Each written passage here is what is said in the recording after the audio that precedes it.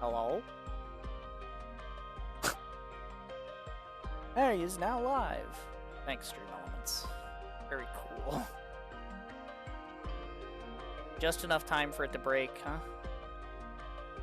Okay, well, I mean, if I'm connected to chat, I guess I don't need that open on my phone anymore.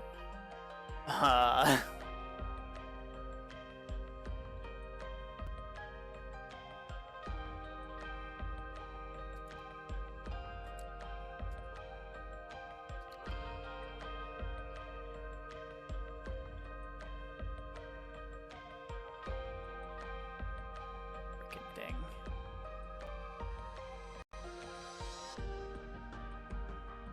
Okay. Oh, magic. True. Ah, man.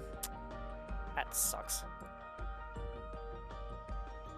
I like opened the store page and my internet went out, and like it was actually kind of funny because it went out, and like I like panicked. I went to get up and go fix it, and then as I got up, I saw that OBS reconnected for like a split second. But also, I wasn't the only one in my house to notice that the internet went out. So as it came back, my dad reset the modem. So then I had to sit here and well, you know, after a conversation with my dad, because I was like curious about what the heck was going on. But you know, I came back down, and now we should have internet back. So yeah, it was kind of funky timing there, though. It went out for like 2-3 minutes, and then as it came back, my dad reset the modem. So then I had to wait for the modem to come back on. But we should be good now, I think. So I mean, I guess let's reconnect to the game, shall we? Also, that's gonna flip my ads manager out as well.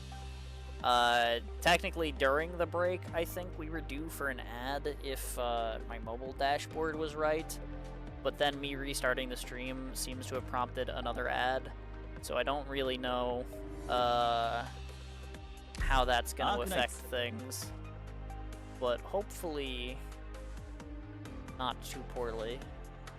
Oh,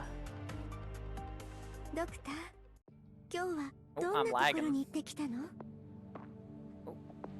Well, actually, I wasn't lagging. I'm over-sending? My bitrate is higher than it should be. I don't know what that means. Because if I have my bitrate set to 4250 kilobytes per second, and my thing, like the connection health went down, but then the bitrate went up to 5,000. I don't know what that means. I don't. It says my connection is bad, but it's sending more bits than it's supposed to. What? Yeah, I don't know if that's a good thing or a bad thing.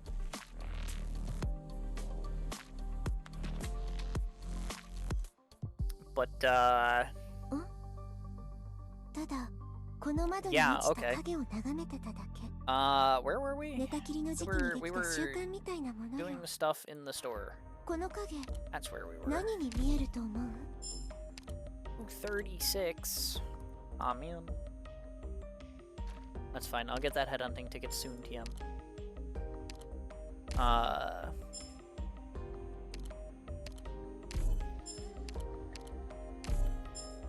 But yeah, that definitely not a great time for the internet to explode.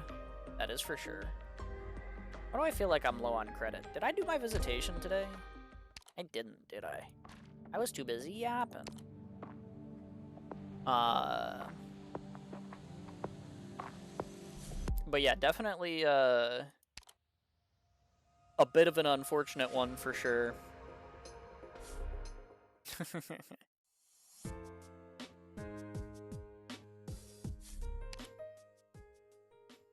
But I mean, at least,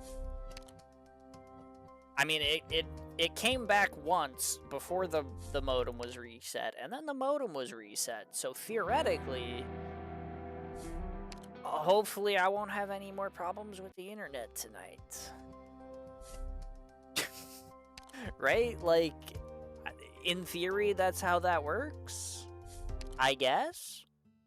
But yeah, definitely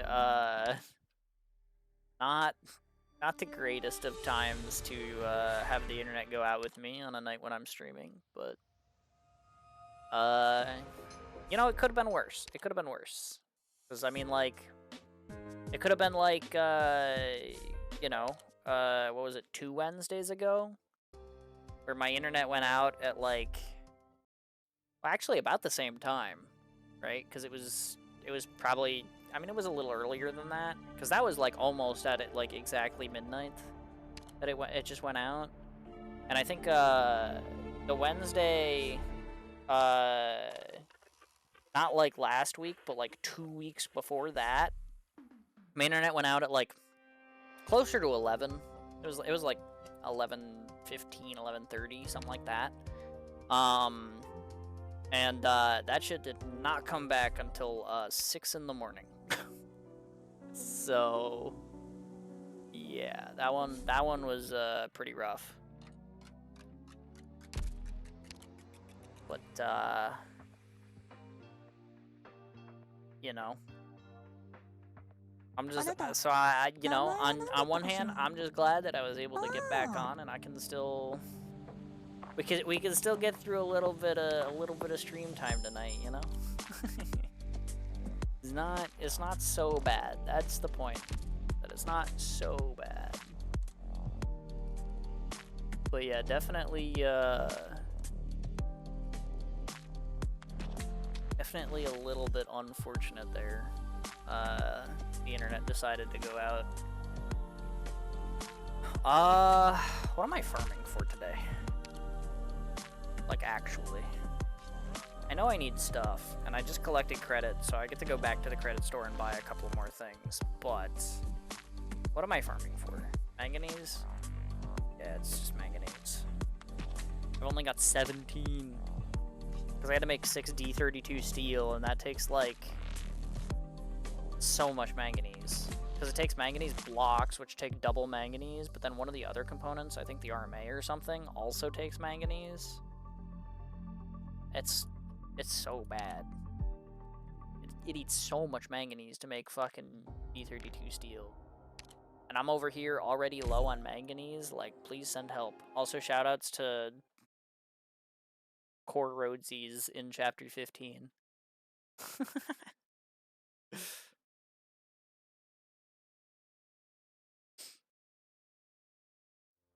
But this is fine. This is fine.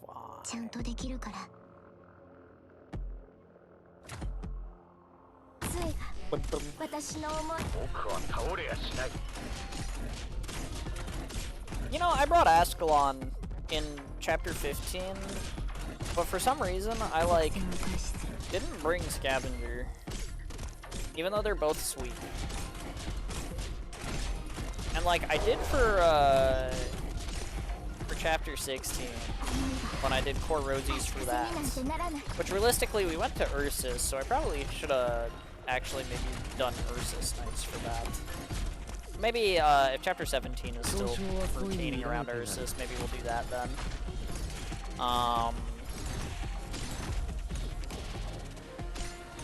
Because, I mean, like, I don't know. Core Rosies through Chapter 16 was kind of fun. Getting to use, like, Radiant for Cocaine Bear and stuff. I don't know, it was kind of interesting. I did have to borrow a mantra for the strategic sim of the boss stage, but, like, I don't know, I still feel like the main, like, story revolving points were around Radiant and Mantra anyway, and, like, Monster. and stuff. So like, I don't know. Like, I feel like my thematic squad wasn't that far off, even though it didn't include like the children of Ursus, because we were going to Ursus. But like, I don't know. I didn't feel like it was that off the mark. But maybe like the next Ursus event will do like Ursus Knights or something. Because that's also like a team that I don't get to use very often.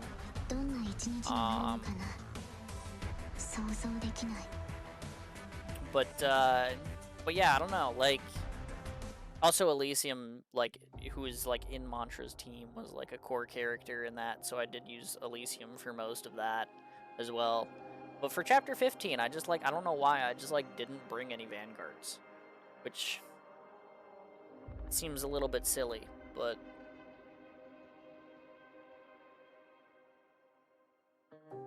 I'm not really sure. I'd have to maybe. Well, actually, those VODs probably don't exist anymore, huh? Because I only started saving my VODs this year. So actually, I don't know what the logic would have been behind me not bringing Elysium or Scavenger. Or something. For Chapter 15. I do not know, I do not know. But, whatever. Alright.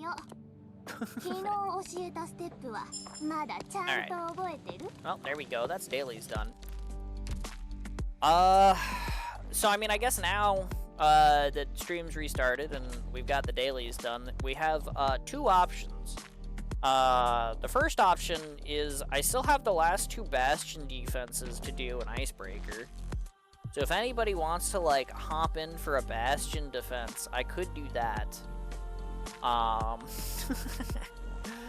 Which, like, you know, like, theoretically, like, you know, I do want to get that done before the end of the Icebreaker, but I'm also, like, I don't know, I got the outfit. I think I've acquired the medal for it.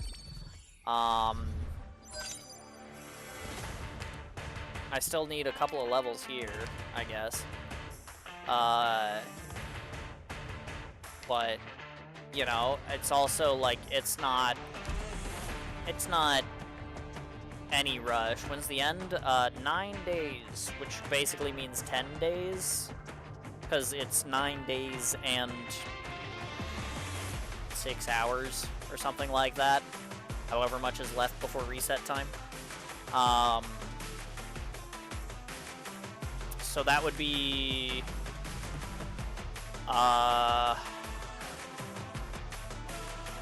Thursday, next Thursday? Like the 23rd?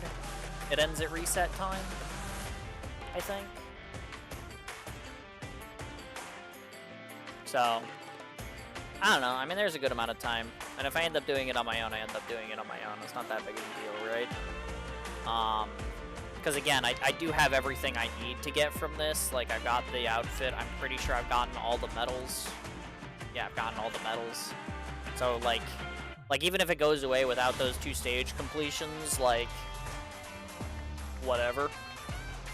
But yeah, it is just those 2 stages that I have yet to finish. It's the advanced version of this Bastion defense, and then the expert Bastion defense, which is its own completely new stage, I guess. But that's it. That's the only things that I haven't done. So, but that's option number 1. And option number 2 is, you know, my title says that, you know, I might go to do some IS-6, but I've actually got a little bit of a Giga run going. You can see I'm sitting here in Shimo Tomb. I've been playing this one over, like, the course of the week. I think I started it on, like, Tuesday or Wednesday or something. I don't know. But I played it again a little bit.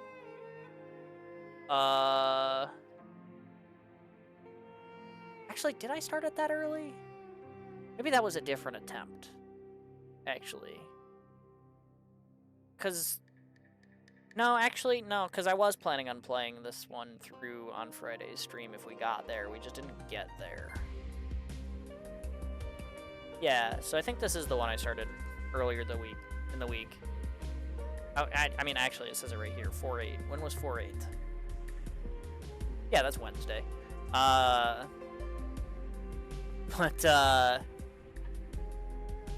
haven't done any of the events so far with my friend. I don't have the 3rd tier unlocked. Ah, okay, I see. Fair enough, fair enough.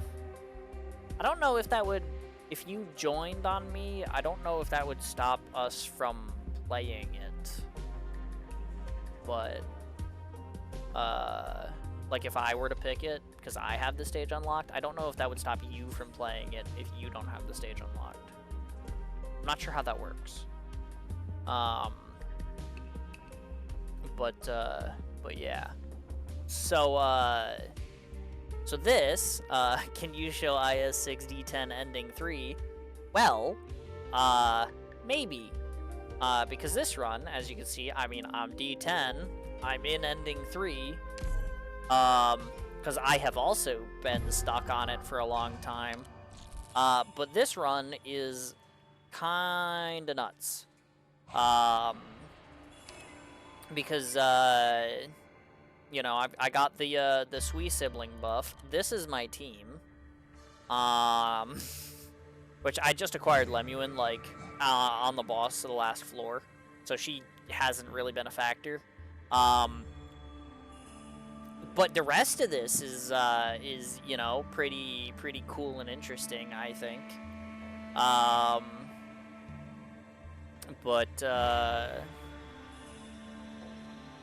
Yeah.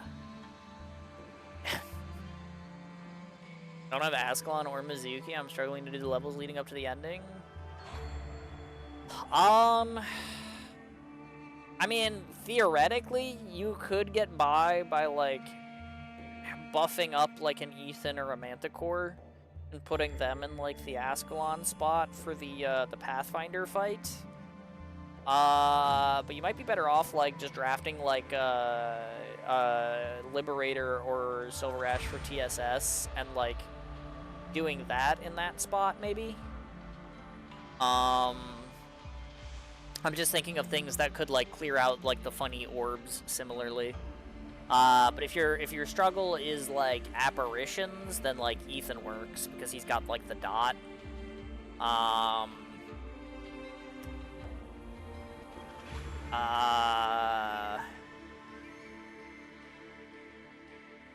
Or, you know, you could always, when you're starting a run, if you get a specialist voucher, you could support unit it. So, I mean, like, there's that, I guess. Those would be the suggestions that I think of off the top of my head, anyway. But, yeah. Something along those lines, like either a Liberator, or like a TSS, because, like, the thing about this ending is, like, it seems like it really wants you to be playing around, like, melee units, right?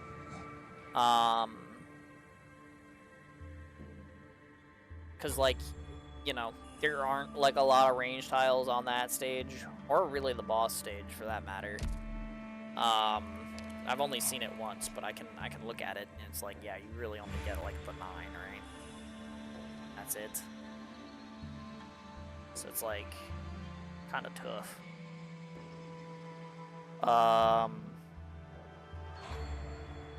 But, you know, that's, like, I don't know, I mean, maybe there are some other kinds of guards that might, like, work, but, like, specifically if you want to clear up, like, the little pebblets around, like, that range tile, like, you need that. I used, Entelekia on skill 2. I didn't have her skill 3 yet, because I upgraded Viviana first. But I used her, to guard, like, the top lane on the left, after, like, Ascalon cleared, like, the bottom 2 Orbeez. And then I used her skill 2. Like, she blocked the lane, but then I used her skill 2 and a shoe deployment to take out, like, the orbs on the right and also the orb below the tile where I placed her. And then from there, the stage was kind of easy, not gonna lie. Like, this temporary recruitment Entelekia has been kind of really good, actually, through this. Because she also got me through a face-off node on floor 5 that I, like, obviously can't go back and show because I'm on floor 6 now, but, you know. Yeah, she's been putting in her work, which is cool because I don't have her, so, like, being able to use her has been fun. But yeah.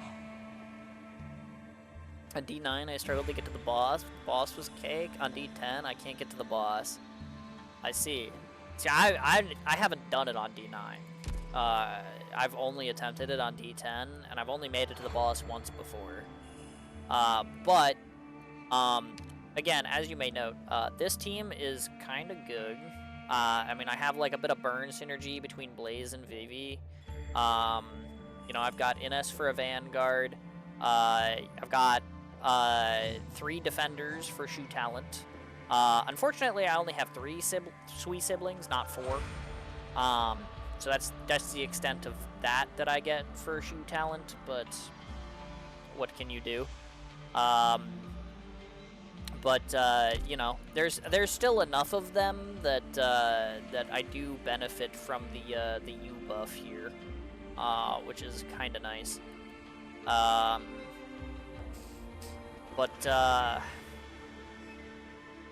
yeah.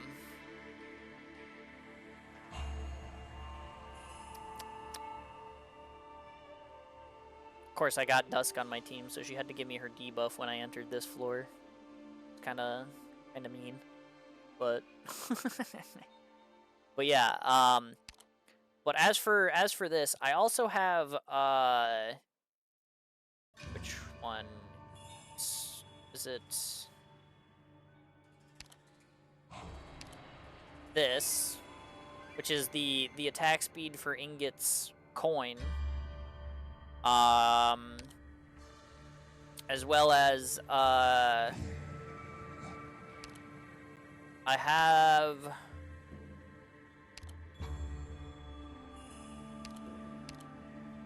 well, I didn't actually get to use this. But I have some interesting coins here. 30% attack, 5% max HP per shield. You know, it's just an interesting set of coins. I might re-roll it again before the boss, try to get the attack speed. But I did already re-roll it once because I rolled this on the start of the floor, and I'm like, yeah, I don't particularly want to be losing my max life points at the moment. Because I do want to get to, like, the end of the floor. But I also, you know, like I got, some pretty solid early relics. I mean, like, 30% attack at 100% HP is, like, just really good. You know, just to, like, have to start with. I also got, like, some early extra recruitment vouchers. That was kind of nice. And then I also got Sedan and Kongtong Blade combo, like, decently early.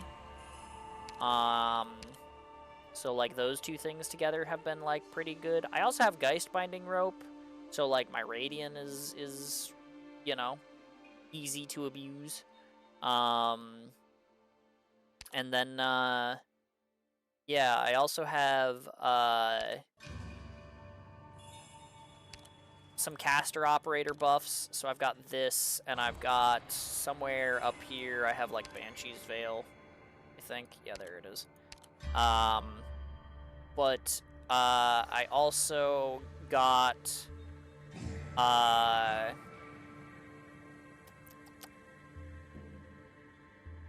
well, this was me taking the ending. This was my boss relic, I think.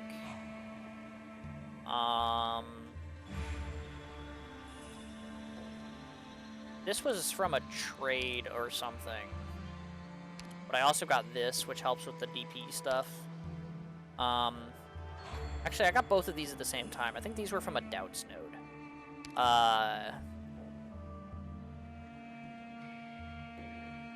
But yeah, and then I got this from a leisure node, which is kind of nice. And then as you can see, I recently, like on the last floor here, I went and I ended up with Golden Chalice. So I have a whole bunch of attack speed. I have you know, some attack increases. I have some damage increases that, you know, like this is also like very helpful. Like I have Viviana, I have Blaze, so like this is really good for them. And like I also recently got this. I only ever have one Vanguard on the field, but you know, every little bit of DP helps because every little bit of DP gets me closer to Kontong. So you know, there is that.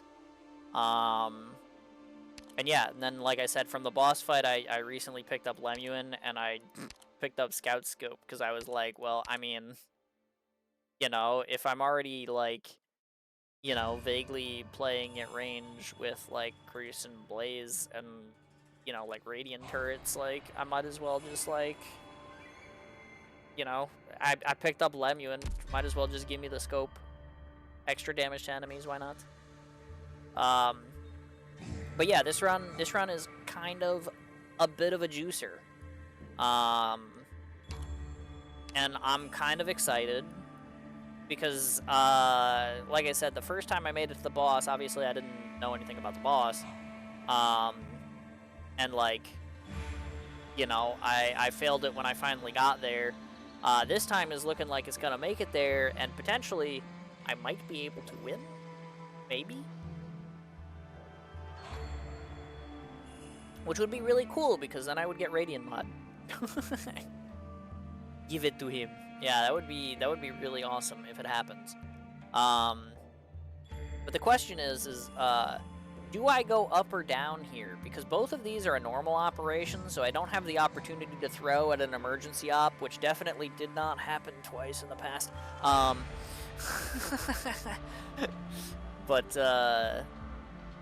But yeah, it's looking pretty good, but I need to like decide which of these combats I want without seeing which of these combats I can actually take, which is the scary part.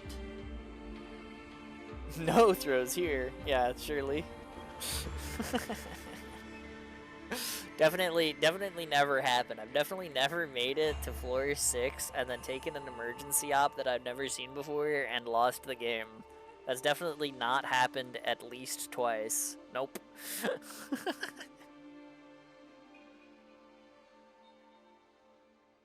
The only thing we throw here are anchors. Well, actually, I don't do very much of that. As you can see, I do not have an Ulpianus. I do have an Entelekia, though, so I can, like, throw, like, scythes, if you count her S2 as throwing them. I'm not sure if that counts. But, yeah, I'm not really throwing too many anchors. Matter of fact, most of these characters don't really throw things in general. Ines throws knives. Does that count?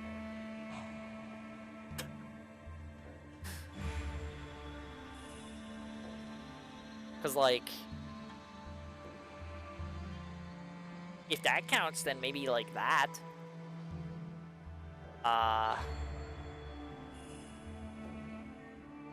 But yeah, I'm not doing a whole lot of throwing things.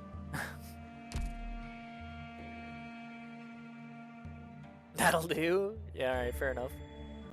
Left wall strats. Which one is the left? The top or the bottom?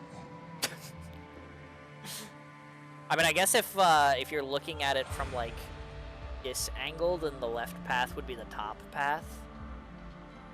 Yeah, alright, sure, that's good enough for me.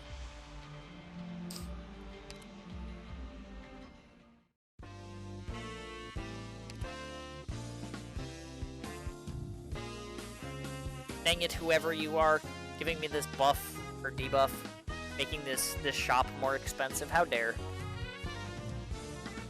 I don't even know who this is.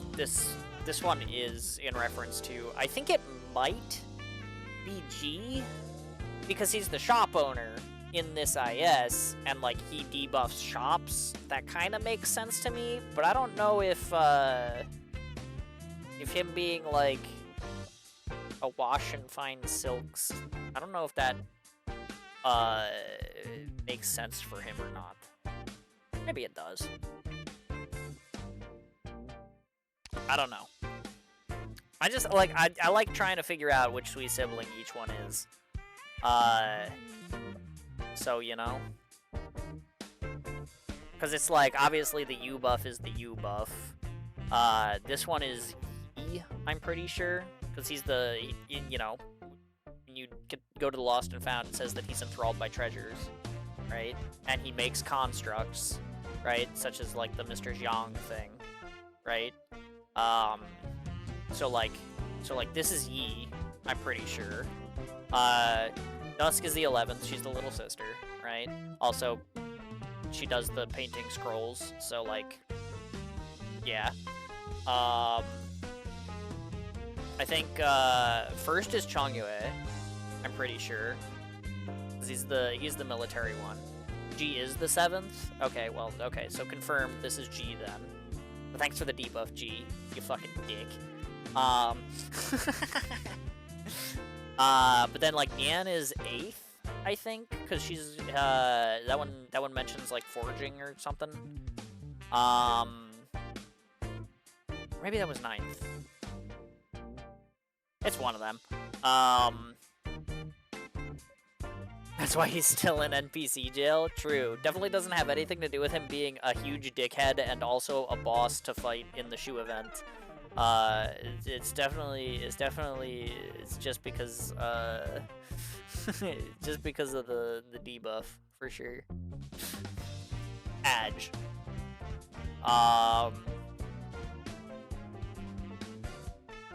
But I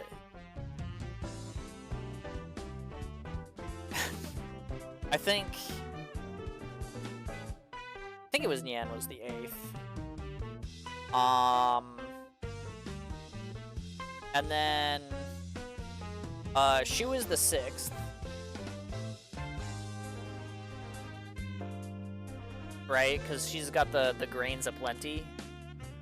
That debuff also sucks, and I get it all the time. And I'm like, Shu, stop, please. But yeah. Or actually, maybe, no, Nian is the 9th, because Ling is the 8th, right? Or... No, sorry, the 8th is Yi. It's 9th and 10th, rather. Because Nian... Because it... Like, the buff says something about, for Nian's, it's like the forge or whatever. And then Ling's, says something about, revelry or something like that. Basic synonym for drinking. But... 9th is Nian? Yeah, okay.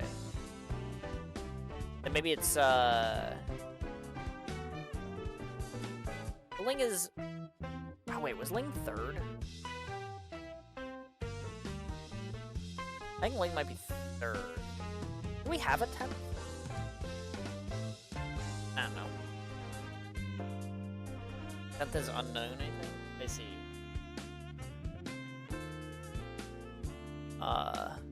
Bottle Fairy is 3rd, yes.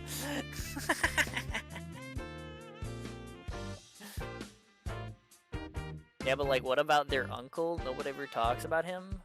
I don't think they have an uncle. I mean, like, their fragmented consciousness is of a Farinmut. Like, I don't know if does Sui... Funny question.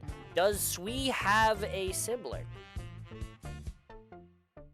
Because, I mean, like, if they do, then that would be their uncle, right? But, like...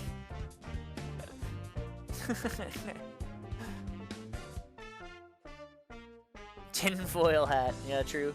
Everybody calls them the Swee siblings, but they never talk about Swee's sibling.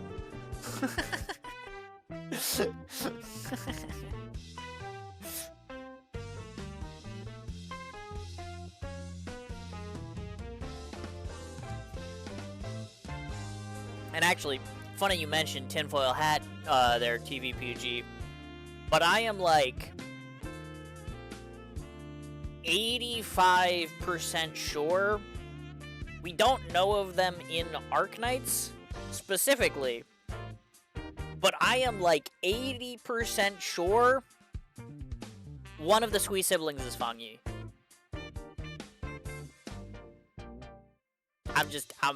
I'm throwing that one out there. I'm pretty sure she's a Sui sibling.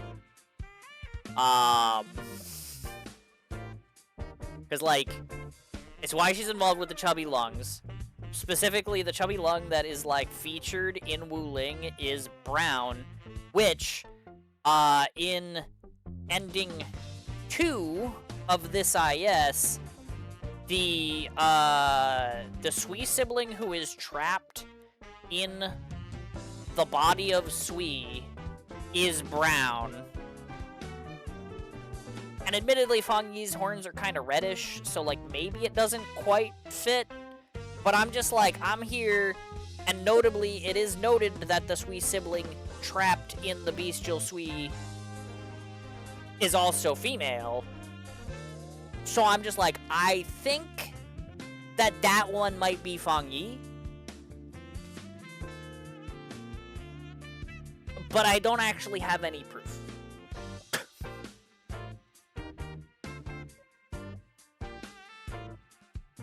I don't know.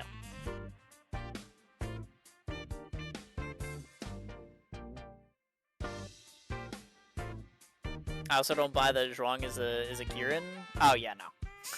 I don't buy that either. Cause she doesn't look anything like lazy. But yeah. I mean, like, the whole, like, lightning arts would make a whole lot of sense if she is actually a Kirin, right? But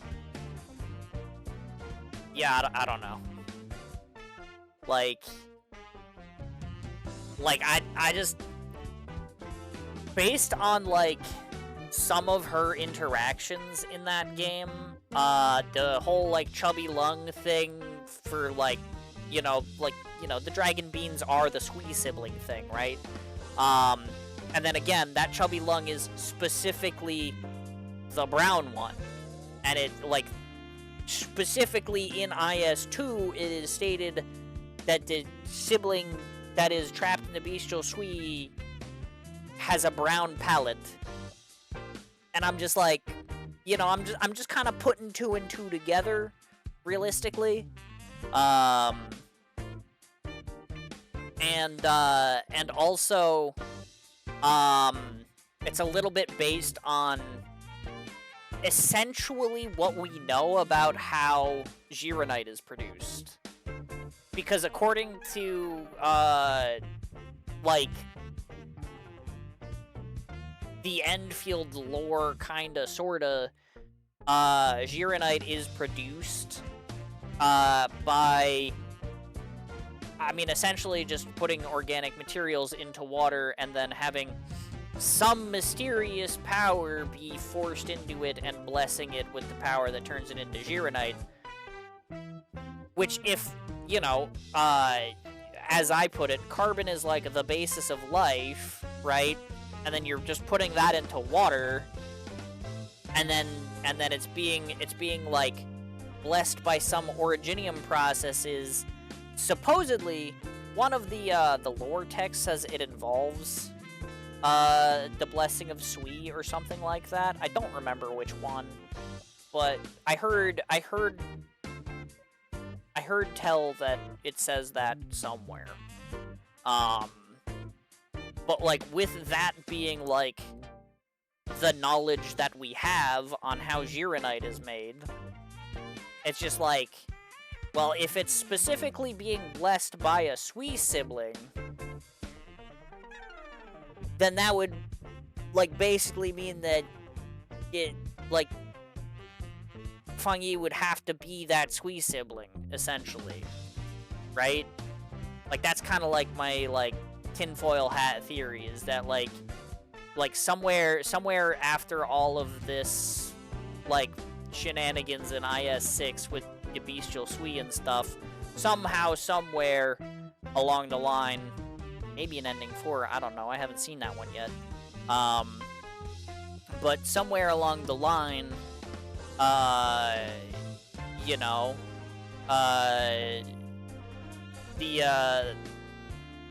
the Sui sibling who is trapped within the bestial Sui is released, and it is gonna be revealed to be Fang Yi.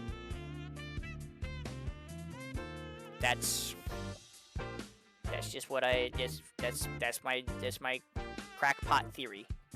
So yeah. The 10th sibling's name is Fang? Well, I mean, that's kind of strong evidence right there, honestly. if their names are that similar. But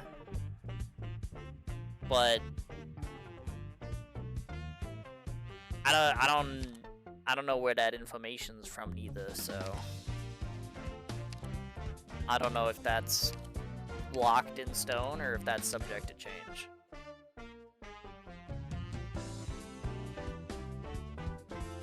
Uses the same character for it too.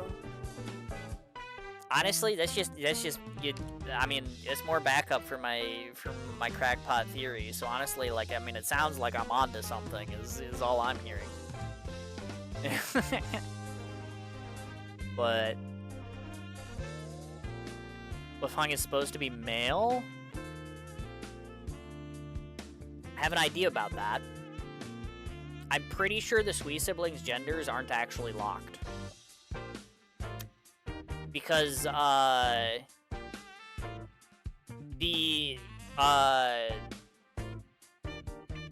IS-6, many forms of Yi appear, right? There's the one that you trade with, who's just, like, seen through the construct as, like, Mr. Zhang. There's the one with the white hair at the end, who is profusely the one that shows up, like, in the story as, like, Yi, and he is, like, decidedly, like, male. But in the Mo Yi's classroom event, I'm pretty sure that is also supposed to be Yi, but they're described as a she and a female teacher.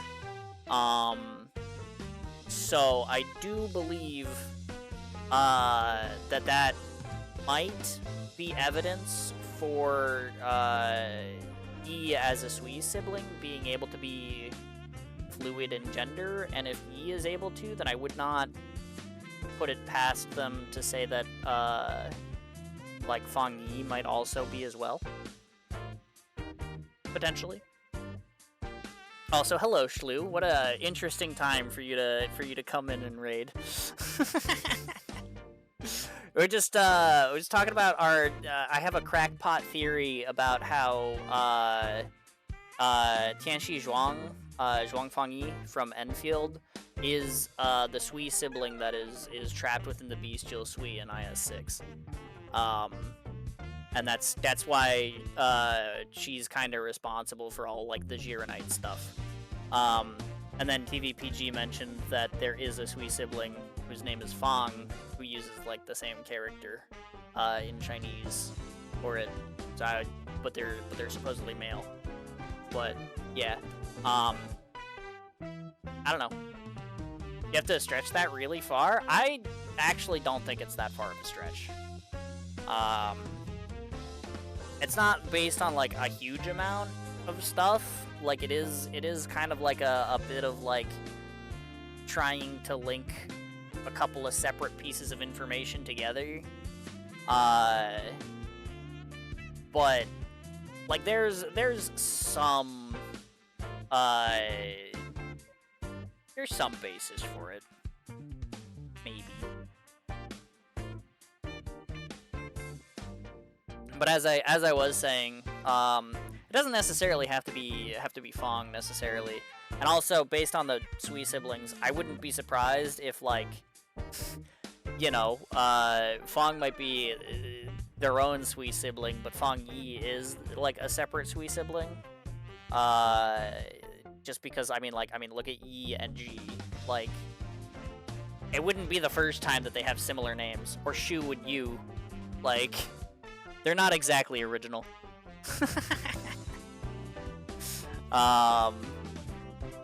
So I would not doubt it, is all I'm saying.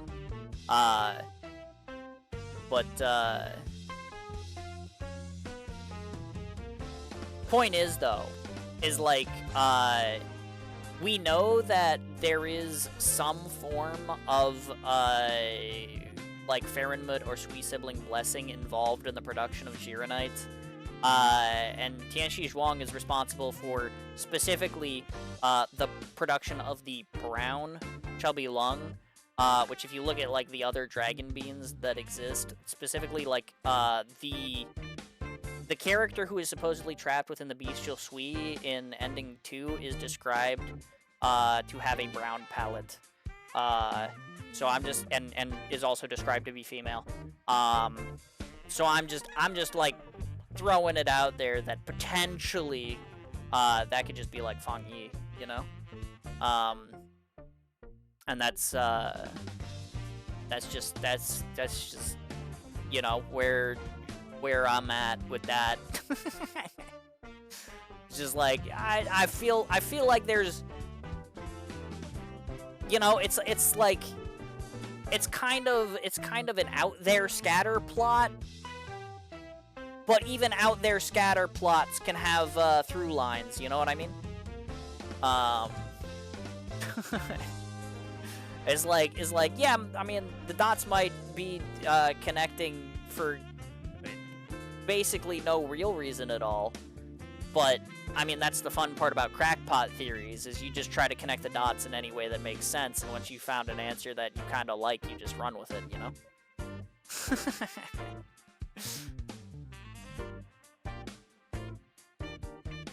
They're not similar at all, they just sound similar localized? I don't know if that's true.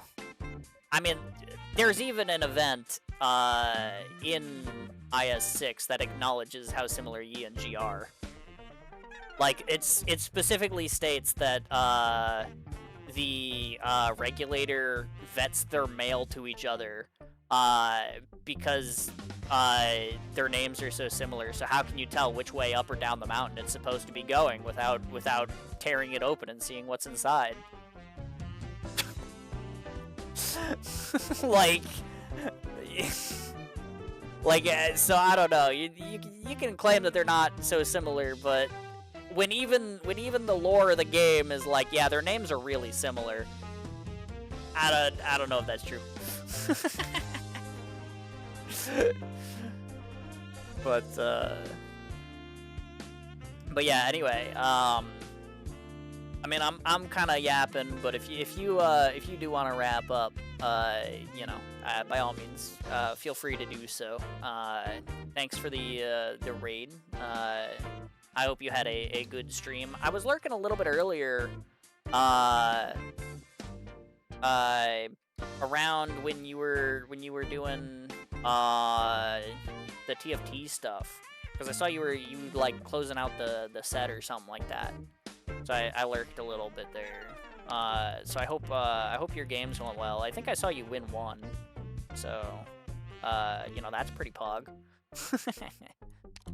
But yeah, hopefully the rest of your stream also went well, and you know, being that you were going for a good long time today, I hope you get a good rest in. So yeah, I've been scrolling Twitch for so long, the VTuber models are starting to look the same. I mean, they can only be so different, right? But Tucky does have a good VTuber model. Well, you know, I mean, I don't actually. This is just my you know, human skin that I may or may not be borrowing.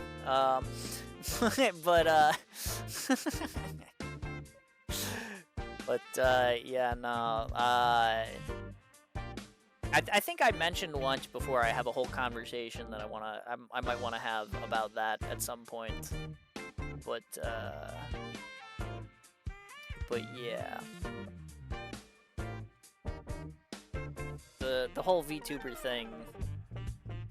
It's there. I have a thought about it, but I don't know how good of a thought it is. And maybe one day during some yap session, I might want to talk about it. But yeah. I'm just trying to get the Battle Pass level 43 for the tokens. That's fair. I don't know. I mean, like, I'm fucking addicted to that game, so like, I don't know how long I've been that level 4, but I probably actually I might want to log in and just check that I made sure that I claimed them, because I'm like very sure that I definitely have the level, but I'm not sure that I've actually claimed the stuff. So I should probably do that. But yeah. Such is the struggle with being hard stuck diamonds. I'm sitting here addicted trying to climb to master, and then like, you know, I'm just hard stuck, and suddenly I'm 400 games deep, you know. So I finished that battle pass a while ago, but yeah, I feel it. It was not to do my Necro 6 run because I've been streaming for too long. Understandable, man. Like I said, I mean, I saw you were streaming like real early today, so like, yeah, I would like shit. I mean, I called it early the other night just because like I was tired, you know, at like 4 hours in. So like, you know, I mean, if you're going like 7-8 hours or whatever, and you're like, yeah, all right, I'm not gonna get around to this, that, or the other thing today. Like, I get it, man. I get it. I've definitely been there. I was just a realistic-looking VTuber. Yeah, no, I mean, it's actually, I'm just a skin crawler, and like, this is all like fabricated. Like these background elements here, I can't actually interact with them. See, like my hand just goes right through them because this is just my VTuber model.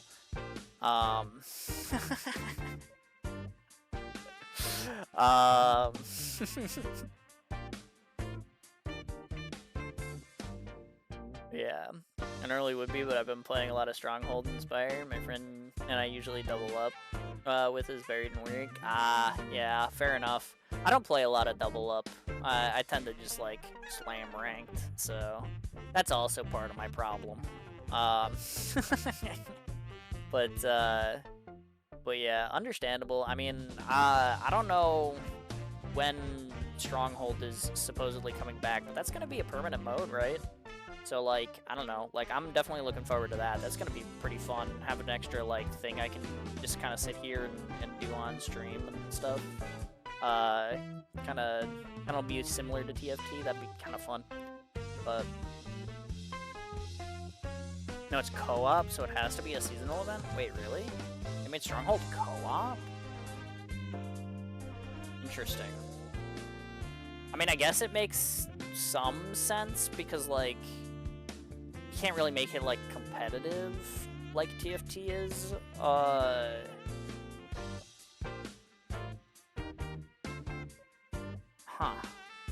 And, like, I guess, like, if you're just fighting, like, strong enemy waves, like, then, like, the idea to get through it is to, like, pair up with somebody. It's strange. But alright. I mean, either way, like, I do kind of look forward to it, because, you know, I like me some auto-battling. So, you know, it'll be kind of interesting to see. Yeah, you also get the faction buff stacking and stuff, yeah. With, like, the Abyssal Hunters, or the Kazimiej, or the Kierak Operators. I don't know, there's definitely some fun stuff in Stronghold. So, you know, I do think it's cool that event is gonna come back. But it's interesting that it's co-op. It's very, very interesting, very interesting.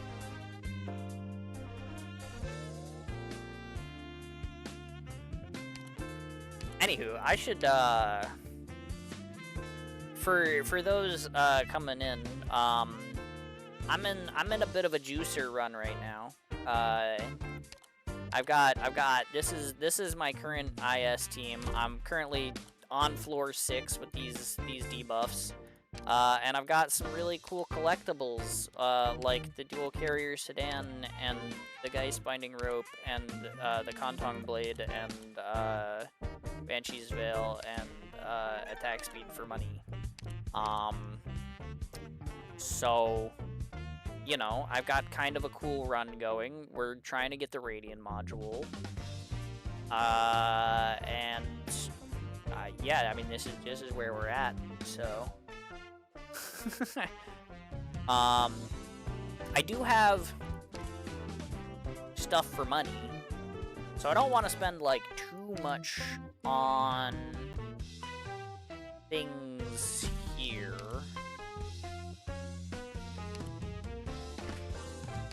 But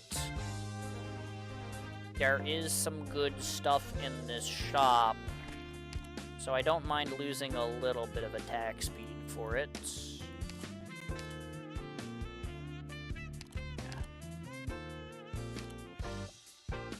That's probably enough. 'Cause those are some pretty good relics. I mean, like, 10% HP off of enemies, 4% more HP off of enemies, 8% defense, and, like, SP gen for my Dusk and Blaze is, like, kinda really good, right? So I think those are solid purchases. Realistically, maybe I could have gotten away without buying the absorb here if it only affects 2 operators on my team, especially when one of them is already benefiting from an SP generation feature that's provided here, right? But I feel like having Dusk skill more often can only be a good thing. And having Blaze have some SP generation on top of it is, like, really solid if I'm gonna be using her to get to, like, you know, burn procs to get her passive healing, as well as, like, you know, Banshee's Veil stuff going on. Like, it seems like a good idea. But yeah.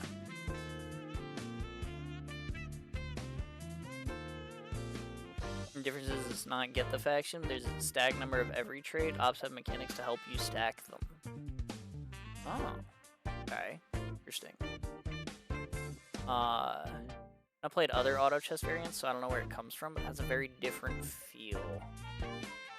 I mean, like, the main 2, like, auto battlers are really just, like, auto chess and TFT. I mean, that's not to say, like, those are the only ones that, like, you can, like, take ideas from. And there are definitely, I've seen some other, like, mobile game, like, auto battler, like, PvE stuff that maybe probably is more likely to have inspired, like, an Arknight's version of it, but I haven't actually, like, you know, played any of those, so it is definitely hard to say. Dota Underlords exist? Well, that is auto chess. That is, Underlords is just what they evolved it into after they decided to stop calling it Dota Auto Chess. But yeah.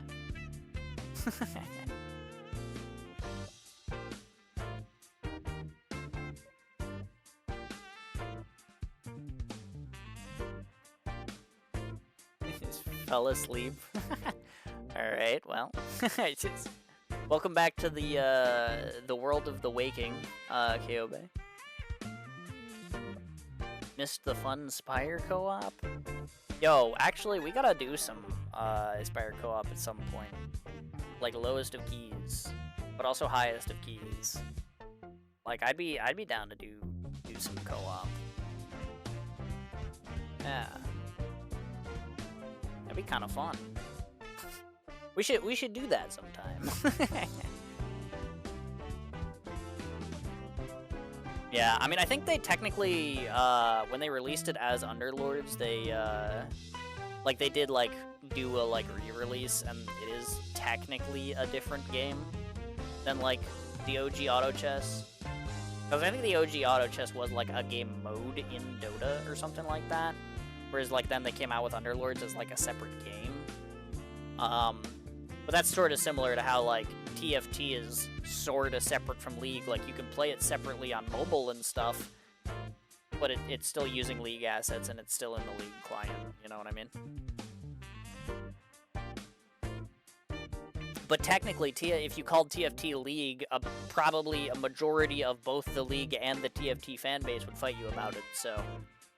You know, in the same way, I wouldn't doubt that the Dota fan base would probably fight me calling Underlords Dota. But, you know... it is, yeah.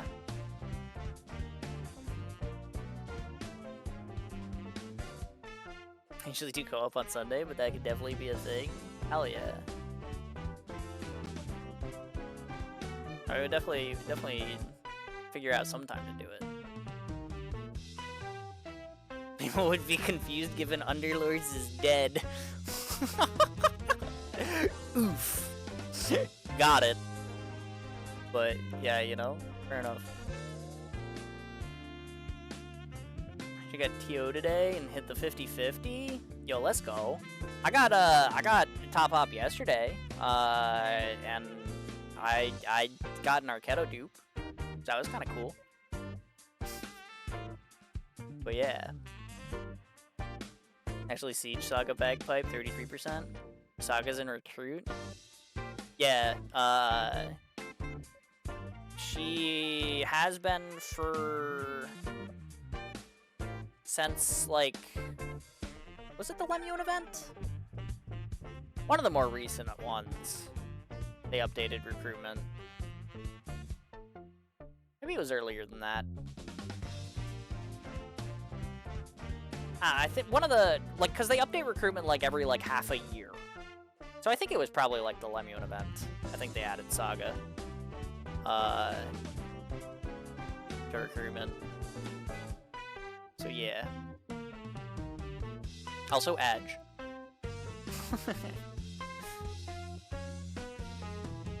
You gotta do the emo, man. You gotta capitalize your A.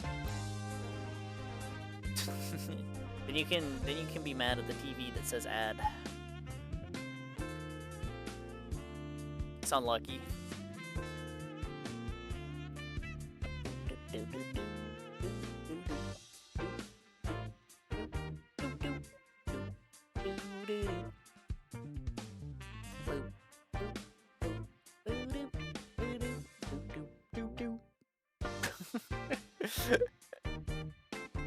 I mean, it's a perfect song for the ad. We're sitting here in the shop. We're watching advertisements for Canon's wares, right?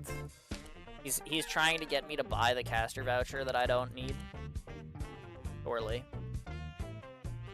Surely that's what it is.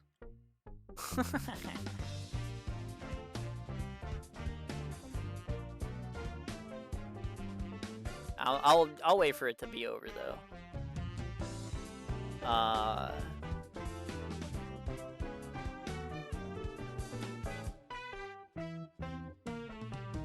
Okay, supposedly the ad should be over. Welcome back, everybody. Sorry about that. I mean, it happens. You know, basically every 30 minutes, unless I get up and run a 3-minute while I'm taking a break. You know, it do happen. You know, Twitch is set to run 3 minutes of ads per hour, so that is the minimum, and that, you know, that's it's as much as I can do. Is I have it set to the minimum. But yeah, welcome back. So to go back and answer the question, are you pulling for the cats? Yes. I don't have an amazing amount of resources, because, you know, I'm still kind of recovering from, like, Anniversary, a little bit, as well as like the small amount that I pulled on Sakiko banner. But I've got an okay amount of Arundum saved up. And you know, like we get the free daily pull and the free 10 pull ticket and stuff. So like, you know, I'm not too unprepared. You know, because I mean, like this is 5-10 pulls alone, and then I've also got like, not that. I've also got, you know, some prime that I could convert if need be. Which I wouldn't really want to, because I mean prime is skin materials, but you know, I do definitely want to pull for them though. So like, I don't know. It depends a little bit on how the pulls go, but yeah, I will be pulling for them on Friday for sure. 100p. But yeah. And also going back to the previous other topic, yeah, I'm pretty sure Saga was added, because like they update recruitment like every half a year or something like that, and I'm pretty sure Saga was added about half a year ago. I think it was the Lemuel event that they added Saga to recruitment. So yes, Saga has been in recruitment for a little while now, and unfortunately, you're right. That does make it a little bit harder to get your pot 6 siege. So I wish you luck. But it's kind of cool that we all ended up getting top up around the same time. Because you know, I mean, if I got an Arketo today, and you know, like. Like, I mean, if Shlu got a bagpipe, like, I don't know, like, yeah, and then you're getting one today as well, like, I don't know, I mean, I guess maybe it's just, like, top op time. The game is like, everybody, it's time for everybody to get a top op tag. Here we go.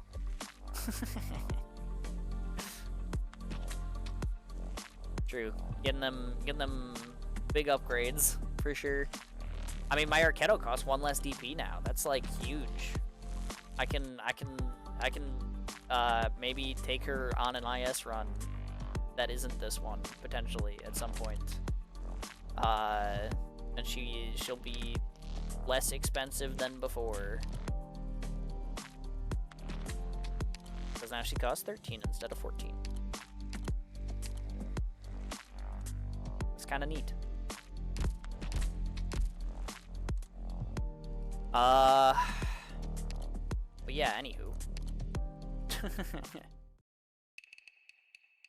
And now Field. I did start the stream with Endfield. I cleaned up some piping. And I also played the survival training stages, which I find really odd.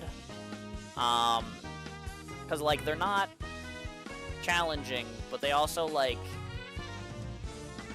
I don't know, like they're weird. I don't know like what the purpose of them is other than just putting in some content to give out like rewards, right? Like I don't know, like I don't know, like they don't seem that interesting, but they also like aren't like difficult or like puzzly like the Delver, the Cryptics, right? Like they're not like cute little puzzles that have like a little theme that you're running around doing stuff in, right? It's just like ah yes, in these two you throw bombs at some stuff, and in these other two you hit things, and they put goop on the ground. That's it. And it's just like I don't know, like, what, like, the like, where's the part of that event that makes it, like, interesting and worthwhile? And the answer is, well, it's the rewards that you get. because they give you mastery crowns and some are random. And it's just like, well, okay, I mean, content for content's sake is like fine, I guess, but I would prefer my content to be interesting, you know what I mean? But okay, I moved myself into a bathtub. Okay. Fair enough. We'll bounce between poof and unpoof state for a bit. I mean, fair enough. I mean, whether you're lurking or not, by all means, like I said earlier, like whatever post-stream stuff you gotta do, like relax and stuff, like by all means, man, do so. I know you were going for a while today, so.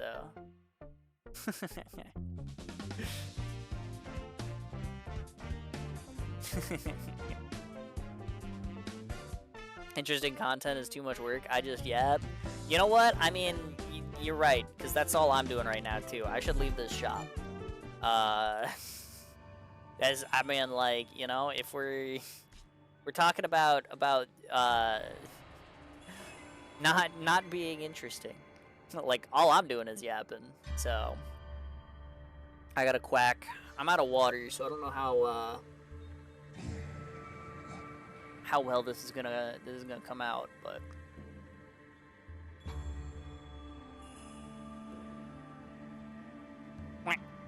oh, actually, that was not bad. I'll give it one more, but that one was pretty okay.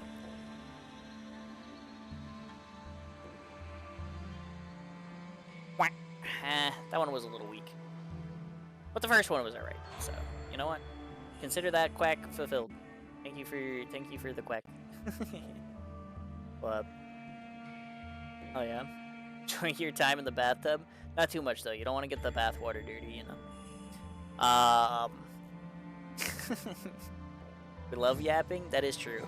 We do be yap sessioning from time to time, for sure.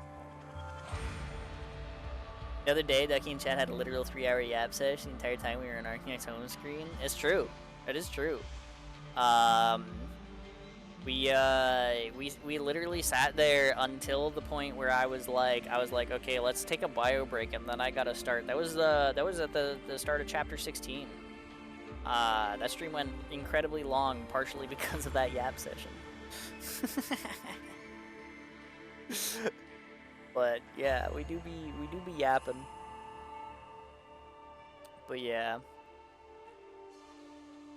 Perma content is probably at least 1 year if polished. Yeah, but like, I don't know. They had a bunch of like you know, alpha tests and beta tests and stuff. Like, they clearly been working on the game for a while, and you know, Arknights, the original Arknights is so good that I kind of hold them to a high standard. And like, is that unfair of me, considering that like this game is 3D and like, you know, the original Arknights is not? Maybe, but I don't know. There's a lot of stuff that aggravates me about Enfield, and one of the things that aggravates me is the lack of like interesting events, game modes, and like, you know, ways to get resources. That last one is like, in general, like the lack of ways to get resources, not necessarily that the ways to get resources need to be interesting, but the fact that there like fucking aren't any. But yeah, I don't know. Like, I definitely have a lot of problems with Enfield. I'm still playing it, but like I said, after I failed to get Rossi like last week, on stream, I was like, yeah, at this point in the game, I would probably stop playing. If I were not attached to the world, which I am, which is why I'm gonna keep playing. And I mean, like, there's a new update this week, so like, we'll see where it goes. But yeah, I definitely would have gotten aggravated enough and stopped playing, like this month, if it wasn't for, you know, my investment in the series. But yeah, that's kind of the thing. But Yeah. Honestly, the non-perma content is Enfield's best content. Kinda. I don't know. I mean, like, the Power Wash event was, like, cute, right? Like, that one was at least, like, inspired. I wouldn't necessarily say it was, like, fun, because it was literally just walking around places and spraying water and stuff, right? I guess the little, the challenges on the last 2 days, like, the little, like, tournament challenges to get, like, the good time, for cleaning the wall, those were kind of fun, right? Like, so I'd say maybe those were fun. But I definitely wouldn't want, like, a whole event that was just that either. So, like, yeah, I don't know. It's definitely, like, you're kind of right that, like, the time-limited content there is, like, more fun, but I don't know, like, I think Umbra Monument is pretty good as, like, permanent content. I think Edge Space Salvage needs work. And by work, I mean it literally just needs its, fucking, yields adjusted. Because honestly, like, they give you fucking weekly missions for that mode, but the resource reciprocation from that mode resets monthly, and 1 week is enough to finish it. So if 1 week is enough to finish it, and it resets monthly, why? Either make it reset weekly, or make it so that there are enough rewards in the fucking tracker that it actually lasts a fucking month. Just a thought. I'm just saying. And I think that mode would probably be kind of, like, okay if they just kind of did that.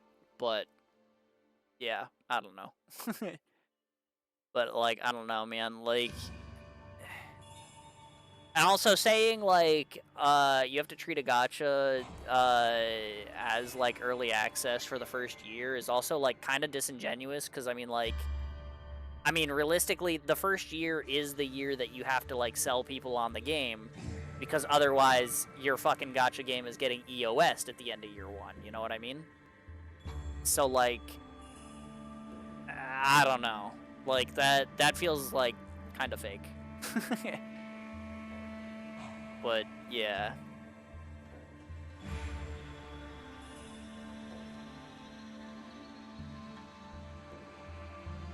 I don't know.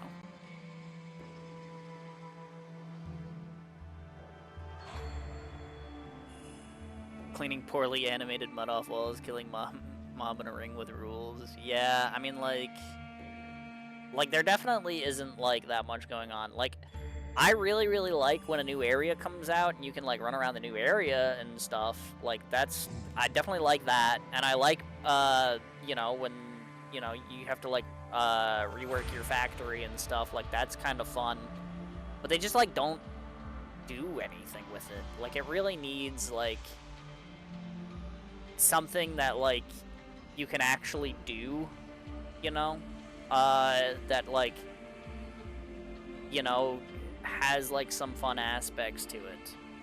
That doesn't require resources, but potentially gives resources, because, man, does the game not fucking give you any fucking resources ever. Not to mention, my god, is the fucking Prime to Arundum rate in that game absolutely fucking horrid.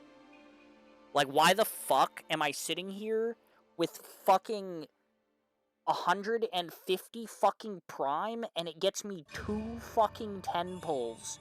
Are you fucking shitting me? Like, what the fuck? But, yeah, like, I don't know, man. Enfield is something. Yeah.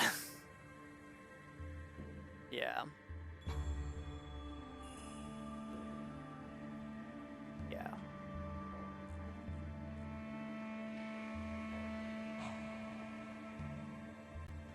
hate to say this, but what permanent content are you looking for besides killing mobs in a ring with rules?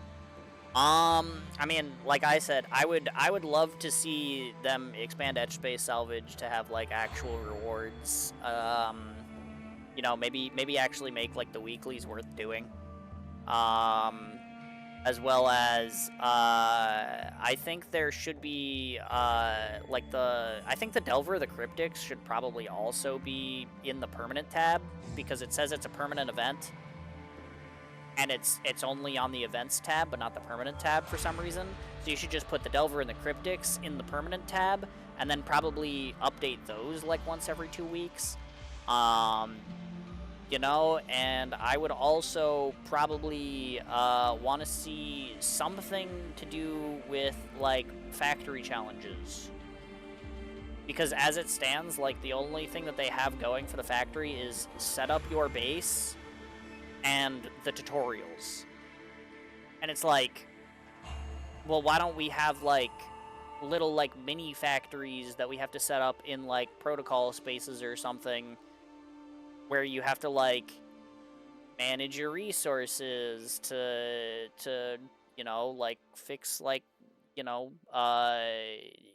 production lines or something, to, like, actually get people to, like, engage with the factory system instead of just going and fucking Googling what the most efficient fucking factory line is, and then coming to your stream, when your stream title is reworking my factory today, and going, well, why don't you just fucking copy the blueprint for the most efficient factory? Well, that fucking defeats the fucking purpose, now doesn't it? You know? It's just like, maybe, you know, make something that gets people to engage with that part of the game instead of just fucking skipping it. So I'd like to see that as a permanent mode.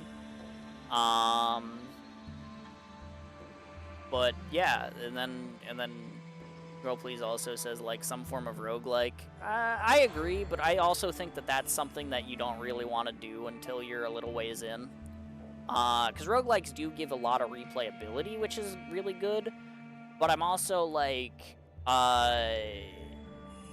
you know, if, like, you start the whole game centralized around the roguelike and not, like, its core mechanics, then how do you know if your core mechanics are good? Right?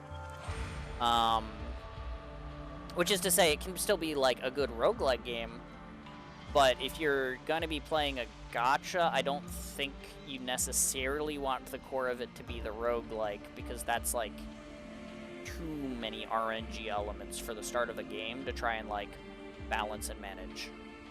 But, yeah.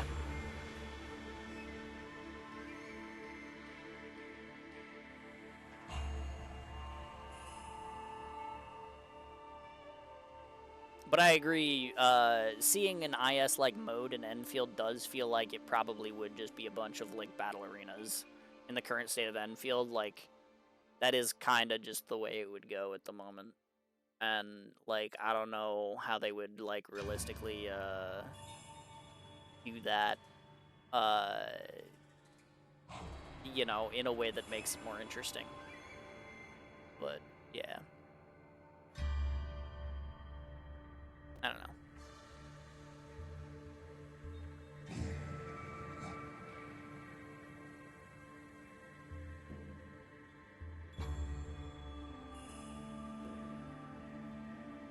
Happy to have this discussion, but Twitch chat on chat side is not where I want to have it. So I'm actually proofing now? Moving now? Yeah, fair enough. Fair enough. I mean, I definitely think it's, like, an interesting, like, topic to touch on, like, is, like, how can you make, like, you know, some form of, like, permanent replayable Endfield content, like, more interesting? Like, how can you, like, get players to, like, want to actually, like, play the game more than just, like, to do the dailies every day?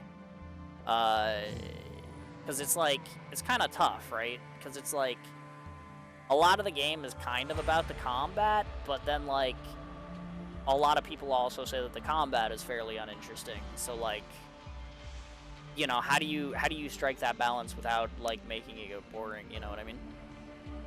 Because if you did come out with a roguelike mode and it was just like a series of battle arenas, you know, it's like that. Like it wouldn't be good.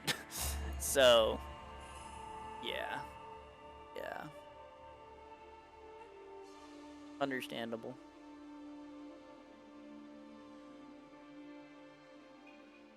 Use the Prime on the Battle Pass, not on pulls. Well, I mean, yeah, but the Battle Pass only costs 29, and then they give you 32 back. So clearly, like, they want you to use like your other primes somewhere, and currently there's no such thing as skins in Endfield. So like, you might as well use it on pulls, but also like the rate for that is so fucking complete fucking dog shit that it's just not worth it. I used mine for Rossi anyway, because I really wanted Rossi, but I didn't get her, so yeah. That is how it be and stuff. But yeah.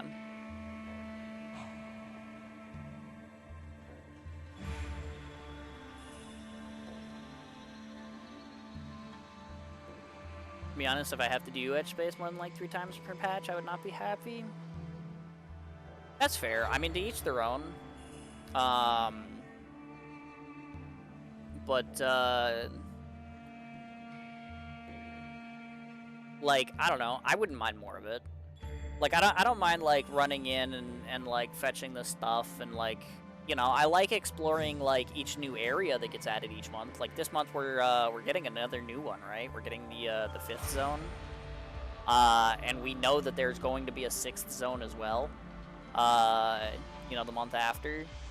I just wish like, you know, like if I can complete a month's worth of rewards from the game mode in 1 week, even though the game mode has refreshing weeklies, what the fuck is the point of the refreshing weeklies? You know? And like as much as like I think people might get tired of it or something, like, and there are definitely players who like aren't very interested in like etch space stuff, especially since like once you know where to get the stuff, it might be, you know, it definitely feels like a chore to like run around and like get the little like drops, right? Like once you know where to get them, it's just like, oh yeah, just go to the places and get them, right? But at the same time, it's like, but if I can literally go through and play through the map that comes out in the month and complete like 1 weekly, and then I'm done for the whole month, like, what's the point of having the weeklies, you know? Like, it just feels like, especially since that mode is vaguely supposed to kind of be like the Annihilation, right? Because it gives you the most amount of a rundum of any of the modes, as well as it gives you pull tickets. And it just feels like, you know, they have this problem where you're not giving players enough fucking resources to play the fucking game. Why the fuck doesn't that just give you fucking resources every week instead of monthly? Or vice versa, why isn't the fucking tracker longer so that it just gives you more resources over the course of the fucking month? I don't know. It's just like, yeah. Ducky is very behind. It's true. I am very behind. I have the thing where I kind of have 2 chats open right now, so I can vaguely see that that you know, the stuff that's being said now-ish, but I am a bit behind on chat.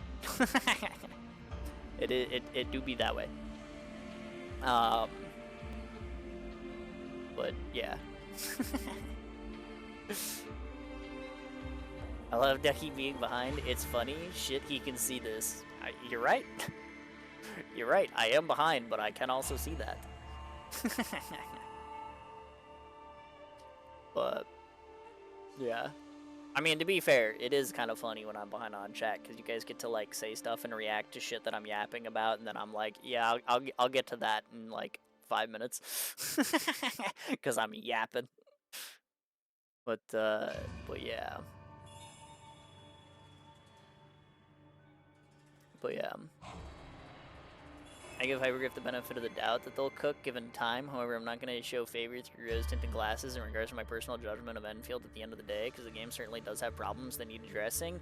Yeah, exactly. Like, I'm very much there as well. Like, yeah, I do trust the developers, because I mean, like, look at Arknights. It's like, you know, it's like my favorite game like ever. But like, dude, there's just so many glaring issues with Enfield that it's like, you know, like it's hard to like even if like I trust them to like cook with the game and stuff, like it's clear that Enfield has problems. So yeah, I don't know. It's like, I don't know. Like I said, if Enfield wasn't part of the Arknights universe, if I wasn't attached to it and I wanted to see where the lore connects and like what the characters in Enfield are like going to like end up doing, and what like the motivations of like Ardashir, who definitely isn't a Logos reconvener, by the way, you know, I do want to see like the direction like that kind of stuff is going, right? But yeah, like if it wasn't for like that stuff that is like piquing my interest, like I would have stopped playing it when I fucking missed on the Rossi banner, like straight up. So yeah, it do be how it is.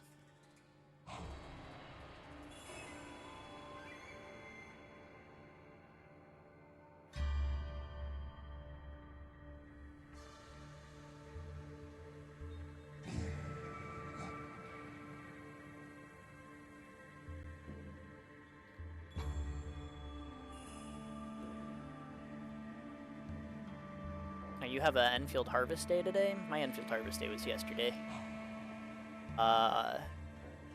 Main gripe with Factory is that it's too easily solved.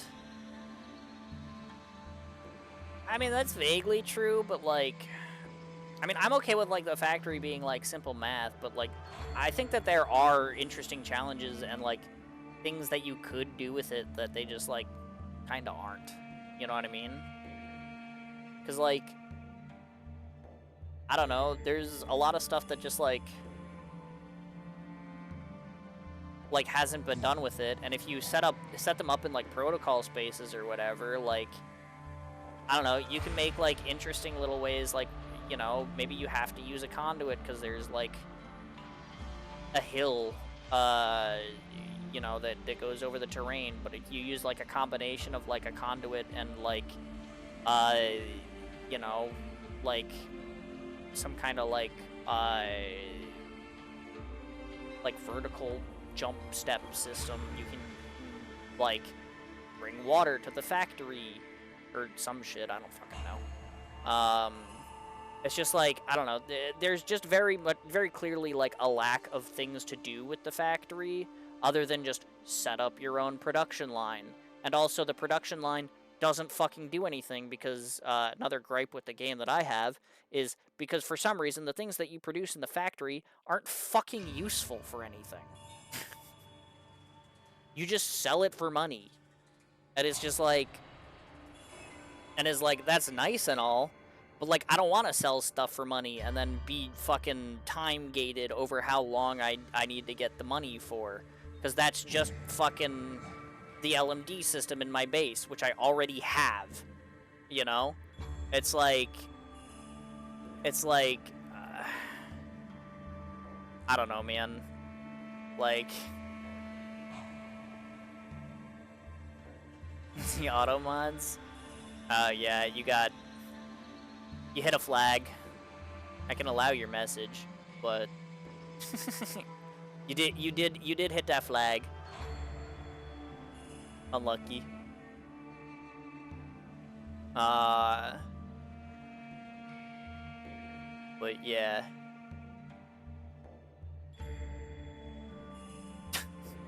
Why are you trying to figure it out? Also, if you think about it, it's real obvious which one it is.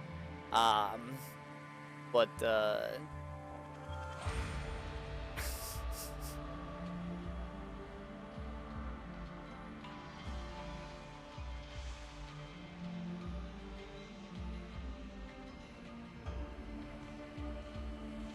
but it's just like, I don't know, man. Like,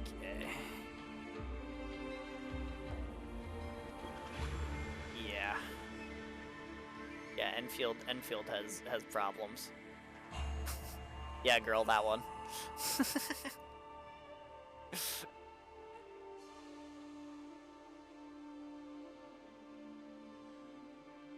Personally, just hate dailies when at the events that come once in a while also don't interest me. At that point, why am I playing? Yeah, I also kind of get that. Is like, what is the point of me grinding out like the resources I'm getting like every day if A, I'm not using those resources for anything? Like in Arknights, I do my dailies and I grind for resources, and then I have to use those resources to then put into masteries or upgrade my operators or something, right? In Enfield, I do my dailies, and it's like, okay, well, the spaceship parts don't do anything. And the things that I'm collecting, you know, once every 4 days also don't actually do anything. They are useful for upgrading operators, but they don't give you enough resources to actually be able to do that. So, you know, like, what the fuck's the point? Also, it's only for, like, the low-tier stuff. The high-tier stuff, like, you know, you just, they don't, like, you don't have enough of it. And, like, you have to go waste your stamina for, like, the steel and the tubes or whatever the fuck. So it's just, like... So it's, like, you know, basically once you have your main team, like, built for those materials, then the daily collection materials, like, basically don't matter anymore because you have to fucking go fucking farm sanity anyway. And then you end up with a surplus, and then the next time you want to raise a team, it's like... I don't know. It's just, like... It doesn't feel like the daily collection items are useful for anything, especially when you can already grow them in your lab. Which, I mean, granted, like, has a terrible turnover rate, so, like, you know, if you want to actually get the materials, you do have to get them. It just, they don't feel useful, you know what I mean? But yeah. The dailies are so dang fast, legit, like, 3 minutes, that's it. Well, yeah, I mean, if you're of the party that doesn't, like, bother collecting the spaceship parts anymore, which, I mean, granted, like, understandable. I still do because, like, they made it out to be important at the beginning, and they have since changed it, which, like, is fine, but, like, it still annoys me that the notification is in the, like, the gathering tips shit. So, like, I still collect them. But it's just, like... Because, I mean, like, it's just a zipline trip anyway. But it's just, like, I don't know. Like... I mean, what, like, you... if I wasn't, like, am I really just logging on to do a fucking... stamina waste, collect fucking... you know... the stupid robot beacon thing, and then leave? Like... It's so fucking lame, man. Like, at least if I'm doing, like, my zipline stuff, like, at least I can pretend like I'm playing the game, you know what I mean?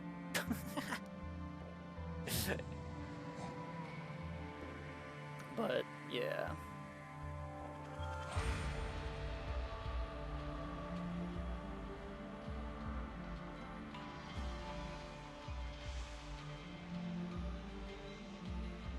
I bust them out, sure, but I also don't care about the events so far, so why do I put up with the dailies? Yeah, that's, I mean, like, it's kind of exactly it, is, like, the dailies don't feel useful, and then it's, like, if the content that they're coming out with to, like, supposedly, like, engage you over time, like, isn't engaging you, then, like, what are you doing the dailies for? Like, it's 100% understandable, but, yeah, I don't know.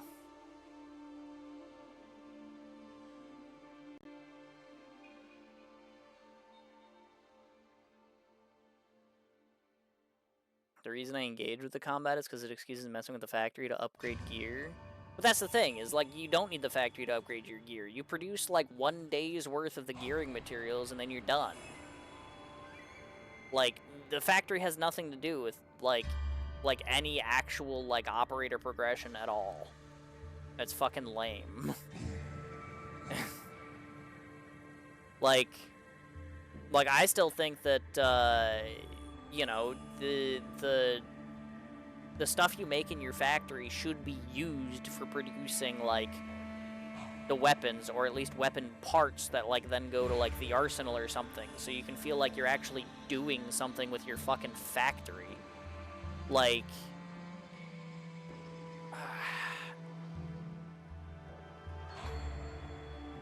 cause like the rest of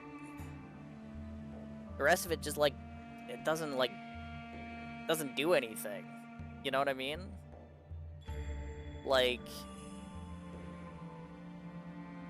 it's just like, cause like nothing that you produce in your factory actually like gives you any operator progression, except for the fact that you can like trade it for money, and then the money gives you the operator progression, which is like, it's so fucking stupid, man. Like, if I have a factory, why do I have to do stamina missions for the steel to then like get operator mastery when I can produce steel in my factory? And why do I then still have to buy fucking weapons with fucking currency from the shit-ass fucking gacha that they don't give you enough currency to pull on, when I could make weapons in my factory? I don't know, man. But yeah, like okay, in my caught up chat, I'm seeing a lot of people taking issue with the fact that I'm saying that that there is no progression for through the factory, and people are saying gear artificing gear. And again, you can make enough fucking gear parts to like get like a set of gear for a team in like a day. So like there's no point in setting up a factory for that.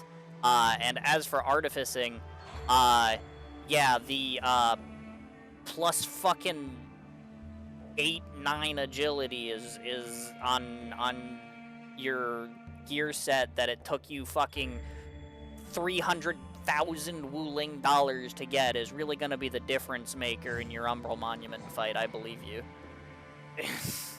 Like, it's just not worth it, man. It's just not. But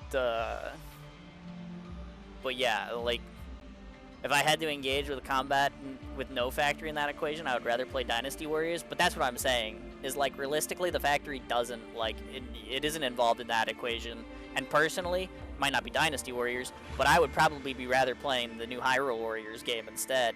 Not gonna lie, because that game kind of looks fun. I watched a couple of videos on that. That game, you know, that game I'm actually fucking invested in the story, and actually has, you know, like, progression through the combat, instead of me just going to a stage to waste my stamina every day.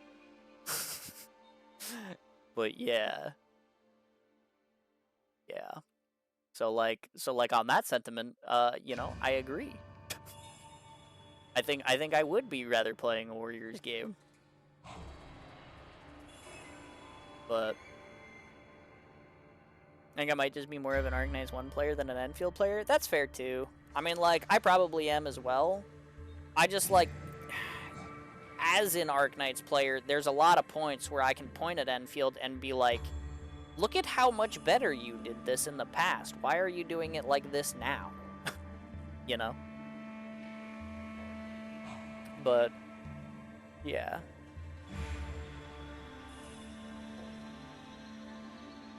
It do be that way, for sure. Save up for Battle Pass or you're bricked. Well, I mean, yeah, you want to save at least, like, the 30 that it takes to get it. But again, other than that, there's nothing else to use the Prime for, so, like, you know? What the fuck is the point of me holding 200 Prime that's only worth 2 10 pulls when I can do the 2 10 pulls and still afford the Battle Pass, you know what I mean? Like, it's not like they're fucking gonna use it for fucking anything. Because clearly the rate that it gives you shit is so fucking bad. But, yeah.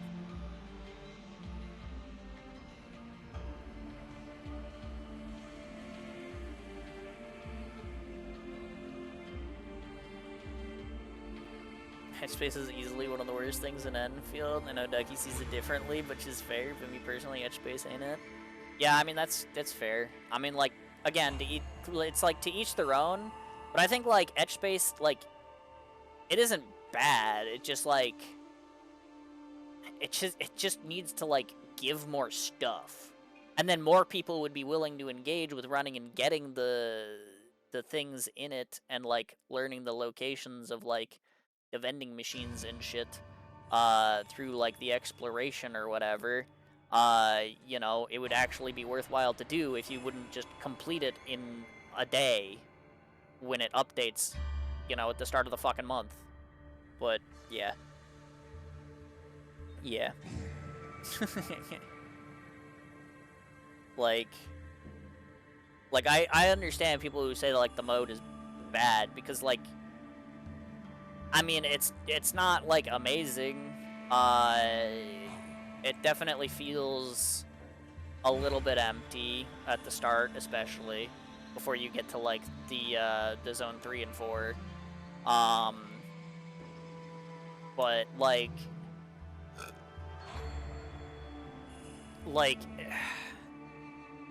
it's just like and after that it is basically just like go to the place to collect the stuff, right? It's like, you know, I don't mind stuff collecting. I think stuff collecting is kind of cool.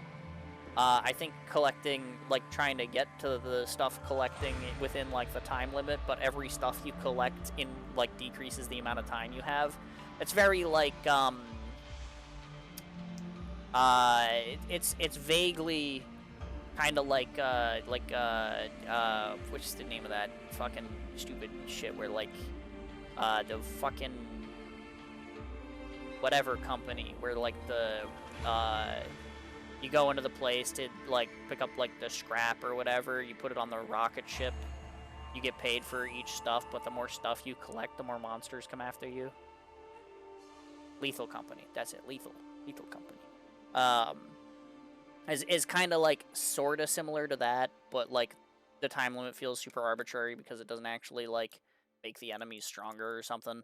So, like, you know, I agree that, like, the mode is, like, undercooked, but I also think, like, realistically, it would just be a better mode if it actually just gave more rewards. Because realistically, it should just give more rewards. Like, there's no reason that it shouldn't. But, yeah.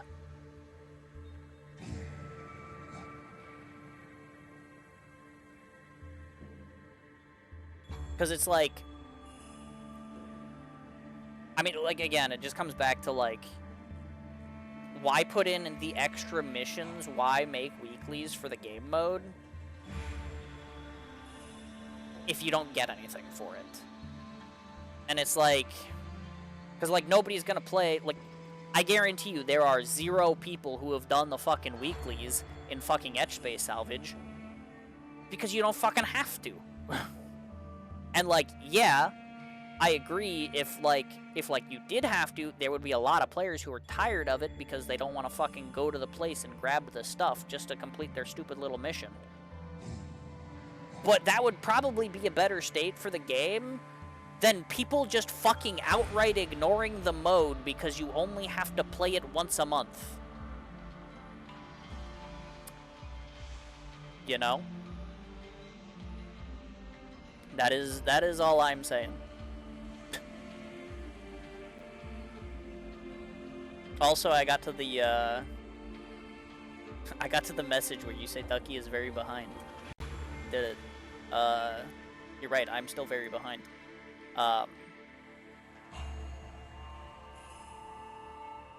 but the weeklies and point system is just really bad math to engagement. It's over rewarding to make the players not play for too long. I mean, yeah, kinda, but like it just makes the whole system feel pointless. You know what I mean? It's funny, but yeah, it's gonna be 2030. You're right. You're right. It's 2030. I'm old now.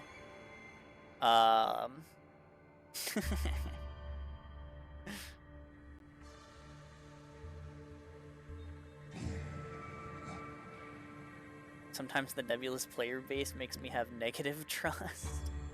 I mean, that's any gacha game, right?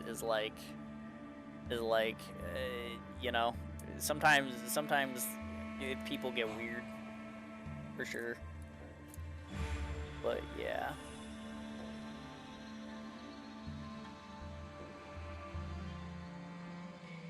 Ardashir has a forked tail, Logos doesn't.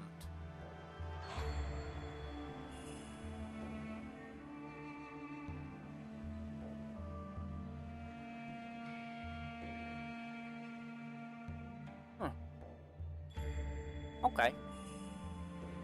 I mean, maybe he's not then. But, like, you know, I don't know. He looks a lot like him. But, watch Ardashir be a puzzle reconvener. If you look at puzzle, they look far more identical than Logos. Really?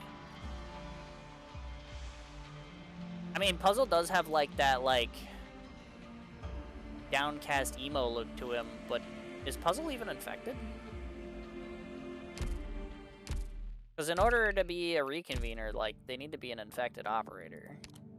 Because that's how the reconveners work. So,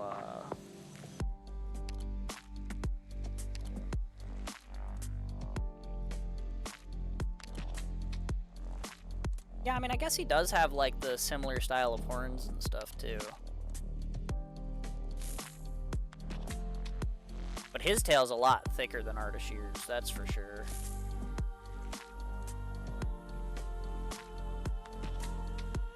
So I don't know about that one either.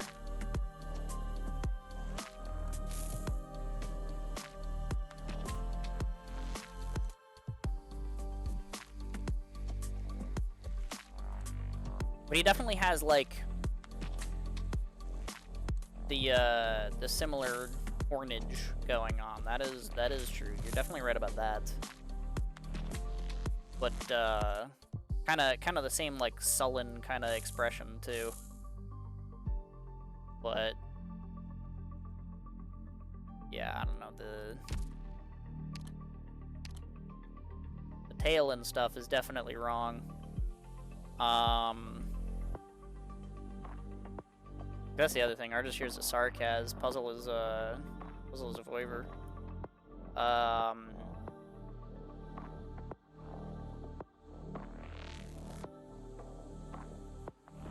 Oh, he is infected. Yeah, maybe. It could be. But I don't know. I mean, chances are Ardashir's probably, like, is someone who's, like, not a reconvener. Because, like, they keep drawing note to the fact that, like, the language that he uses, as well as, like, his name, like, comes from, like, ancient Sargonian or some shit. Which is, like, I don't know. I don't know what that means. But yeah.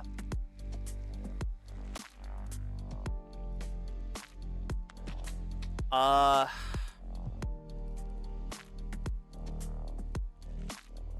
don't know. I mean, like, realistically, it's I mean, he's probably not, like, a reconvener at all, but, like, I don't know. I feel like he could be. You know what I mean? Also, yeah, there was an ad that ran. You know, oops, happens.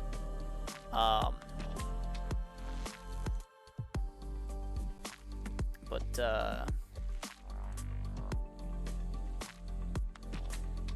drink water. Well, I mean, if I were to drink water, I would have to take a break to refill my water. Which I probably should do soon, TM anyway. Because, you know, it has been like 2.5 hours. And it did empty my water glass, so realistically I should take a bio break, but maybe let me catch up on the yap first. Potentially. I'll hold on that. Is this how you wrangle subscription from viewers? Probably not. I mean, like, yeah, yap sessions are fun and all, but usually the ads just kind of tend to like make people turn the stream off, not actually subscribe. But you know, as a what do they call it, affiliate, I am like essentially contractually obligated to run the minimum amount of ads, you know, that I can, which according to at least what Twitch tells me is 3 minutes an hour. So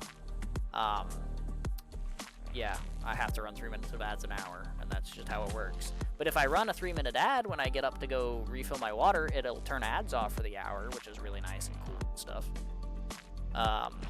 But yeah, I do unfortunately have to have them on, otherwise my stream gets blackballed, which is cool.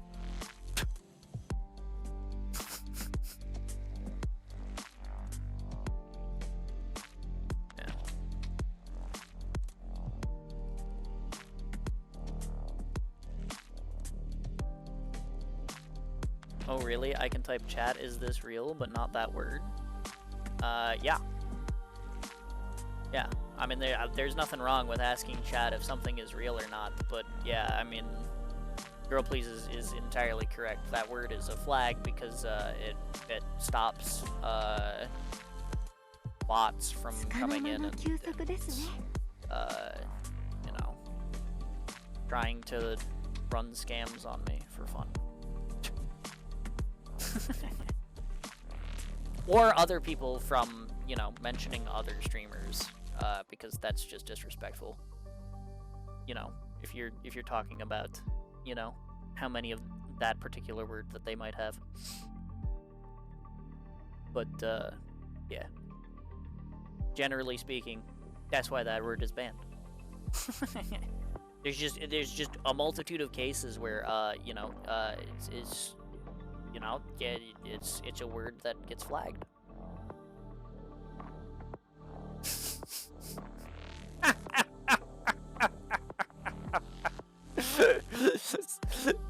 You know, the funny thing is that's not even the fucking flag. That was the smart detection, because it realized you were trying to get around the flag.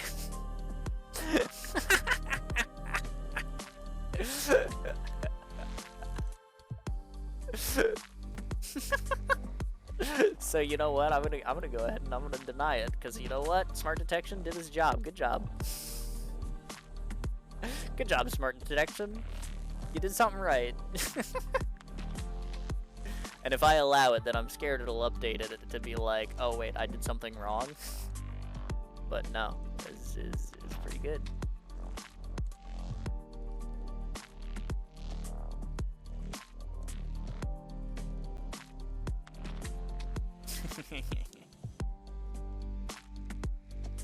Also, going back to the ads conversation, there is going to be another one in 3 minutes if I don't get up and run one. So I don't think I'm catching up by then. So prepare your blockers or whatever have you. But yeah.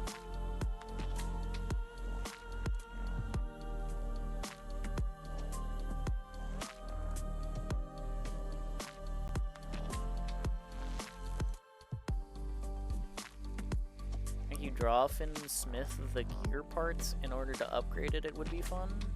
I don't know what that particularly means, but yeah, I do think like if they made like the gear system more interactable and not just like, hey, pay the Wu-Ling dollars for upgrades, then yeah, it might be interesting.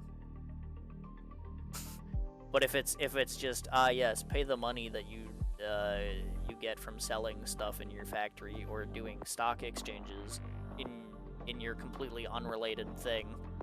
It's pretty lame.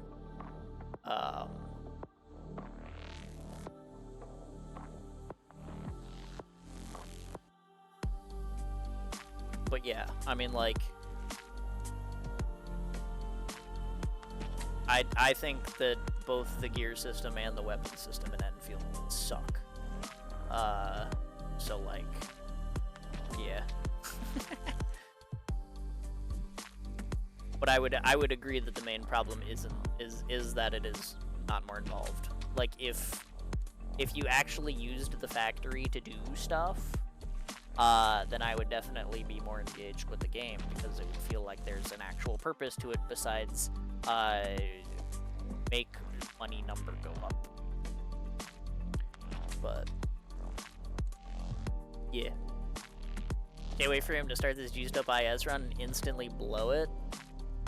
I mean, I would be really fucking sad if I did, but it's probably gonna happen. Like, if I'm being real, like, I mean, it's gonna be my, like, second attempt ever at the boss, and, like, I looked at the stage that I need to do to get there, and I also have failed that stage in the past, and I'm, like, I'm not confident, is all I'm saying. Even though my run is a juicer, I'm not confident, so, you know, when it happens, it happens.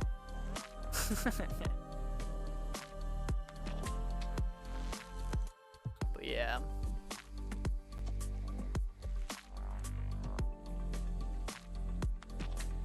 People are already complaining about progressing being slow. Well, it is, because you just have to wait for money all the time. Like, I'm okay with progressing being slow, but like, it's a little too slow. It shouldn't have taken me 3 months to get one team upgraded. You know? And like, I would rather have my wait time be waiting for my factory to produce materials rather than waiting for my stamina number to regenerate so that I can play a stage in extra time, because they left me at 34 out of 35 of the specific type of steel I need to do my fucking character mastery. And you can't fucking get it any other way. I would rather just be like, hey, this thing takes a lot of production lines to make, like, you know, 1,000 of, and then you take that 1,000 and you craft it into, you know, like a condensed version of it, and then that's your upgrade material. Like, I would much rather have that, you know? But, you know, they're not gonna do that because they don't want to use the factory for anything. Clearly.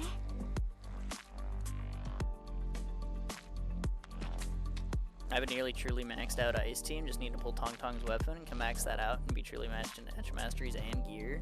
Holy. I mean, that's pretty damn good. I finished my main team masteries, like, last week, and I moved on to the gear artificing.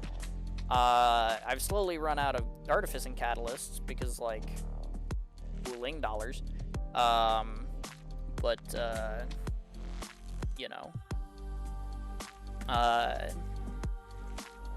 And I haven't done, like, etch-based stuff, because as I did earlier today, I'm too busy getting the speedrun medals for the boss fights, and that's where I've been using my stamina.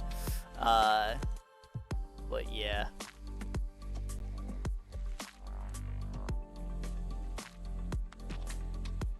I mean, a full max ice team is pretty cool though. No pun intended. But, like, you know, if I don't end up getting Rossi, it's probably gonna be like the second team I do work on, because I do actually have, like, Yvonne and Tong Tong and stuff. So, you know, it is potentially, you know, where I will be going second. Also, welcome back from the ads, everybody. I told you it was gonna happen. I warned you. You were warned. But yeah.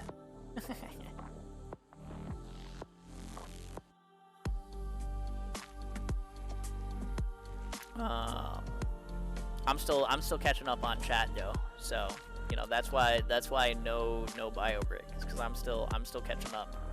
I said I'd take it after I catch up.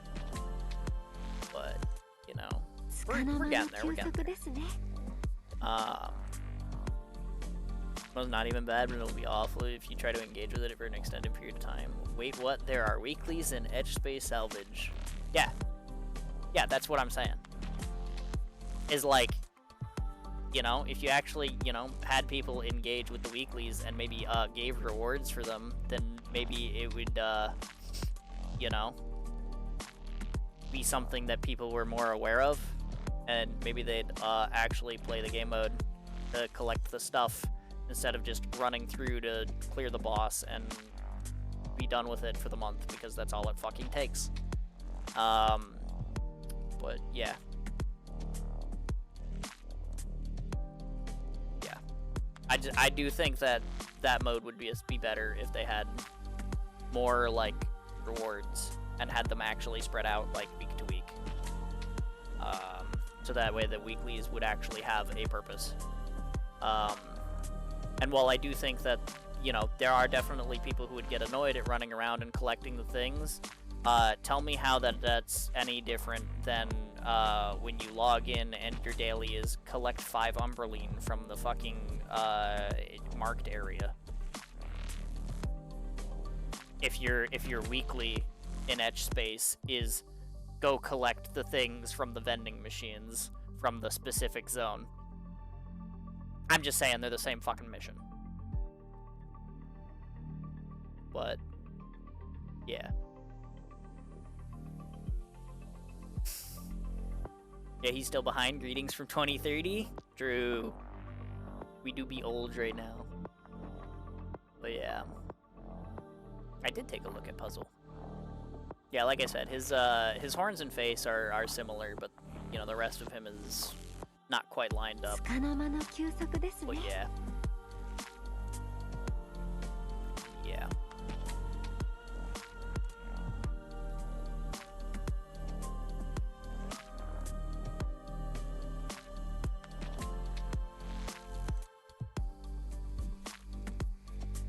Reconveners are a whack concept.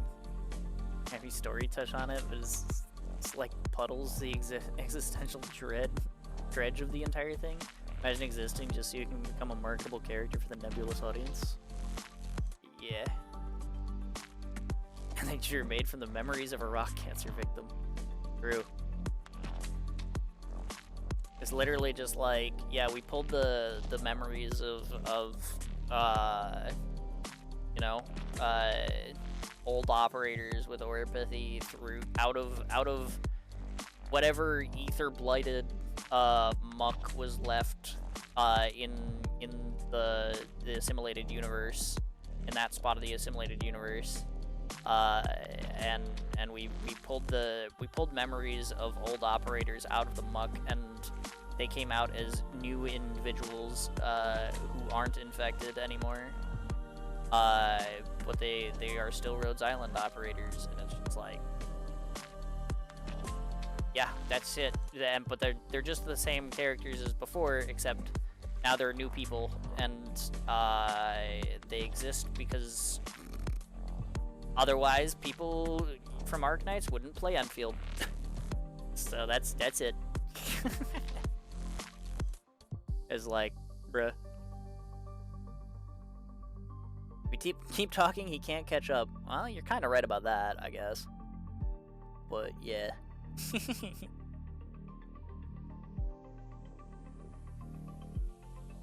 It is a pretty good team though. Yvonne Tong Tong, the Weirdos IE. Pretty good. A little bit different than the cryo team I plan on running. Mostly because I plan on sticking into the element. I'm probably not going to be running Gilberta. And also I have Last Right. But you know, it's a pretty banger team.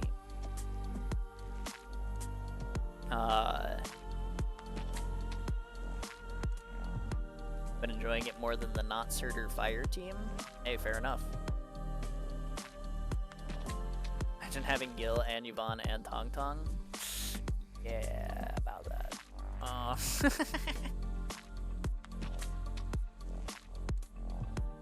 do Surtur team is incredible, but holy is mad boring.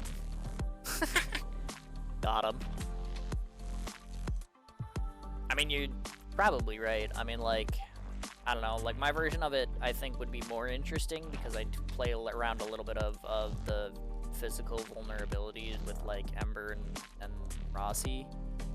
But, I don't have Rossi, so I guess I'll never find out.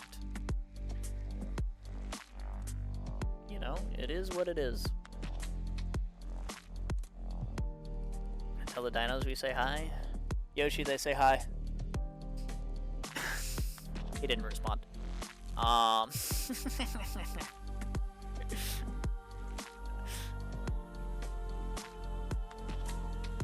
But,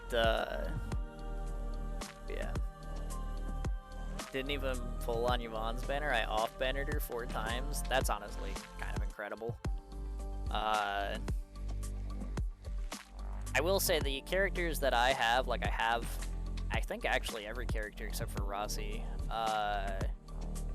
Most of them come from, like, you know, just the little bit of pulls that, like, they give you. Right? So, like, I've gotten pretty lucky, but it's just kind of ironic that I've been pretty lucky with my Endfield banners. Well, except for the fact that I had to go to the Spark for Surtur. That sucked. Levitain, whatever. But yeah. Which also is kind of where a majority of my resources went, as I sparked Levitain. And my account never recovered, because I kept doing, like, the 30 pull on every banner.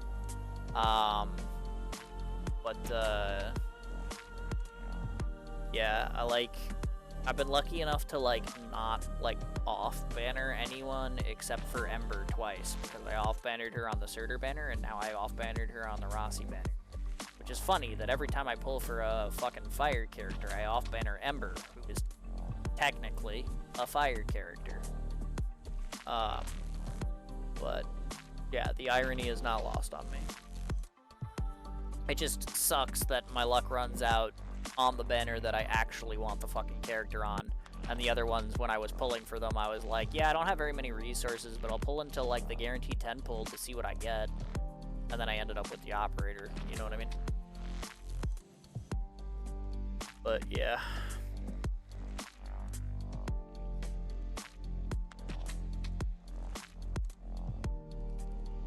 And if I have to censor what I'm selling, what's even the point? I mean, I don't know, man. Like, that's kind of the idea. That's why I blocked the term. It's because, like, the bots aren't gonna censor it, but, you know. It must work. They shoot 1,000 shots and must hit a couple. Yeah, I mean, that's probably true. There are probably people that are desperate for it, and then they click the link or go to the website or whatever. Like, you know, I mean, whether it's a scam or not, like, I cannot say. I would assume that it is, because, like, you know, why else would they be making, like, thousands upon thousands of fucking bots just to advertise, you know, their service? Like, sounds pretty fake to me. But even if it was real, like, U-botting is a bannable offense on Twitch, so, like, okay, so you do it, and then Twitch finds out that your stream suddenly has an influx of viewers that don't seem like real people, and then they fucking ban you for it. Cool. I hope you got your money's worth, you know?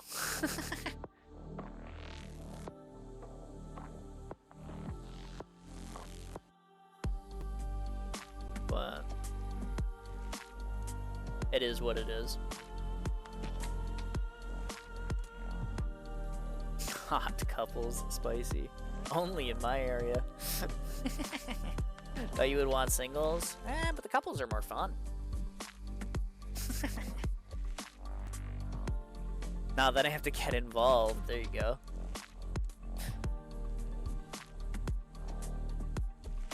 Spicy idea. Enfield lets us build slides instead of zip lines for the next area. See, that would be an interesting idea. Except I played the Razi event, and the way they executed the slide in that was not fun and interesting. You don't get to see your character go down the slide or anything. They just teleported you from the top of it to the bottom of it. And you know what? That does not seem very interesting. So I'm kind of okay without the slides.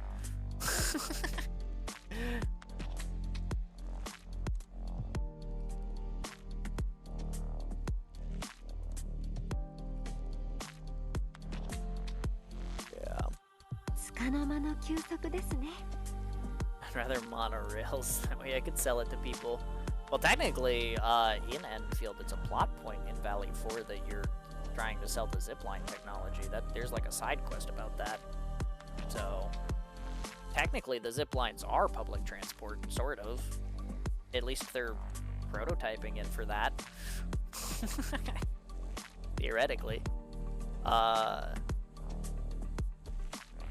But, because there were companies that were trying to buy it. But yeah.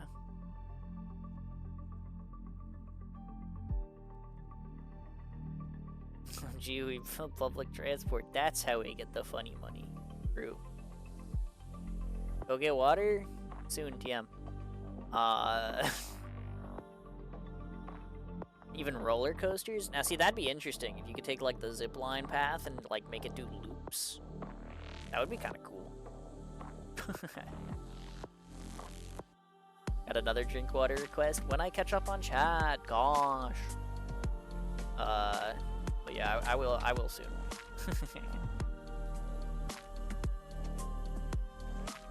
I would not want a water slide in the northern region. I mean, you're right about that too. if they make the transportation water slides, what are you gonna do when we have to go to the northern frontier and it's all frozen?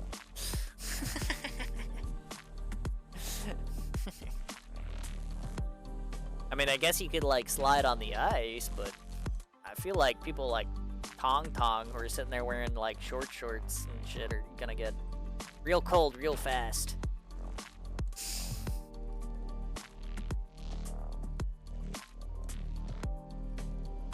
Ads Jover, still no bio break. Yeah, I mean, well, you know, I mean, it wasn't an ad that I ran for the bio break. It was an ad that Twitch Auto ran. That's not my fault.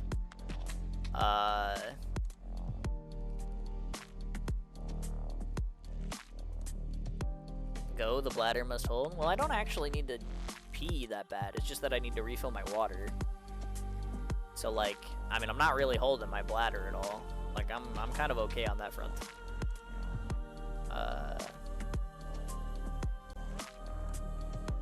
Taking the night off of Tarkov for this stream, I will get the full experience. Alright, I mean, fair enough. Like, hey, like if I'm sitting here yapping and you're enjoying yourself, you don't feel like you need the second monitor content. You know, fair enough.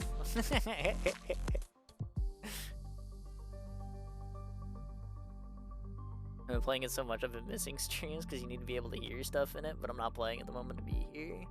Ah, I see. Well, I hope I'm not interrupting your fun, but I mean, you know, like also like, I mean, fair enough if you feel like you need a break from it. Like I'm glad to be what you do in the meantime.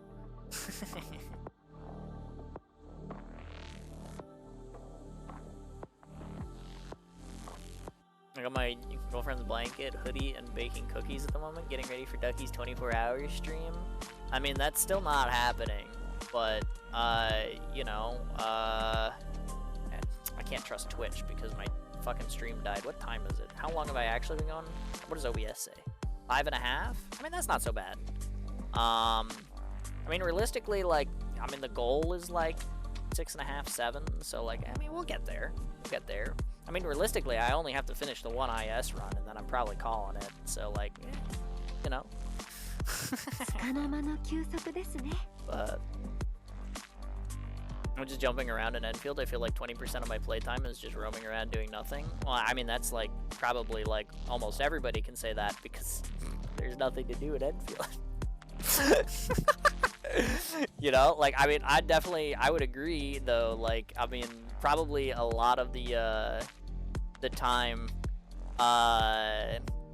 that I've spent in Enfield has probably been, you know, like, if I, like, log on to do my dailies or whatever, but I'm, like, in a stream or watching a video on the side, like, I'll just, like, start staring at the video and shit, and, then I'm just, like, idling there in Enfield, doing nothing. So, yeah. It do kind of be that way. For sure, for sure.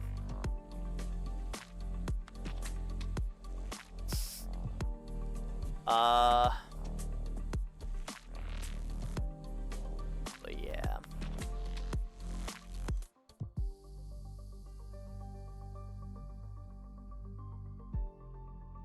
Hey, I made it to the dinosaur message too. I did it. Look, guys, we're only in the Precambrian era.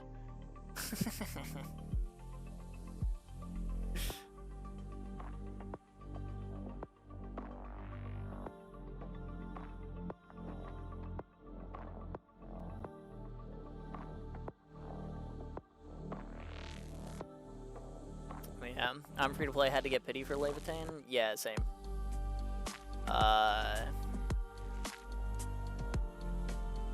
Bark or pity? Well, I mean a guaranteed Levitain is the guaranteed Levitain, right? Like,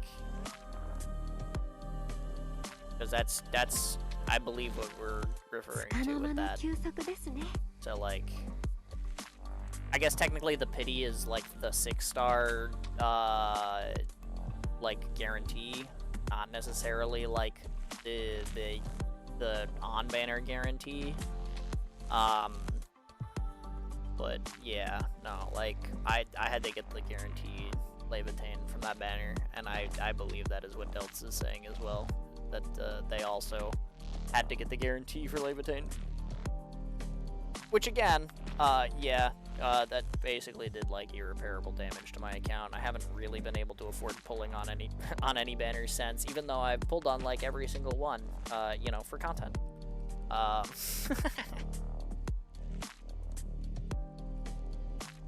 It's just, you know, that's how it is. I off-bannered Levitain. She's rotting in my inventory right now. I mean, you know, fair enough. Basically everyone I pulled is rotting in my inventory because I focused on raising my Endman Chen-centric team first, and that took me 3 months. So I haven't gotten around to raising any of the cool, interesting characters that I pulled because, you know, like, yeah, like, it just, you know, guess what? I didn't have the resources. Like I said, I could probably start now, but I probably want to finish, like, my gear artificing and, you know, maybe figure out what the fuck essence etching is for, like, the other 3 characters who still need it. So, yeah. I don't know. I might get around to it soon. And like I said, I think, you know, which team I decide to try to start investing in first is probably going to be dependent on whether or not I acquire Rossi in the next 2 days. But we'll see. We'll see. But yeah. The banner is stacked, both Promenade Salt and Silver Ash Salt. You're insane, yeah. Yeah, I mean, like, I would pull for them anyway, even if they weren't insane. But, like, I hear, like, Silver Ash makes, like, everybody cost 0 or something. And I don't know what Promenix does, but I'm sure it's probably really cool. So, you know, I'm excited. I'm definitely gonna be pulling for him, for sure. But yeah.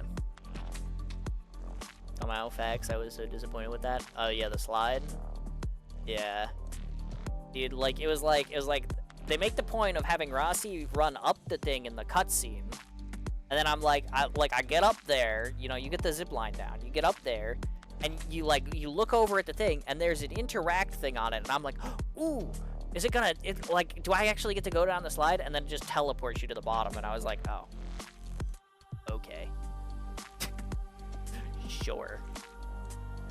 Like, all you needed to do is make, like, a character animation of, like, you know, them like like grabbing the top and sitting down, and then it's just like, yeah, they go through the tube and then they teleport to the bottom, and like that's fine, but like the fact that like they didn't even put like that little bit into it was just like, come on, man, where's your whimsy?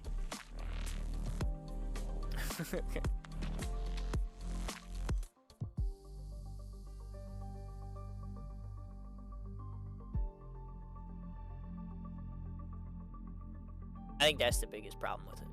There's just no whimsy to it.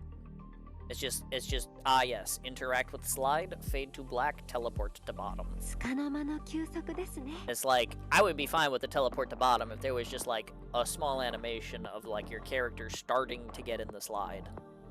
Like, you don't even have to show them going down it or anything. Just like, just have them like step into it or something, you know? Severe lack of whimsy. But it is what it is.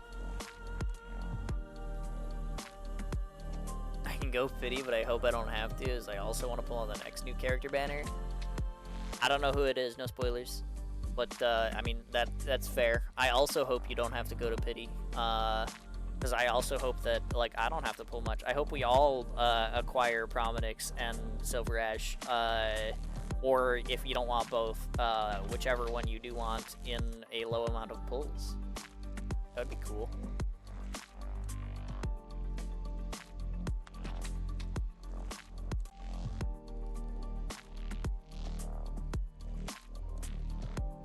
But yeah. And more than your dues and Hoshi and Sakiko banners. I mean, yeah. Yeah. It definitely hurts if you get rough luck multiple banners in a row. So like hopefully we all get good luck this time and around because like I'm sure our resources could definitely use it for sure. I foresee you getting Silver Ash ult very early. Don't quote me on this. I can't wait to stream on Friday and like the first thing I see is gonna be girl please like being like where is at feed KO Bay now? I need to strangle them because I had to go to pity on the banner. They jinxed me, how dare they? But no, I do hope that that we all end up lucky. That would be good.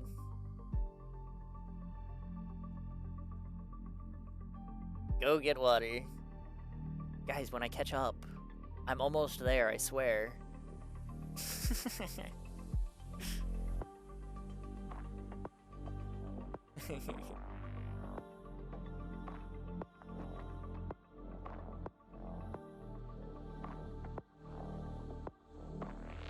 Tong in short shorts. Sorry, she's already in them.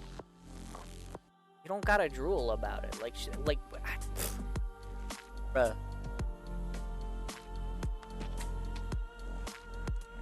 I hear if you do a bio break right now, Endfield is having a very limited time event. You'll have your gacha rates boosted for the next banner, but only if you get your water right now in the next 5 minutes. That sounds like one of those like call now scams that like is like, you know, from all over like the TV ads in like the fucking 80s and 90s. Oh, now we'll throw in an extra one free, but it's like they have no way of knowing if they just ran the commercial or not. It's just a promote. Like they just give you two with a fucking thing, man.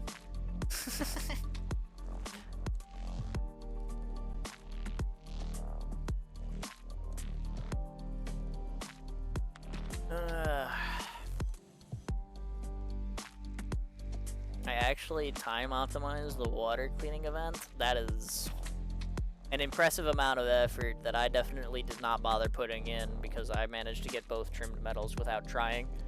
So, I mean, you know, fair enough. You want to get to that message in 5 minutes? He's right. He's right. It definitely has been longer than that since that message was sent. I would believe it. Got like 111 in 56 seconds. 56 seconds, my god, that's fast. Yeah, I don't know. I don't remember what the trim metal requirements were. I think they were both like do it in less than like 2 minutes or something like that, and I did them both in like a minute and a half, and I was like, okay, well that was easy. Like I just first tried them both and got like the trimmed metal, and I was like, all right, cool. I guess I don't have to do that. And then I looked at my friends list, and like I'm like 4th on my friends list for both of them, and I'm just like, wow, I didn't think this was that difficult, but okay. Though to be fair, at that point, also like half of my friends list hadn't like played it yet, so yeah. Shit, you're right. Okay, update. Enfield has just extended this from 5 minutes to 20 minutes. Wait, 20 minutes from now? So like 3 a.m.? That's pretty good.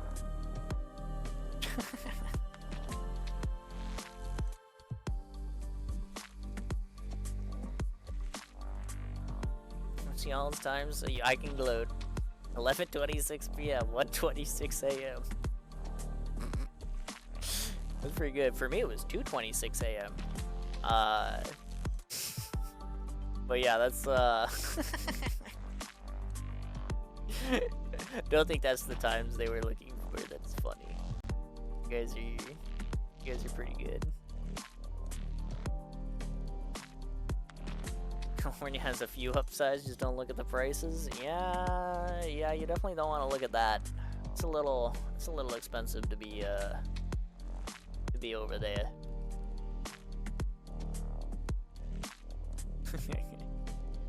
Romalter just fucking killed Lynn. That's what happened. Holy, really? She just like pulled out an icicle and like stabbed her, so there's no like evidence of the weapon or something. Like, wow, that's just crazy. Breaking news: Lynn found frozen in a ditch. Holy. Expander is Joe. I don't know who Joe is, but okay. I mean, I'm not pulling for no Joe. Asbestos alter when? For real? I mean, like, realistically, probably never. I mean, because she's not, like, a starter operator that's, like, bound to get, like, a 5-star reconvener? Alter.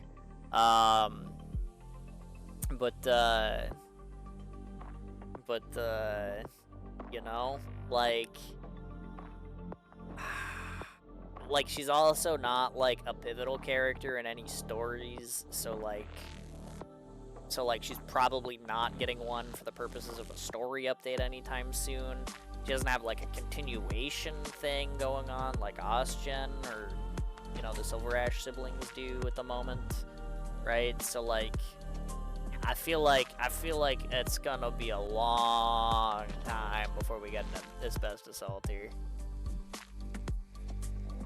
I don't know. Maybe they'll do something with her for like a new Sargon event at some point or something. I don't fucking know.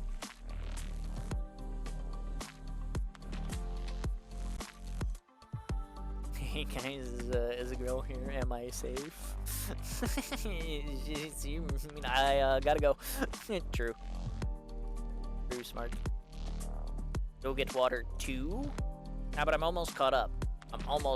Like, I'm actually, like, almost there. Like, my thing only says that I'm 10 messages behind. Surely I get there.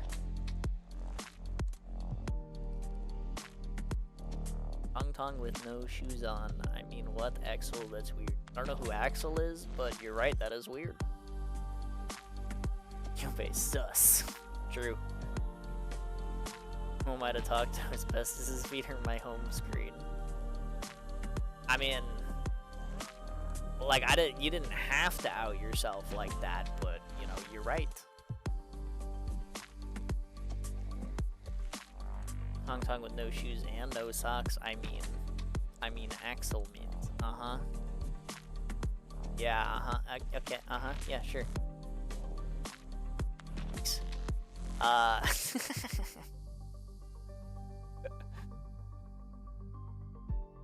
In the skin, zoomed in on the sandals. My brother in Christ.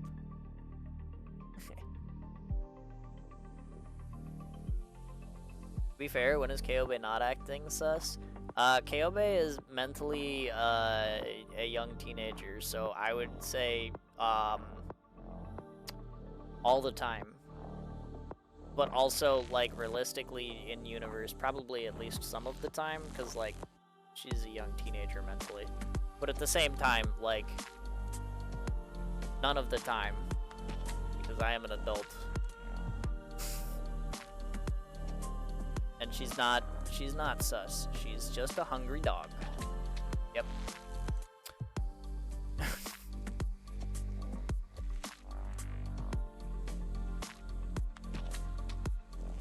Especially with sneaking around the kitchen trying to get extra food past what she was already served. Well, yeah, she does that a lot. I guess that's fair. She definitely tries to sneak food out of the kitchen, and then she gets scolded by Matterhorn, like, a lot. So, yeah.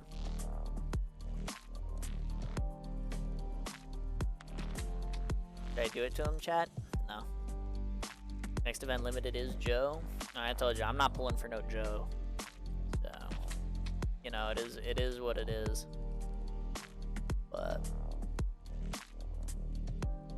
wait till Tucky hears about the Alex banner. Yeah, Alex from Minecraft? Whoa. Fat chesting? What the?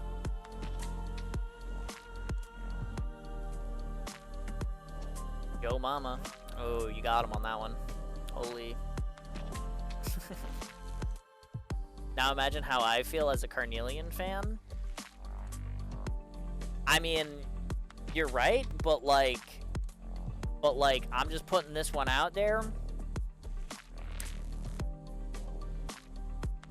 Based on what I've seen of Asa Dekai's streams, Carnelian is still superior to Lin in reclamation algorithm critical contentions.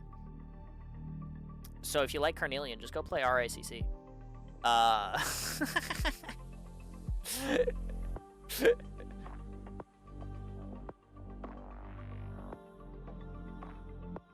Then he can have someone to talk about it with early.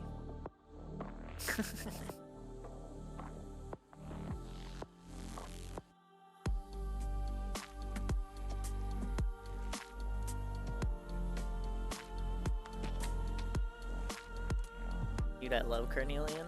I only got her like this year. So like, you know, I obviously don't have her built or anything like that because I only got her this year.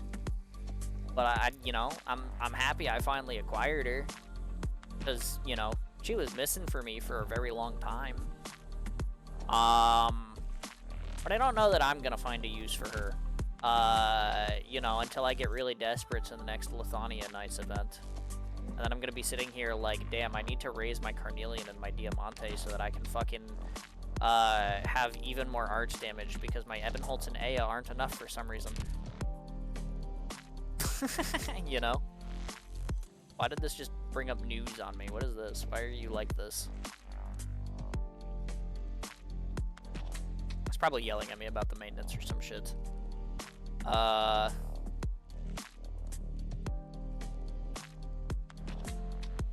don't have Alana. I wonder if she's gonna be the store operator on this banner. Probably not. It's probably gonna be Black Knight. But it would be cool if it was Alana, because then I could get her.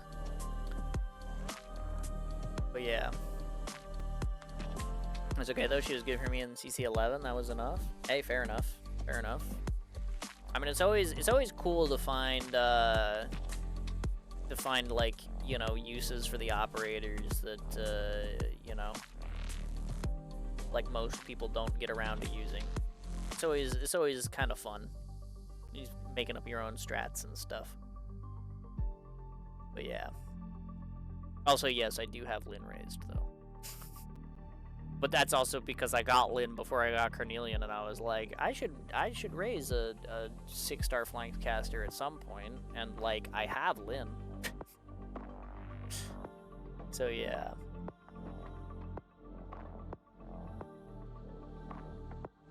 But does she really? Kay gets scolded by Matterhorn? Yeah. It's like, I mean, it sort of, kind of is mentioned in the Dungeon Meshi event, which I don't know if you can still read. I feel like you should be able to, but I'm not sure about that. Can you? Is it in this? Somewhere?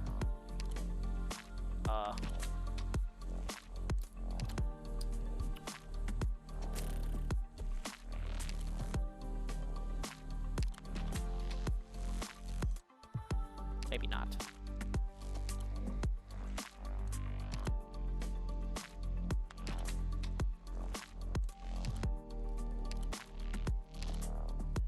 The Rainbow Six event is there.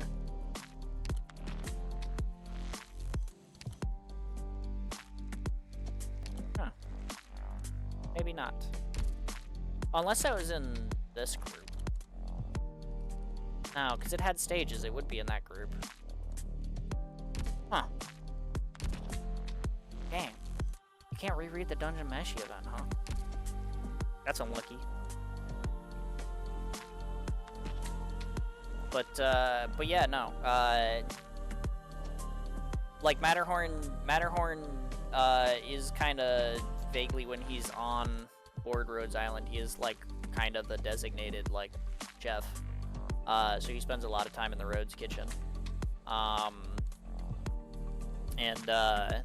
And it like somewhere in the Dungeon Meshi event, it's like nodded at that he scolds her when she comes into the kitchen to try to steal food.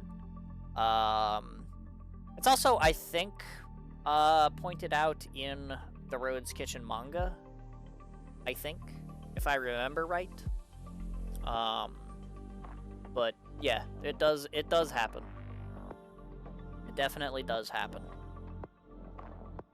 But I mean, what can you do? Kyobe can only bum so many cookies off of Vulcan. You know? She's gotta go try and steal food at some point. Surely.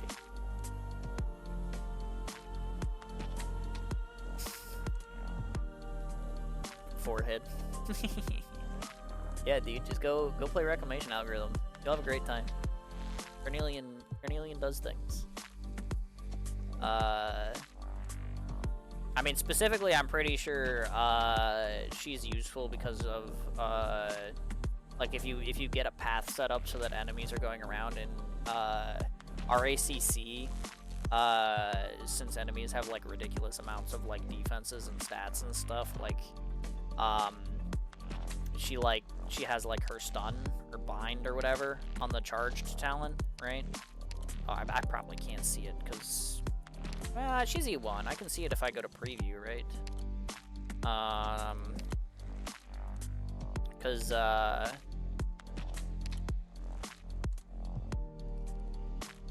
maybe it's skill 2. Actually. Oh yeah, instead of slowing binds. So you use this skill, and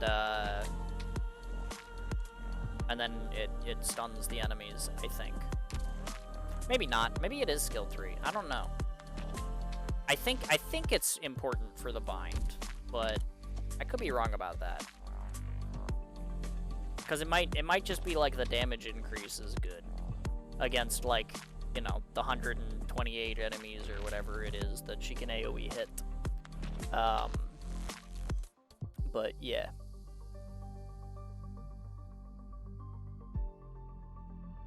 I don't know. I just know that I've seen Dekai use her in some of those Giga raids that he does casually every day, and I'm just like, okay.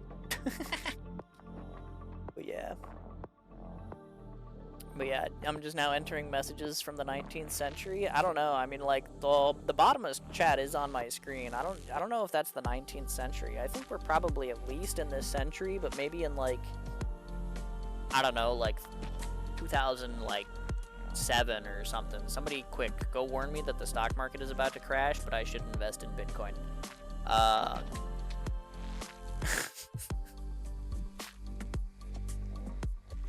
But yeah. Real talk, S2 is her best skill. It's also what I used in CC11. Yeah, I mean, that makes sense. Like, like, I mean, dude, AoE CC is just so good. You know? CC being crowd controlled, not CC contingency contract. You know what I meant. But yeah, like, just having, like, an AoE bind is just so helpful. So, yeah. And Mizuki S2 binding the cars. Yeah, I could see that. Like, just keep like the things in place, or you know, and then they don't pick up the dudes. Makes a lot of sense to me.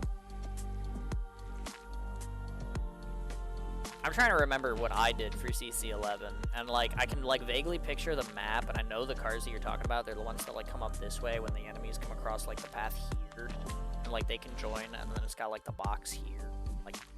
Like I know what I know what it looks like, but I can't think of like what I actually used for it. But yeah.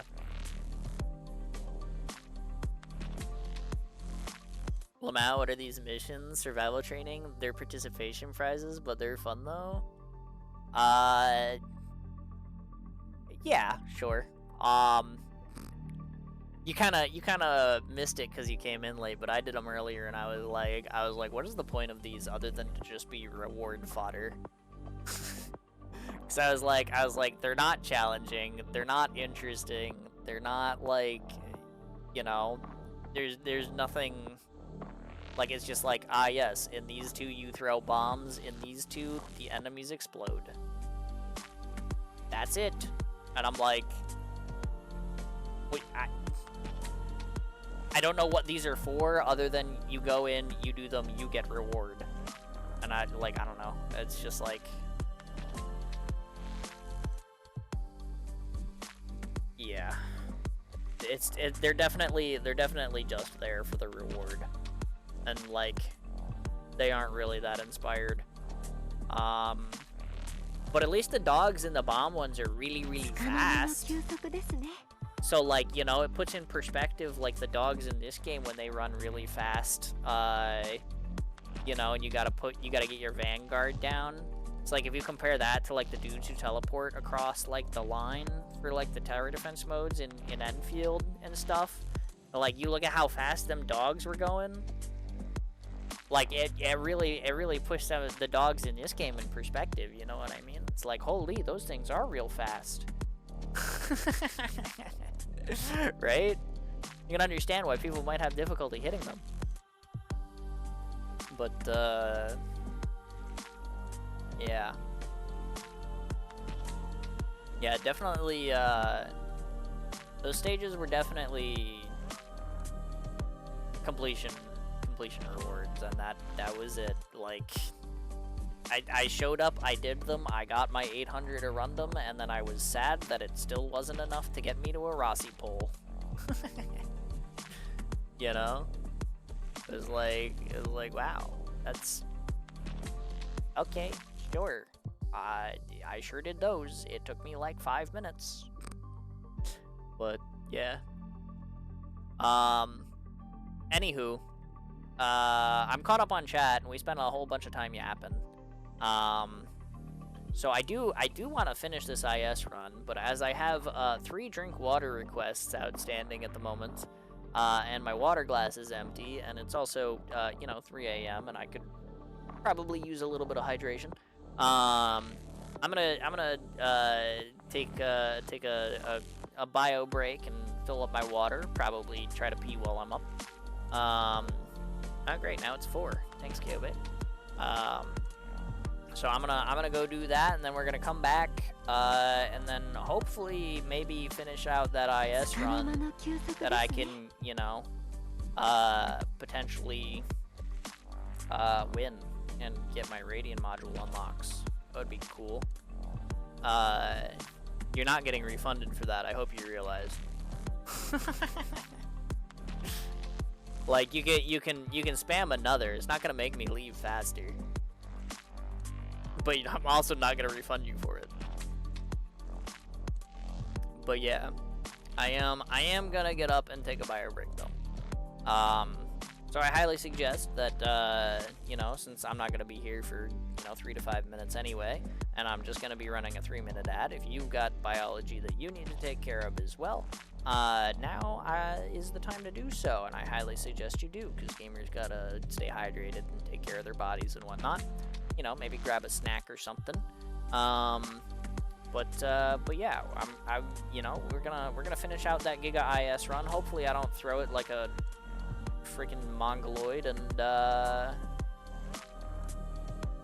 yeah, I mean that's really it. Like, hopefully, I don't fucking lose it, because that would be a real shame. Because I've been hyping it up for a while, and I've got some really good fucking relics and a really fucking solid team, and I would really prefer to not lose.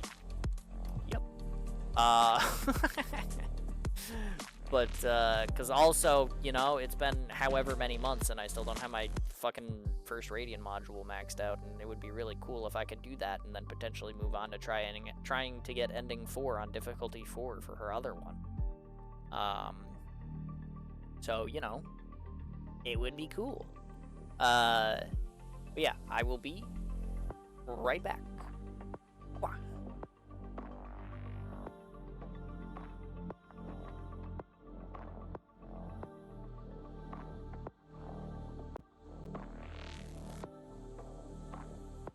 束の間の休息ですね。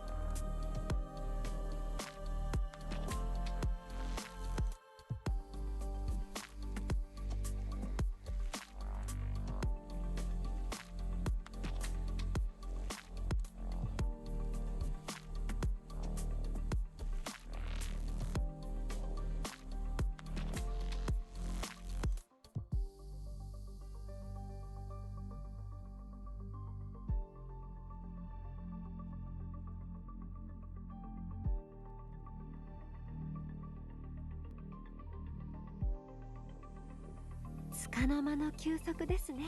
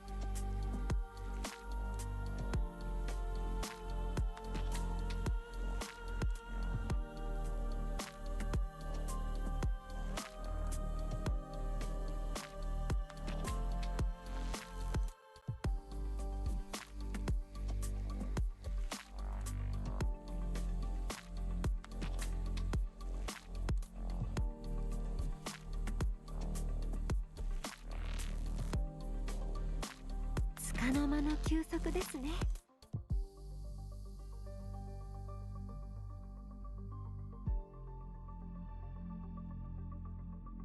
Alrighty. Hello, I have returned. It's me. I'm back. I now have a full water cup, and I did take a sip when I got it, because, well, you know, I always do. Plus, you know, I could use the hydration. But for the purpose of fulfilling the drink water quests, and also for the purpose of, hydrating myself a little bit more fully than just a sip.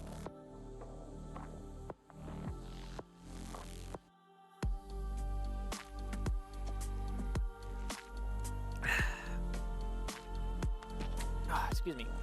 Gotta get the burp in at the end. That's how you know it settles in good. But yeah, there you go. I have acquired and drank water. So thank you for your requests. I'm not refunding that one either, KOB.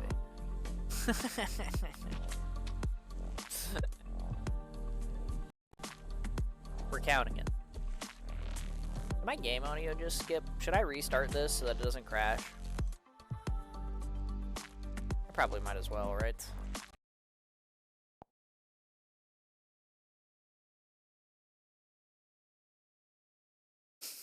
Crying emoji. I mean, I warned you before I left that I wasn't refunding those if you just added more. So like adding more as I'm drinking it, like, you know, my prior statement still applies, man. Like you were warned, you did not heed the warning, therefore you have lost your points.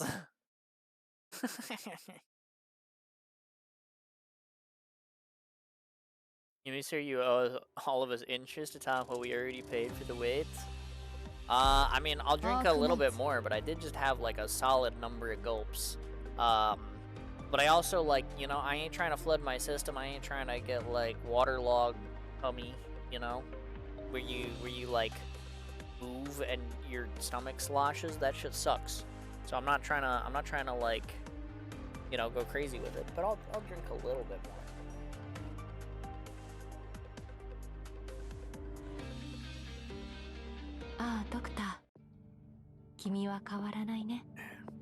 A little bit of burp afterward too.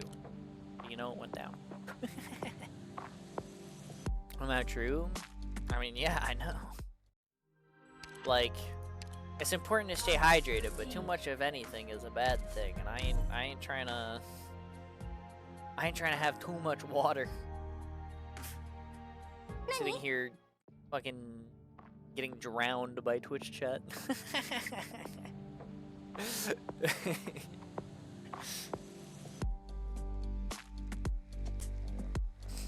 Too much pull currency? Yeah, that's a bad thing, because then you don't value it and you throw it all away pulling for, like, you know, some +6 that you don't need, and then you run out, and then you go, well, why the fuck don't I have any pull currency? And then you sad. It's an issue I wish I had. It's an issue we all wish we had.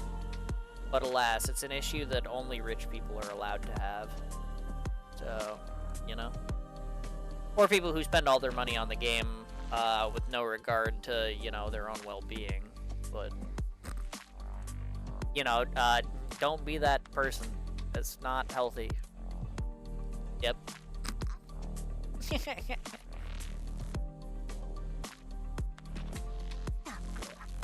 こんなところで寝ないでよ。I have that exact same situation you just said. It's the sad part. Well, I mean, you know, like I said, don't be that person. It's not healthy. Try to, if you are in a spot where you are prioritizing game currency over your ability to live as a person, maybe get help. That's, I mean, I cannot help you more than just telling you that, you know, it might be something you might want to look into. But you know, that's my part in it.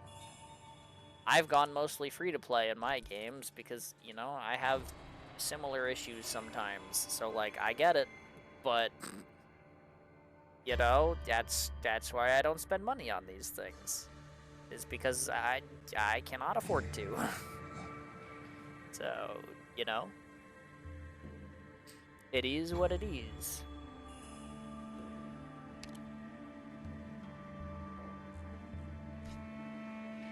Yeah, I did open IS. You're correct about that. I am playing the game. The thing is this stage, like, scares me. Cause like, I played this stage once before, except clearly it wasn't the normal version, it was the emergency version, right? Cause obviously I don't have the enemy list for the normal version here. And also, when I played the emergency version, it fucking kicked my ass. So I'm kind of worried about this one, not gonna lie. But yeah. Stage isn't bad, you just need hit count in the middle lane and you're big chillin'. Yeah, but you need something that can hit the bottom lane too, right? Because of the things that spawn there. Not to mention, like, it's probably, the emergency version probably is what is responsible for the chalices in the middle. But having those chalices in the middle definitely made it pretty impossible to complete the stage, so I'm not really 100% sure what my plan is.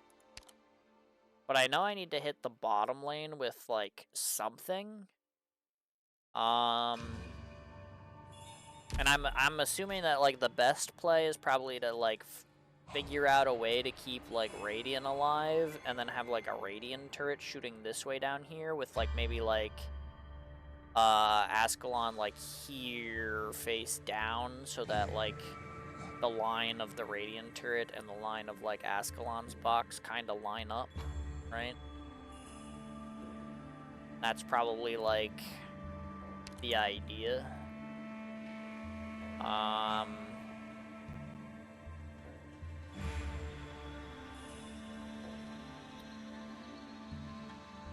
I do have an okay amount of defenders, though, so I might have an okay time holding this.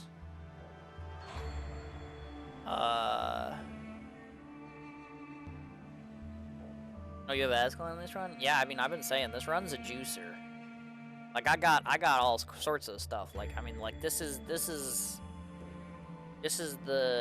team that I am currently running, and I have some pretty cool relics that you know, they're definitely gonna go places.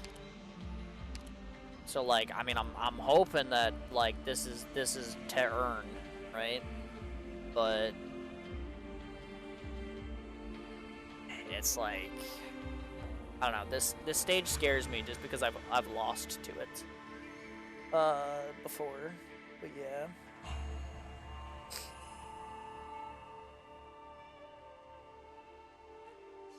That's what I'm facing down is insane middle lane solo carry.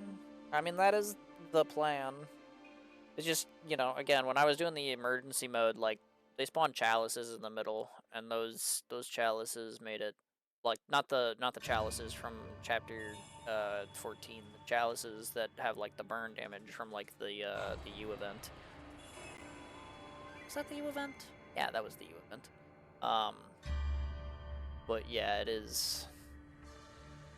it definitely made the stage kind of tough. I did not make it to the point where I could, like, keep someone down in the middle because of it in that attempt. Though, admittedly, that attempt was also much weaker than this attempt, so, you know, it's probably fine. But, you know, it's just like, I have concerns, that's all I'm saying.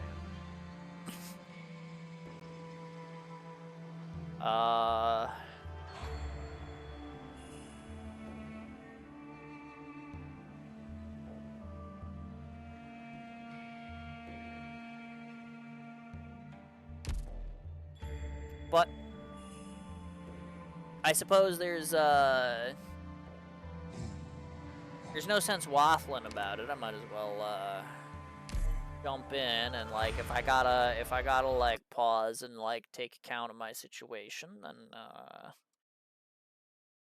we have the ability to do that. We do have that ability. And then I can go read what the like boss actually does, because I haven't done that yet. And I probably should, so that I know how to beat them. But it probably is just going to involve like Lemu and S2.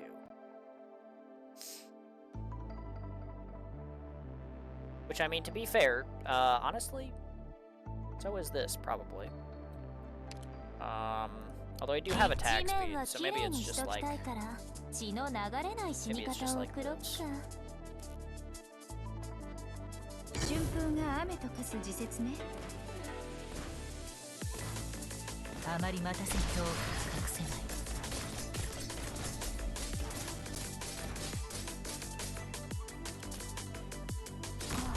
次は車椅子に飛行スラスターをつけてみようかしら。Shoutouts to the funny debuff I have. Also shoutouts to this thing. どうぞ。Because that's what I need right now.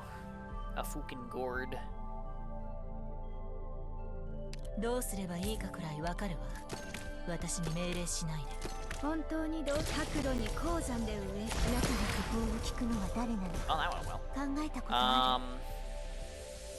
Okay, so prep this, and then I want to start working on this, which we'll get Cruz on.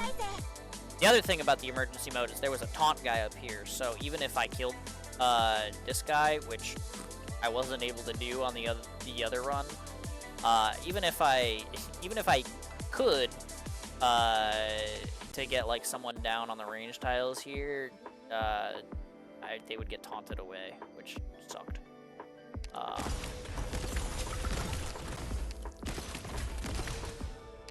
This run, on the other hand, is not that run, and you know, like I said, this one's a bit of a juicer, and also this isn't like, you know, the emergency mode, so... Oh, there is a taunt guy still. Okay. He just comes out a little bit late. Well, I do need to be rid of that, so I guess we'll do this. Problem is I need to get some healing out, but that limits my healing tiles to only tiles where that guy is. So, well, Blaze helps a little bit, I guess. There we go. Brucin time. Now I can get healing out for these guys, so they'll stay alive. I should have put her a tile back, actually. Because now I don't have room for Radiant. How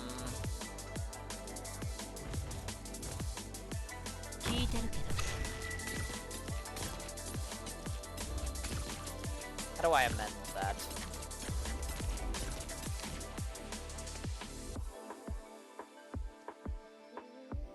I mean, over here is outside of shoe range as well.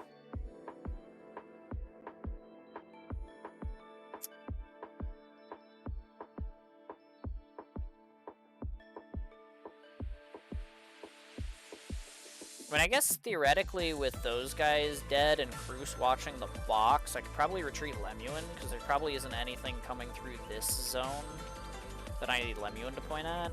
Maybe I just put Radiant there, and then Chu stabilizes her. That seems reasonable.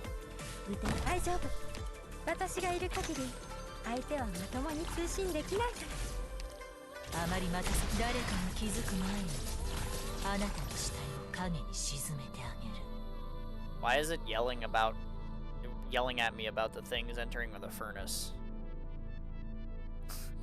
Huh? Why is it doing that? Eh?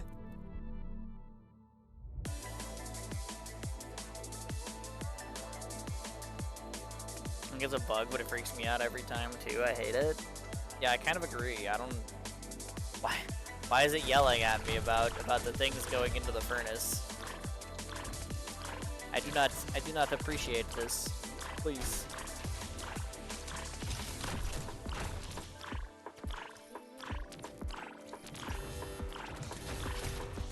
Like, they're not enemies going into my blue box. Stop flipping me out. I guess I'll do this to make the coin.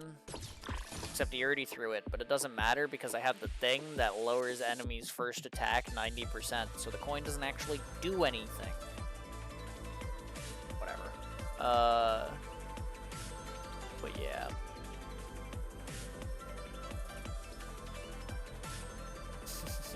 Chatting the stage theme in chat. I do like this stage theme, it is very good. I agree. Hey, can you guys stop pulling my things into the void? Thanks. That would be great.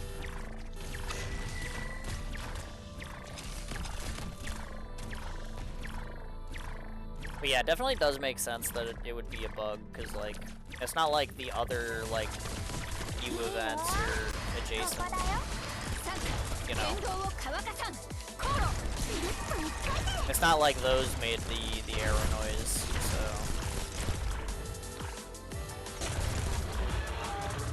Shout out to Bruce. Bruce is really cool, I think. Also Blaze. Blaze helped. Croissant exploded. It was bound to happen, but, you know. Dragon doesn't even make it to the bottom line. That's so sad.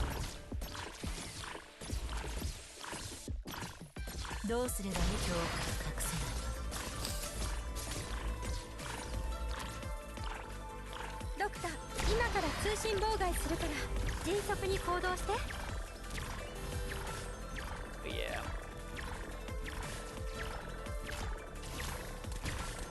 As cool as Siege, just saying. I don't know. Siege doesn't have a crossbow.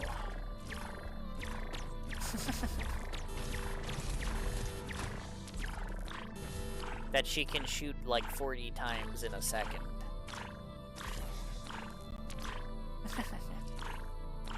Bro, why are you leaking so much? Cause I'm a leaky streamer.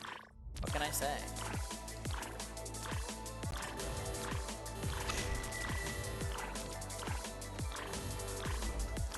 Mission accomplished. Yippee!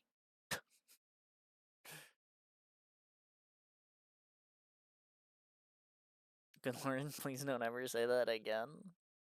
Why not? What's wrong with being a leaky streamer? Sometimes, I mean, like, streamers leak things all the time now.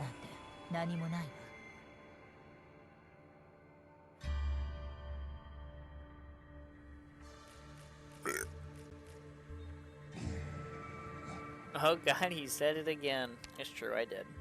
I'm sorry. What? Okay. I was like, did I not click that? And then I clicked it again and it worked. Okay. Sure. Select funny coin.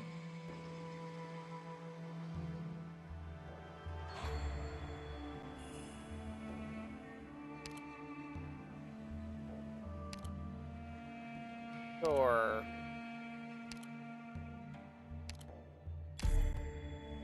I mean, it's not gonna matter. No, it's like a normal Tongbao, and like it's the same. I don't need anyone here. I'm just gonna acquire my wife so that I can look at her in my operator list. Yep. That's it. That's the reason. I want to look at Mulesis. Short meteor. Why not? But you the goat. Why is a duck a goat?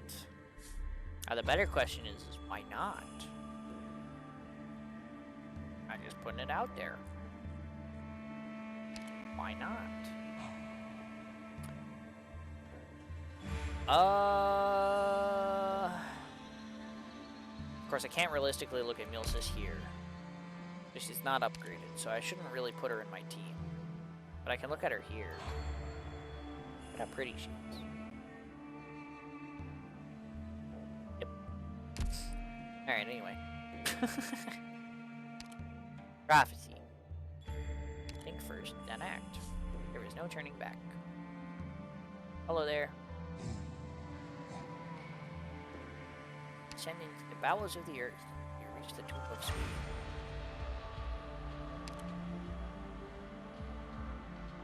Operators without lit candles cannot participate in this battle. I like seeing my operator count go from 22 to 14.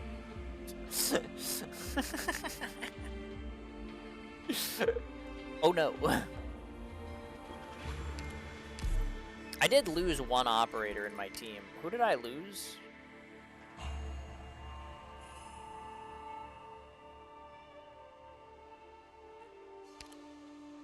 Lemuin. Ah, man. Wait, that means I can't just fucking insta-give the boss.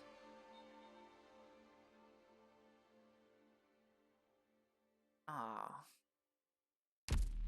If only I had gotten that sniper voucher before this node, because like I could have used it in the Pathfinder and made Lemuin a candle guest.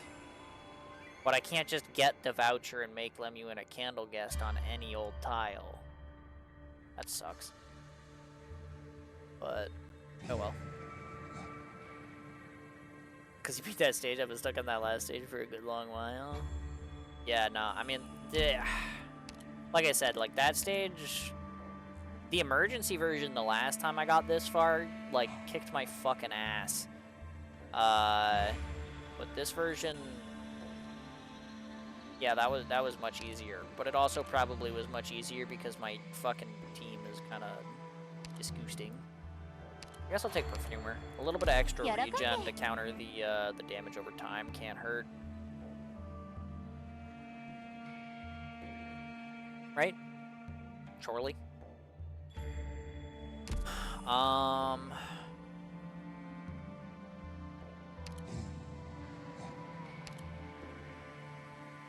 mean, I can't take Lemuin in anyway, so. I meant animal-wise, I couldn't think of a funny joke. No joke is better than my dad joke. I don't know, sometimes dad jokes are good. Oh yeah, I finally get to read this. What do you do, actually? Just be laid to the suite. Area deploying element. A unit deploy a flaw on one of the 4 adjacent tiles around it. Periodically deploys a flaw on a deployable tile on one of the 4 adjacent tiles around your units that do not already have a unit. Sure. That makes sense to me.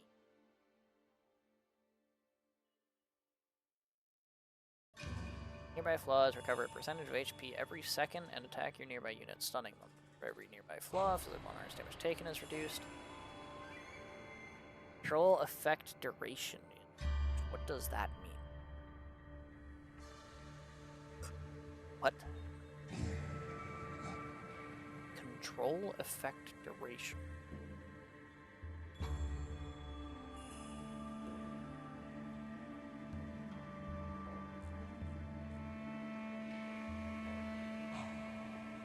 Huh?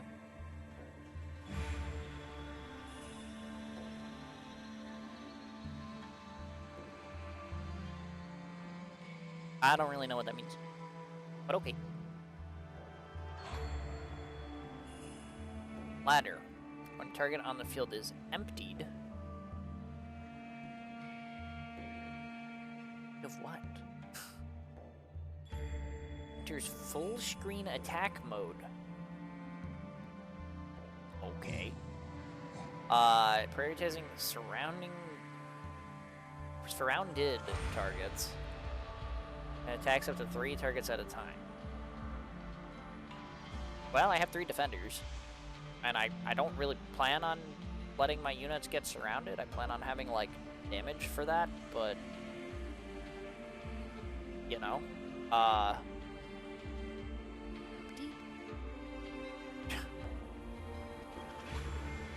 Air fryers are goated. I need a toaster oven though. Brewing. Honestly, I haven't had very much success with air fryers in my time. Most of the time, I feel like I would rather have an oven or a toaster oven or something. But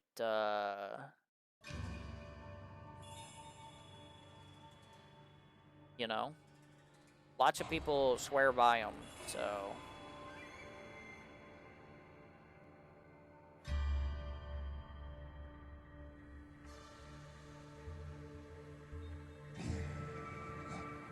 Really? Well, you can't use everything in an air fryer? Well, yeah, but I mean, like, if I got a bag of frozen fries and I feel better cooking them in my oven because they'll come out with like fluffier insides and like more appropriately like textured outsides in the oven than in the air fryer, I feel like that's a mark against the air fryer, no? But you know, that's just me.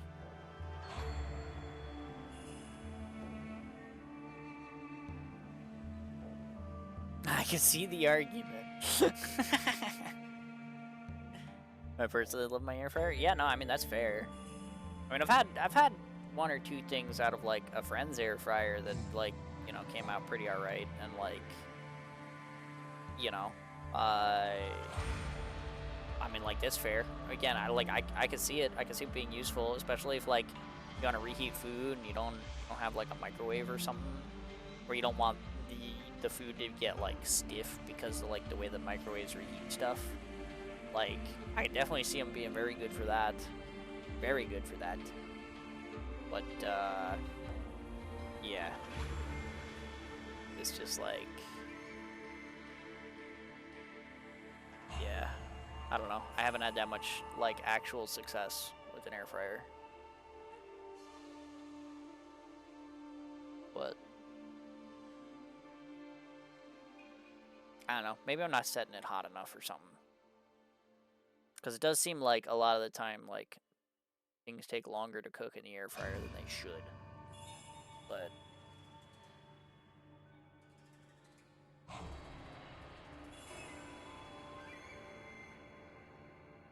I want my corn dogs to be crispy. The oven doesn't do it right. That's fair. That's fair. I think a toaster oven would probably do it better than an oven. But yeah, I think having an air fryer would definitely benefit you for that, for sure.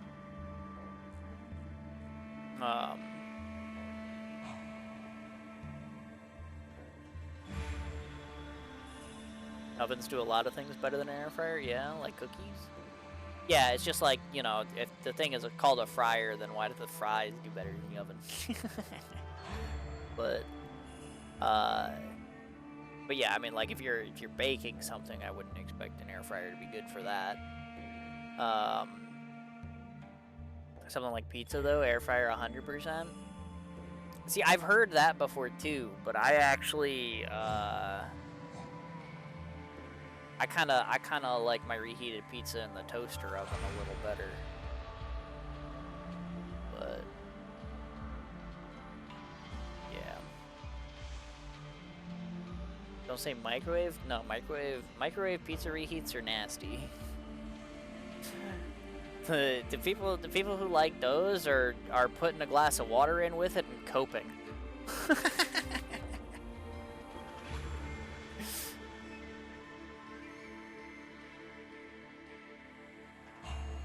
But yeah. Or Hot Pockets. I'm still living off Hot Pockets, by the way. Still by choice. I mean, hey, you know, if that's the way that you choose to you know, if that's what you choose to consume, like, I'm not gonna stop you. Got 28 more today. That's a lot. That's a lot of Hot Pockets. But, you know, fair enough. Thank God he didn't say it. Yeah, no. We do not reheat pizza in microwaves. That is not the play.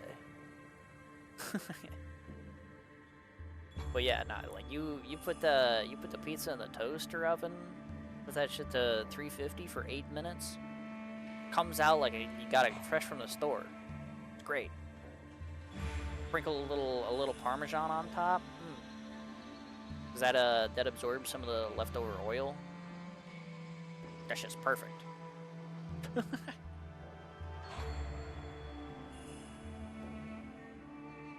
I was gonna crash out. No. No, microwaves are good for some things, but not definitely not retaining like moisture in things that need them, like breads. It is definitely not good for that. But yeah.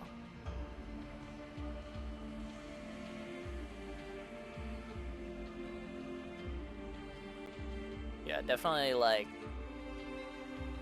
the toaster oven though, that thing is real good for reheating pizza. That is for sure. 1,200 calories a day, that's 4. I mean,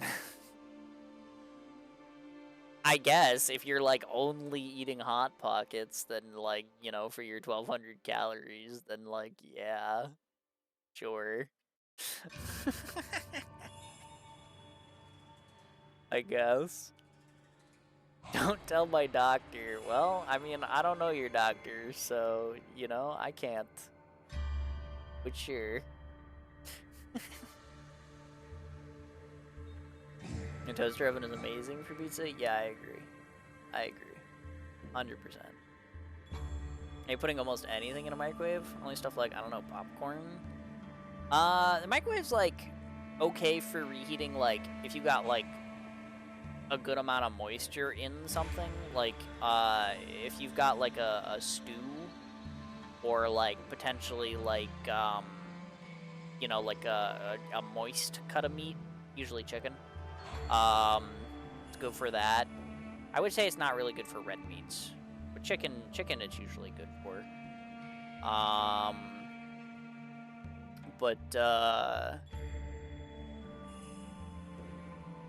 Like I'm talking like chicken breast, not like a popcorn chicken or something. That would probably be better in like an air fryer. But yeah.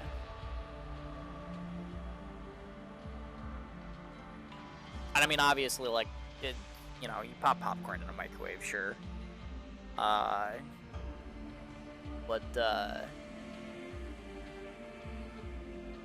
yeah, like, but you know, if you got some rice that you had like the day before or something like that, you know, just go over to your sink, add a splash of water to it. I mean, like, that works pretty well in the microwave. That ain't so bad. But yeah, I don't know. Like I said, like stews, moist meats like chicken. Maybe if you got like a good moist pork, that could be okay in the microwave. But I don't know. Red meats like steak and stuff, like that tends to get like stiff in the microwave, so I wouldn't recommend that. Like roast beef or something like that. Like that doesn't do very well in the microwave. But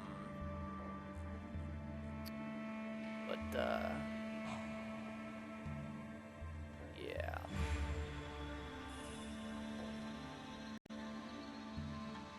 $28 a day. Well, I didn't think it was gonna be for one day. I was over here like yeah, maybe like, you know, if you have like a Hot Pocket, you know, like, or 2 for dinner, you know, like one for a snack, 2 for dinner, right? Something like that. It's like, okay, then like if you can have that like occasionally, but you know, like 28 would last you, you know, like a couple weeks or something like that. But and you went and said you're having 4 a day, and those are your meals for the week, and I'm like, that's a little bit concerning. Yeah. But you know, I mean, like,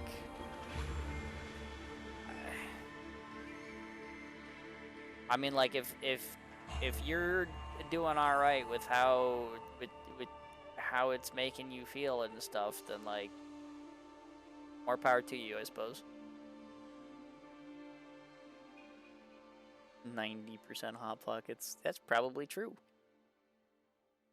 But don't tell anyone else how the dark magic might be too much for the world.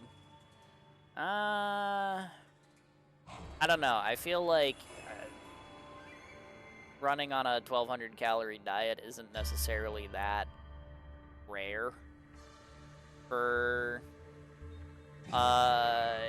you know, people trying to lose weight, generally speaking. Right? Cuz like if most people are on average functioning on like a 1600 to 2000 calorie diet, right? You know, in order to lose weight, you have to eat under that. So, you know, like having a low calorie diet, I don't think is necessarily an unheard of proposition for losing weight. It's just a matter of how you're getting your calories might be concerning. But yeah. What's the best flavor and why is it pizza? I mean, the pizza is the best one. Cause like, I mean, it has the best flavor and you don't get like weird cold spots like you do with like the ham and cheese ones. So, you know, like that's just true. Cause like in the ham and cheese ones, like they don't like heat up even, so you get like the really hot cheese, but then you get the little pieces of like the ham cubes where the middle of the ham cube is still cold. And it's like, how do you do that? But yeah. Chicken bacon ranch is a close second. That does sound really good. I haven't had that hot pocket, admittedly. But again, as I've said in the past, I don't actually eat that many hot pockets. Most of my hot pocket consumption happened when I was in like high school. But yeah.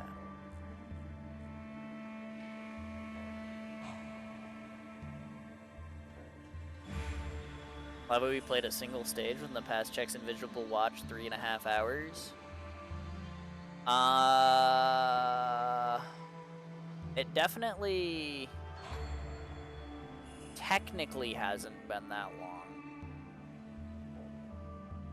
Because it's only been 3.5 hours since my internet crashed. So, you know, there was probably some stuff in there that wasn't necessarily even Arknights. So I don't know if that counts. On the other hand, I did switch games pretty swiftly after the internet crash, so maybe it does. I don't know.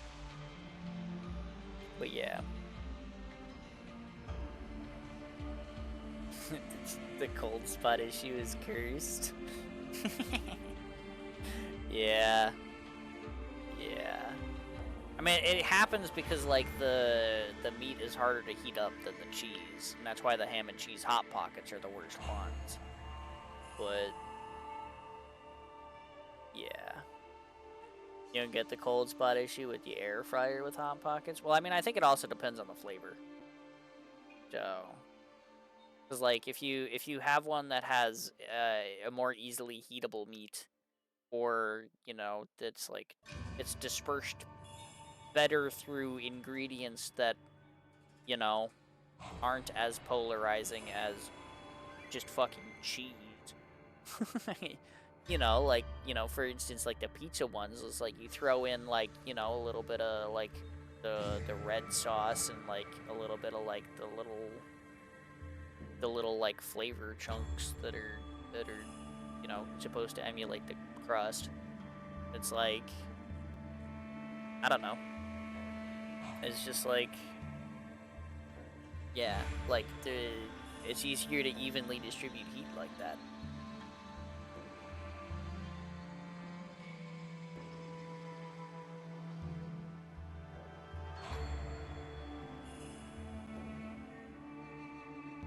But also, like if you're gonna throw a ham and cheese hot pocket in the fridge for fucking 3 minutes or whatever and have it still come out like half cold, bro, just fucking buy a fucking ham steak, and like a pack of fucking Kraft singles and a thing of milk, and fucking spend fucking 12 minutes cooking yourself a ham steak and making some cheese sauce instead. You'll have a much better time.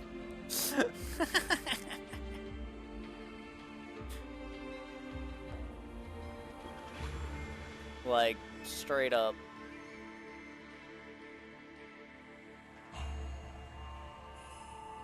Because I would much rather have a ham steak and some cheese sauce than a ham and cheese hot pocket.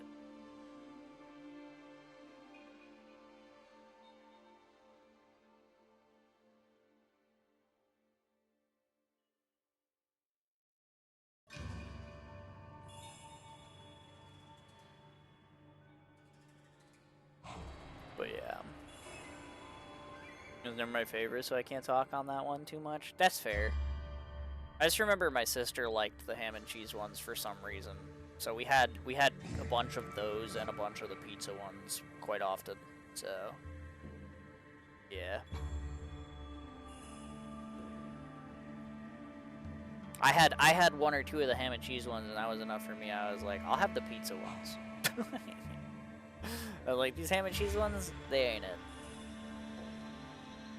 For sure. Philly cheesesteak hot pocket isn't on the same level as the pizza or chicken bacon ranch, but it's also pretty good. Fair enough. I don't think I've seen the Philly cheesesteak ones, but it sounds like a Philly cheesesteak sounds like it would be good in a hot pocket. You know?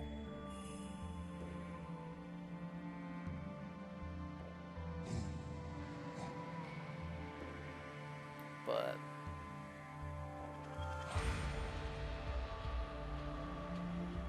chopping around for them, trying all the flavors. I mean, that's fair. I mean, if you're gonna sit there and enjoy hot pockets, like you might as well like try as many of them as you can, right? But yeah. And the limited pepperoni ranch, that one isn't it either. I see. I mean, that one sounds like okay. I don't know if the spiciness of the pepperoni really goes with the coolness of the ranch, though. Maybe they counterbalance each other. Unsure. But yeah. I will say, though, the chicken bacon ranch does sound really... That does sound really... Is one tier below the pizza one? Fair enough. I mean, like, that's still up there, so... Makes sense to me. Anyway, I wasn't done reading. Deploys multiple flaws when entering second form. If a deployable tile surrounded by flaws does not have a unit, it will spawn enemies. Oh, okay. Fair enough. After reviving, deploys a flaw on deployable tiles around your units. Sure. So I guess you kind of want to clump a little bit, huh? Because some of, like, the boss's mechanics are about, like, having flaws around your units. So you kind of want to clump a little bit. That's reasonable, I guess.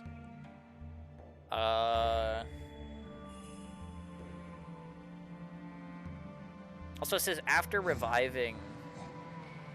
Oh, okay, because this happens instantly when he enters second form, but this happens after the health bar regenerates, I guess. I was like, but how is this any different than this when he hits second form? But it's like a timer thing. I get it. Leaves the field when the last flaw is defeated.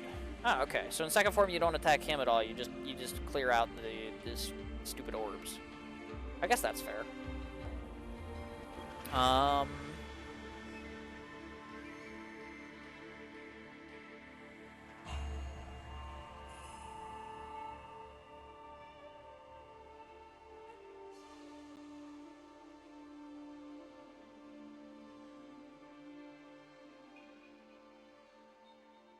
Do I have any form of, like... I guess it's bedtime. It's a good thing we're doing the boss. Do I have any form of, like, status resistance?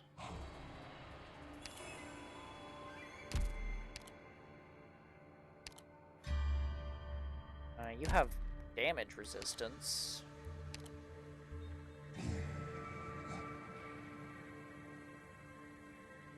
Actually, you know what? If I'm going to be spawning flaws around my units, I'm going to have Entelechy on skill 2. That's probably going to help.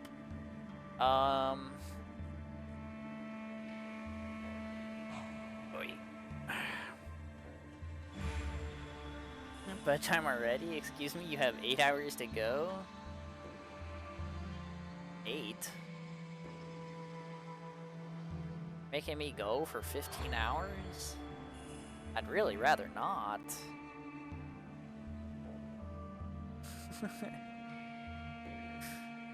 It's kind of a long time. I don't have any reason to be up that late. So, like... I don't know, man. My invest will give you is 7 hours? What if I give you, like, 30 minutes? Chat overlords, girl, and Sky have spoken. Oh, okay, okay.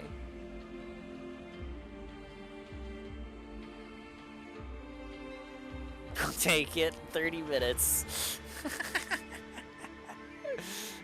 Yar. Alright. I went Yan on skill 3 for this. It's like, do I want her to stop attacking? Are the flaws silenceable? Probably not, right? I mean, none of his effects are silenceable, so I don't see why the flaws would. I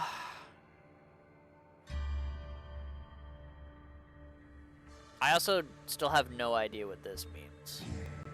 How does a target on the field become empty?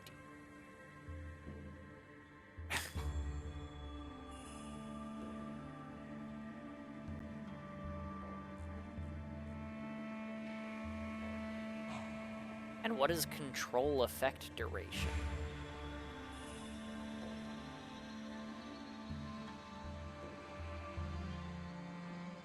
I don't know what that means.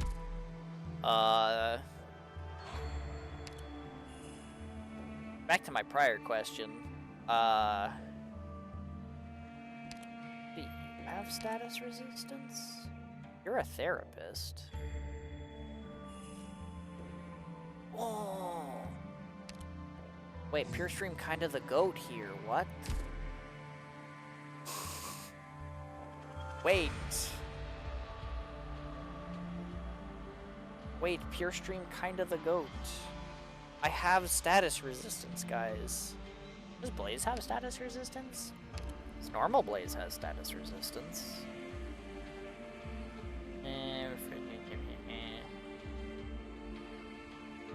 No.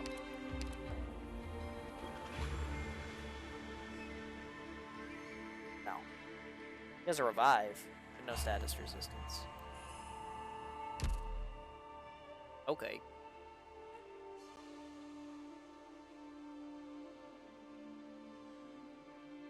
Lame. Blaze Alter should have had status resist. That's like her staple. I would argue transforming her stay alive for 7 seconds thing into a passive where she revives and stuns all enemies is kind of way cooler, and I'm kind of glad she has that.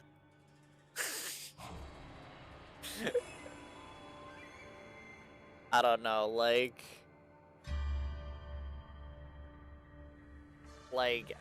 yeah, the status resistance is cool and all, but I also see and understand having more use for the status resistance on a melee operator that's meant to hold the lane than on a caster that's meant to burn stuff to death. But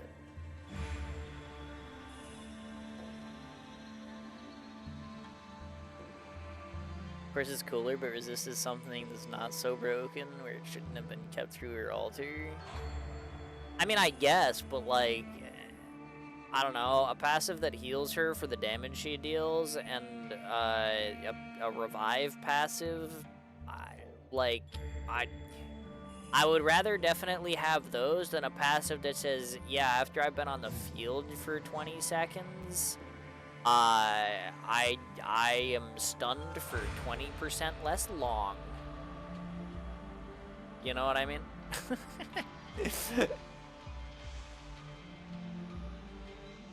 I don't know. It's like, yeah, sure. I mean, the status resistance is nice and all, but like, I definitely don't think it's like anything that's like core to her character that they can't drop because they're trying to make a cooler version of her character. You know what I mean?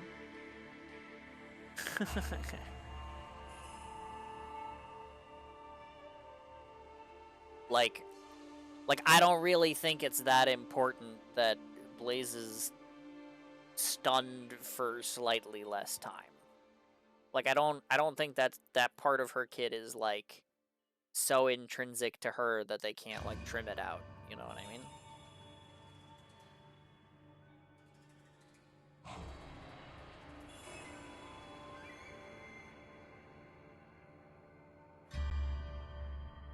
But yeah, like, it is kind of weird that she doesn't have like any form of it.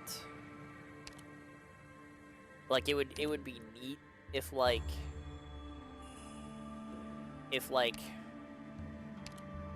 you know, the skill 2 puts burning tiles on the ground. It would be cute if like, you know, it had like a line of text that said like, allies on the burning tiles gain status resist or some shit like that, right? That would be kind of interesting. But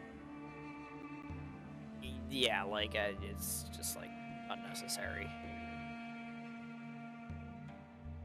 I don't know. Yeah, like I agree. It would be cool if they retained it somewhere.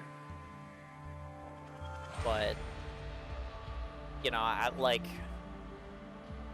don't think it's like so important to her character that like, you know, she needs to keep it or anything. Like having them drop it instead of just like having like a quick nod to like the previous version of her is like, yeah, that's fine. Like I don't mind them dropping status resistance for her. Especially since, you know, again, like status resistance isn't like usually as important on ranged units as it is on like the melee lane holder that her previous form is. So admittedly, it is still nice to have your DPS not get stunned. So, you know, maybe grain of salt kind of stuff. Hmm.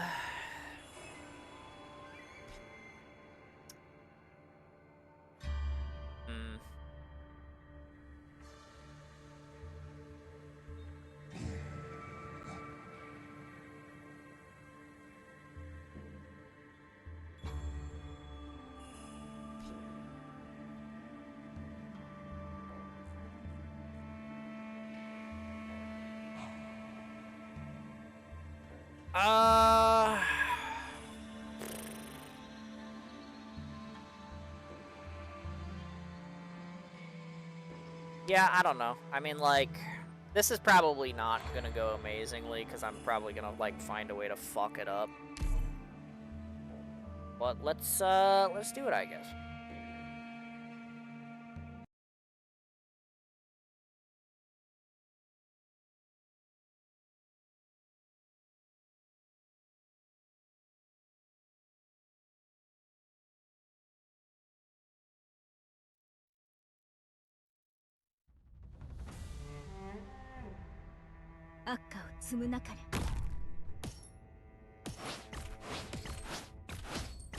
I like the demonstration reserve operator. Like, very cool, thank you.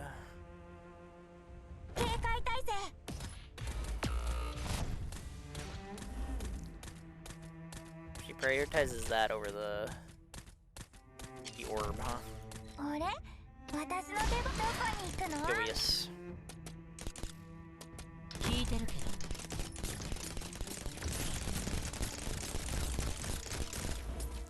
Very cool, thank you, Cruz.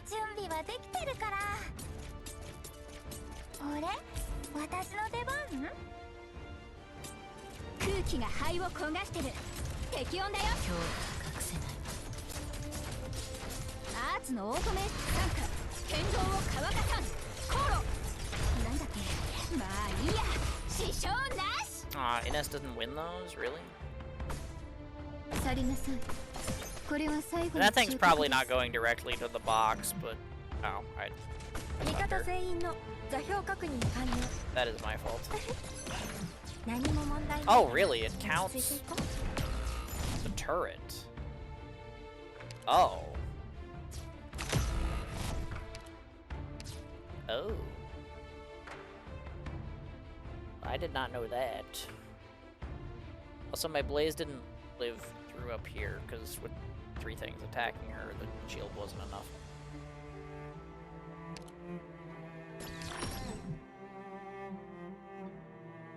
Okay, I'm gonna get Shu down here. Try and get some healing done. I don't know that I'm gonna make it in time. Because I can't actually put someone here, they'll just get stunned. I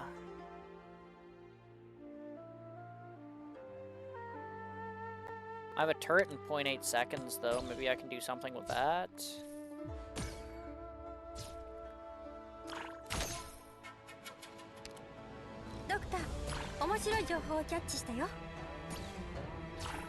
Nah, not Radiant got shot. Thing didn't block it at all. Which I guess makes sense, because I did say that that was going to just stun it, but... kind of in a bad way right now. A lot of my tiles have, too much crap going on. I'm probably gonna leak that guy off the bottom. I'm gonna try to get Ascalon down here to beat up some of these things. Maybe get somewhere. But if my shoe's getting shot, I don't know that she lives to get the skill off here.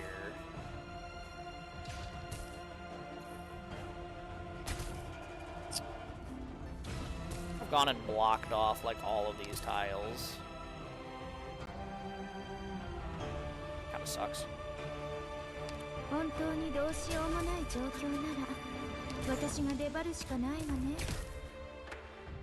Yeah. I'm not getting to the shoe skill. That's kind of bad. I kind of need the shoe skill to function.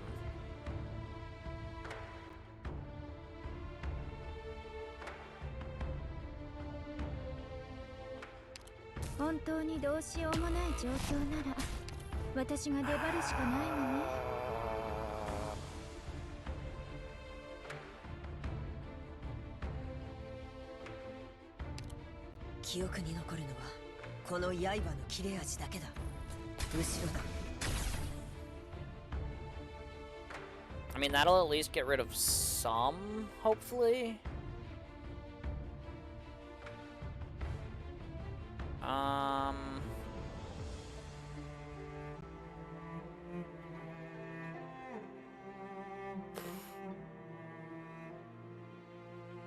I need to, like, clear out some of this shit so that I can, like, play the game. And And I need to get healing pointed at Ascalon, but I don't know how to do that without getting fucking destroyed. I guess, like, maybe the idea is, like, this, and then, like, I get Ines down to, like, potentially... clear out some of that, maybe?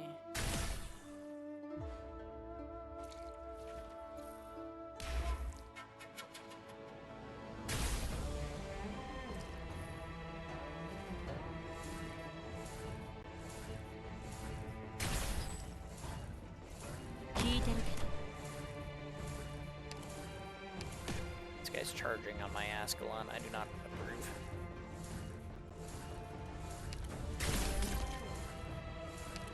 I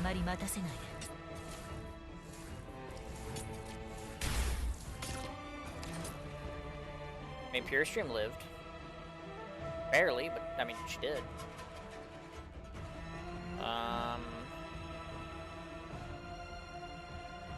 If I assume that these guys are going to get hit by Ascalon's skill and die, I need to block, like, these guys with something. But it can't be here, because I'll get zoned, so I need to, like, do, like, this, probably. I don't know if Entelekia lives that. I'm just kind of, like, hoping she does. And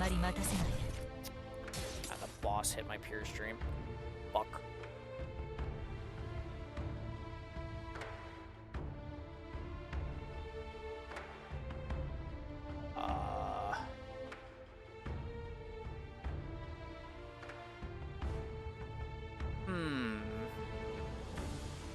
I mean, I need to make it to Ines skill so that, like, I can get some DP and maybe, like, clear out, like, some of these.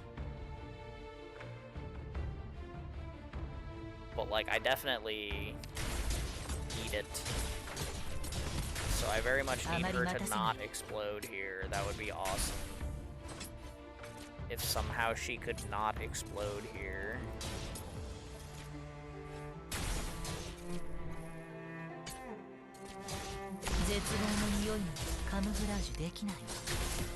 Camouflage did not stop her from taking Orby damage, apparently.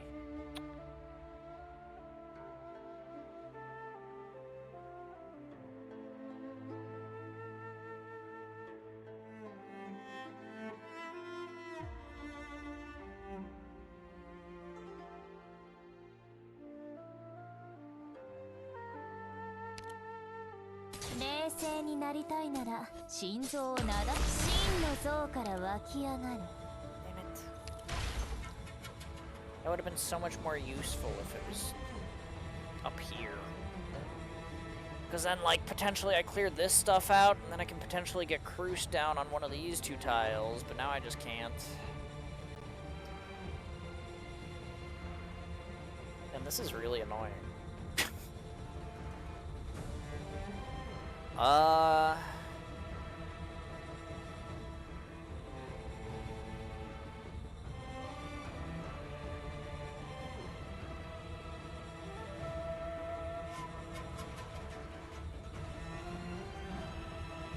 This caster is hitting Entelekia. So she's not long for this world either.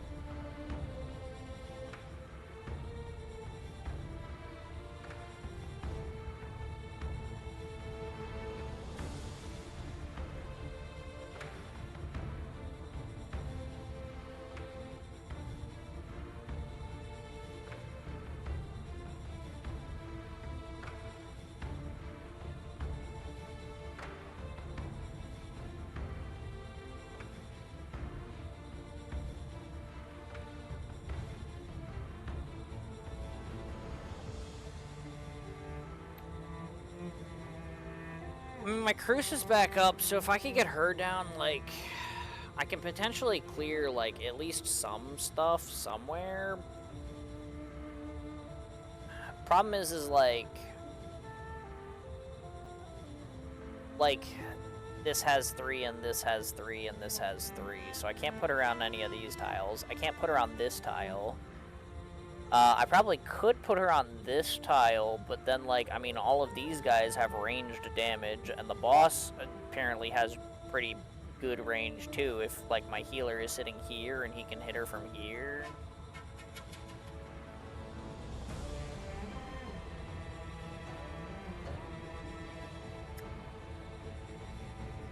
Fuck, man.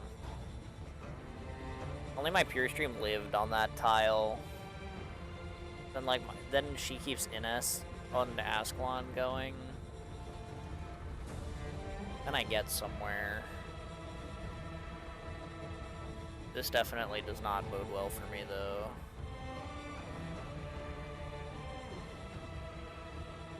But without, like, the security of, like, at least, like, half of a team deployed. Like, I've got 3 boxes I need to, like, look out for, like... I can't, like, build up enough DP to get to, like, my Kontong Blade here. Like, I need my attack speed to do something for me.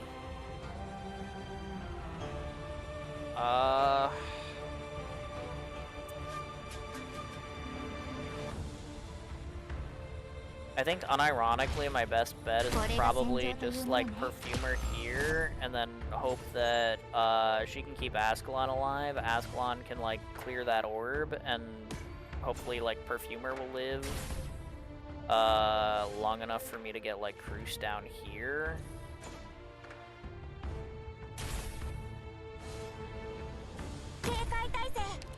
And hopefully that doesn't spawn one there, it spawns it here, and it didn't. Okay. Fuck you too, game. And then Cruce dies to the boss.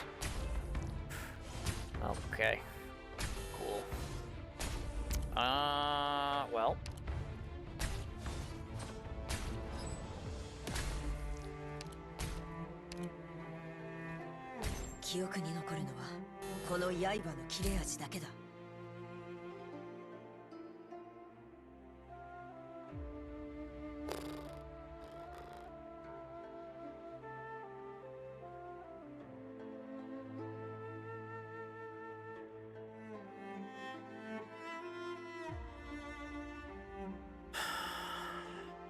There's an ad. I will wait to advance for the ad.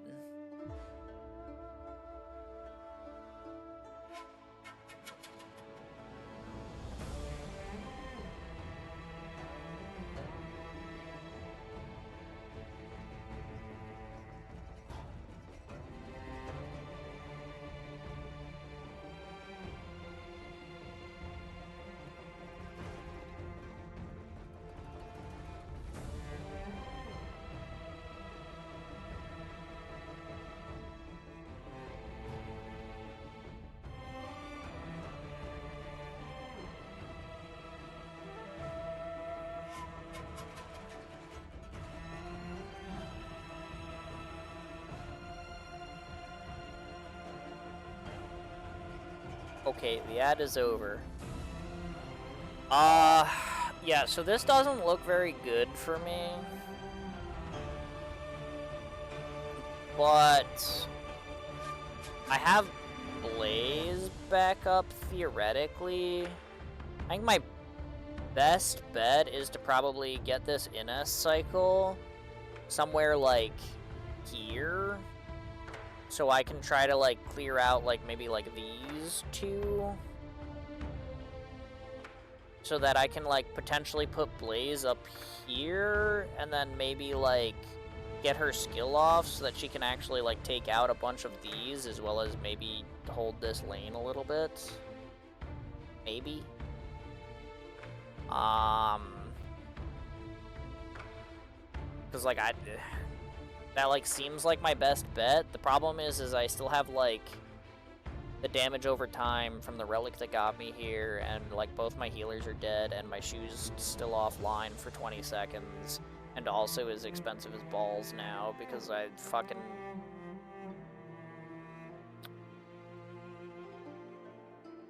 Yeah. It's a roughie.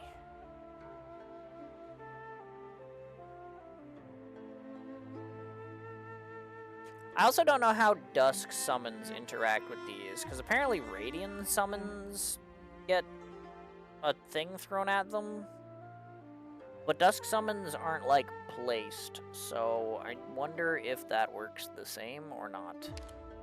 Either way, point is, I think I'm waiting for, like, 6 seconds here. I don't think I'm doing much. What the hell are those? Oh, they're the Orbeez that are regenning because he's nearby. Okay, I see, I understand. I hate it, but I understand.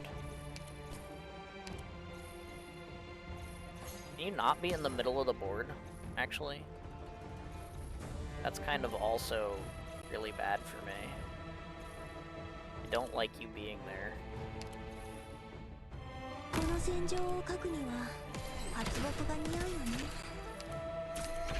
Nope, that definitely did summon one there.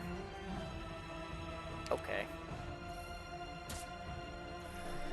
I'm just gonna wait for that guy to leak. I don't want my Ines getting shot.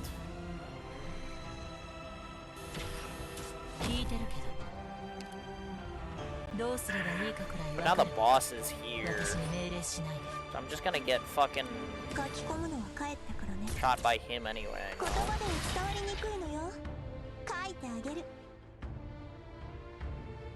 Also, I don't have healing. My Dusk is just dead.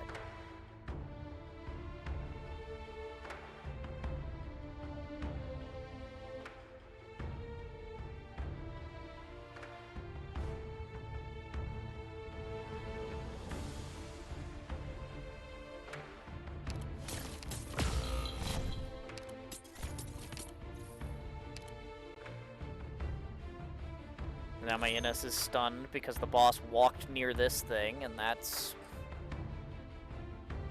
Okay,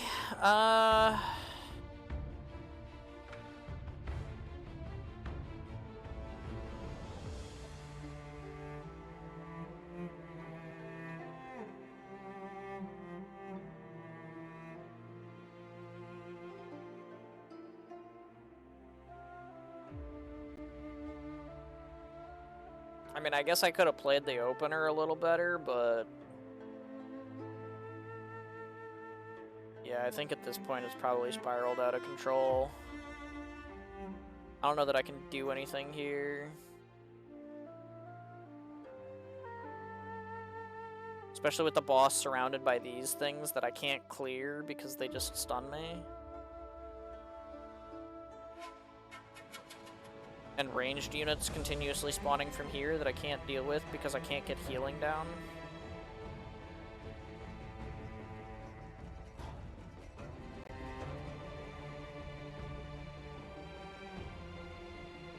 Yeah, I guess I threw the Giga run.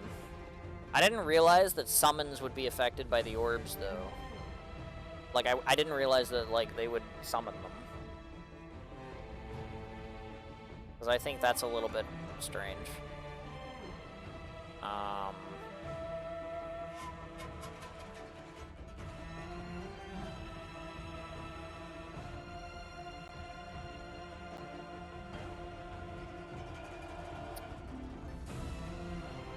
It definitely screwed me, though, because I started trying to get, like, Radiant stuff out, and it just summoned more orbs, and that was not good for me.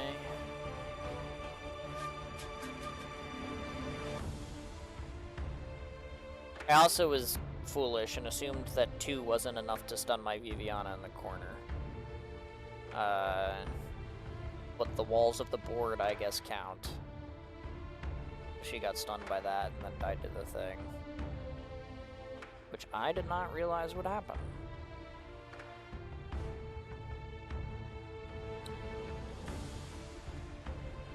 Sucks. It's such a good run, but I got knowledge checked.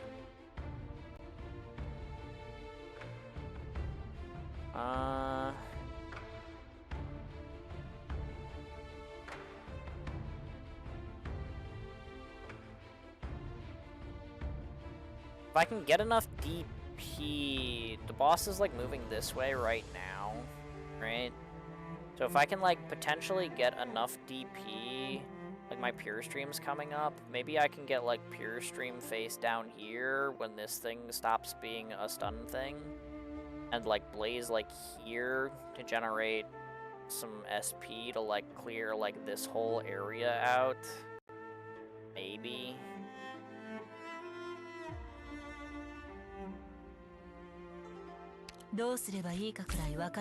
Wait, she just got unstunned. What was that?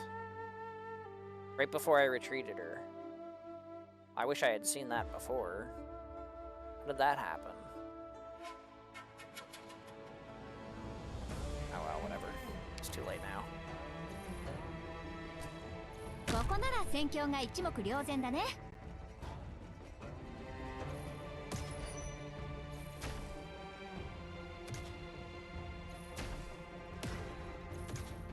Stop, man. I just want to live for more than like 2 seconds, please. Why did she switch targets to that one from this one?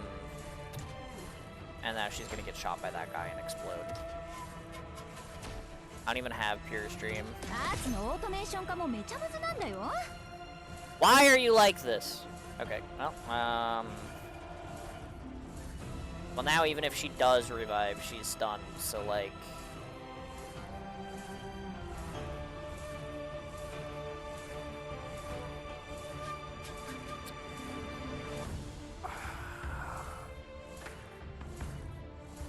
It's probably just cooked.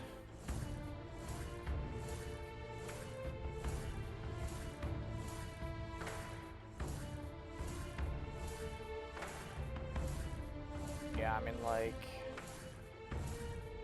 What can I even do about this, you know?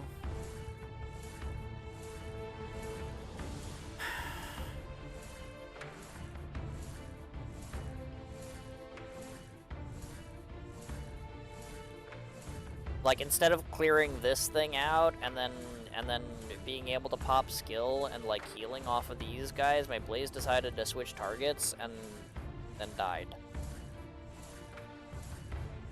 So like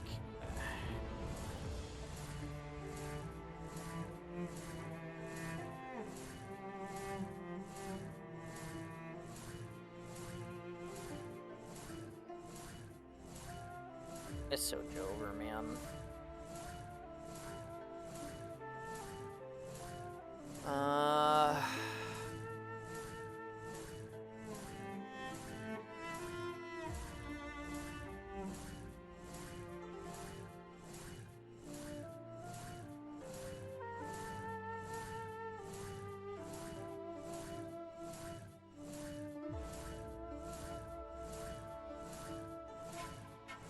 I mean, if somehow Blaze can live this, my best play is probably still to get healing out. But, like, this guy's just gonna kill anyone I throw down. So, like, maybe my best play is Radiant?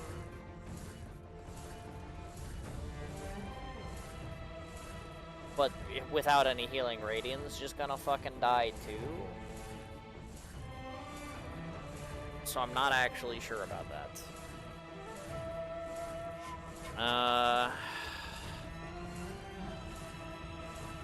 But I'm like guaranteed to take 5 damage here from like these guys. So like even if I like somehow like I get Pure Stream down like on this tile and like,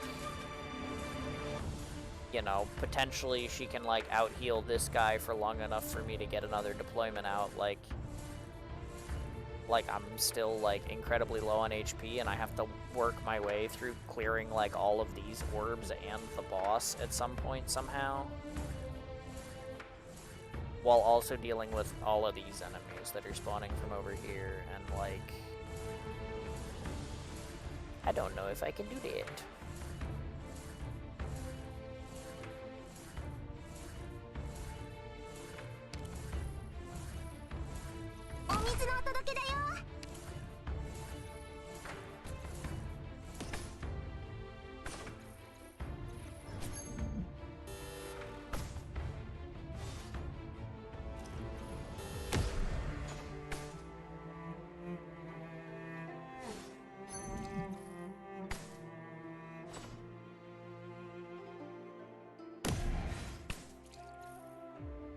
And also the boss is attacking 3 people at a time right now, because whatever the thing that does that he has been fulfilled. And like, I can't do anything about it. He's just hitting me.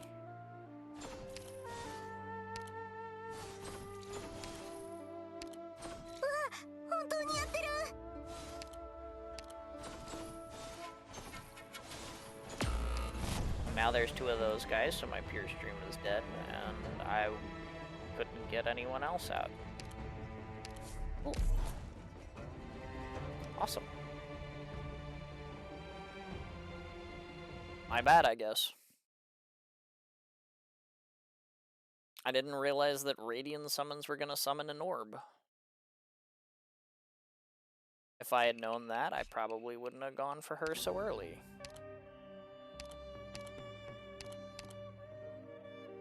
I also, like, fucked up in the beginning with my Viviana placement, I suppose, but, like...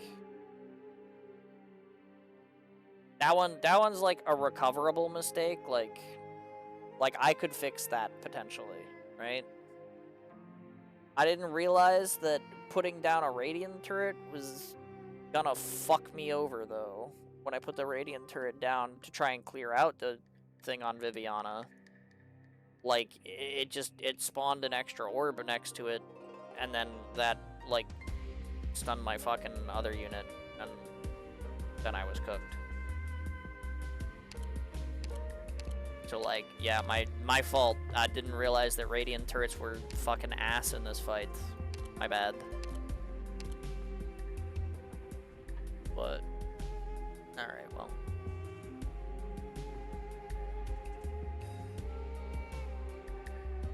Dude, Lappy Ultra would be busted there.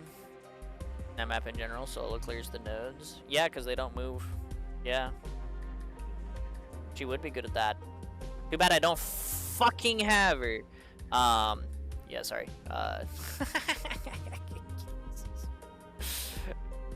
It's like, you know.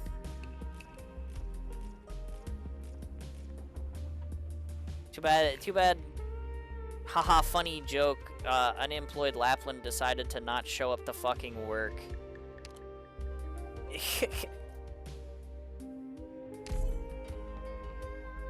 Oh, hey, I got unlocks, though. That's kind of nice.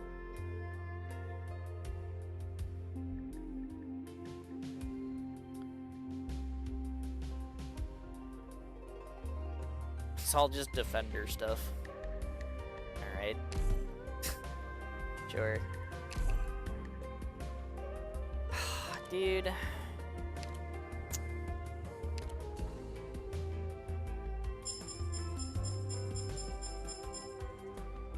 I got a furniture set, I guess. Oh shit, my bad, I didn't know. Nah, you're fine. That's like... Like, the joke is that I'm more mad at her, you know? Like, I'm mad at her for not being there, I'm not mad at you for, like, bringing it up, you know?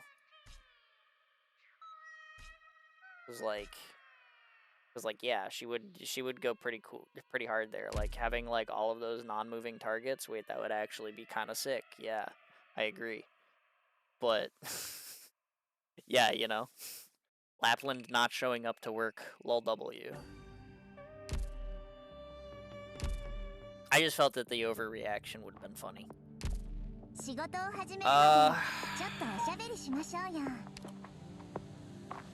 But, yeah. Mr. Streamer, why are you using this operator you don't have? Yeah, you know? But...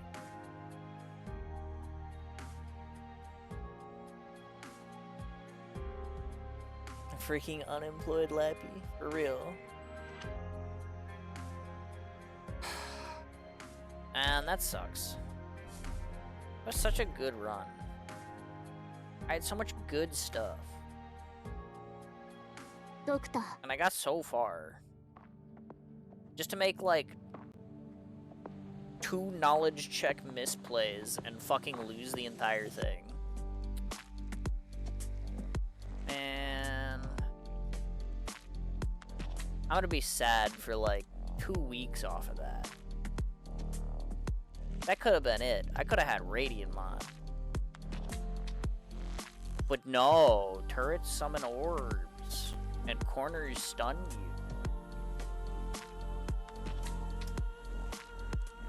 Fuck, man.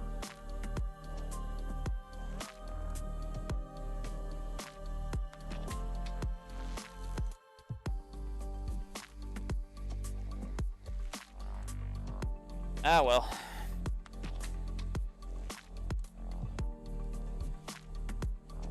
What can you do?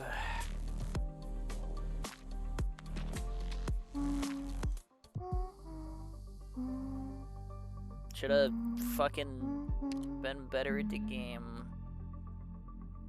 I've been a stupid idiot moron. Run like the best fucking run ever. I also could have like maybe rolled my coins once. I did have one coupon. I'm not sure that that would have helped. But like a lot of my other things there were like gain life points or something. I maybe could have gotten like one of my flower tiles for a combat buff. So I guess that's a planning misplay on my part. But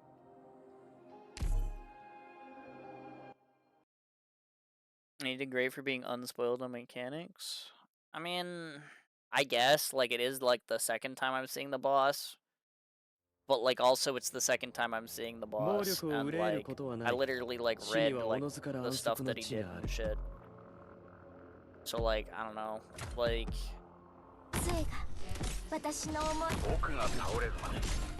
realistically, like it should be good for something. If I'm on like that good of a run, like I feel like it's not really an excuse.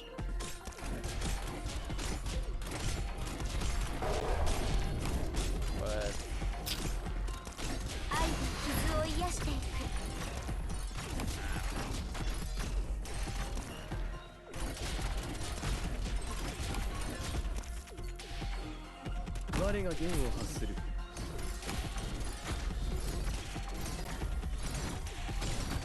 doing his S tier there. S3 doesn't spawn a ball if you deploy her before her S3 animation ends. Oh, you mean like retreat her? That seems like a bug though. That doesn't seem like... I mean like, it's probably an easily abusable bug, and it's probably not one that they intend to like bother fixing. They probably think it's like kind of a mechanic. Right? But that definitely feels more like a bug than like, you know, an actual viable thing. Also, I don't know if you noticed, but that run I had one specialist voucher, and I had Ascalon, and I did not have any others. I had 3 defenders instead, so, I mean, it's not like I would have been able to pick up Yato anyway.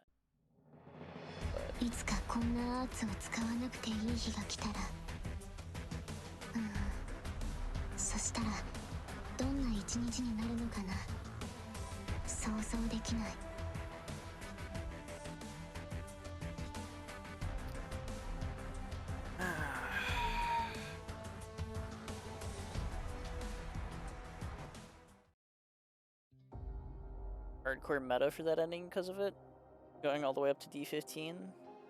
Damn, that's crazy. Look at these meta players. They're sitting here fucking working out the most efficient strategies for all these things, and they're still sitting here. They have to bug abuse to win. Keck W.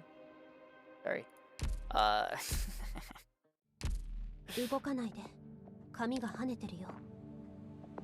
But yeah, no, I don't know. Like, because like if dropping an operator is supposed to spawn an orb, having an operator not drop an orb just because they're in a skill animation at the start of it, like, that definitely does not seem like intended behavior. But yeah.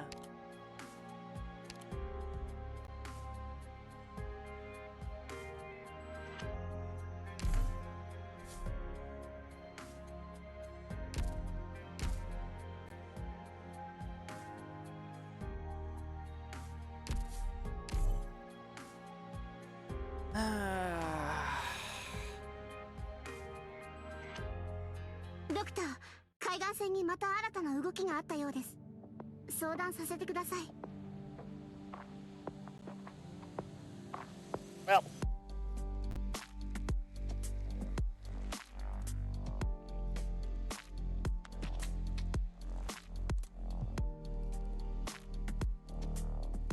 yeah, you might just be talking, but I'm like just thinking about bed, I guess.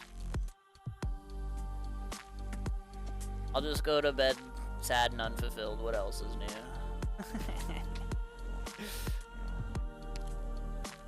It is what it is.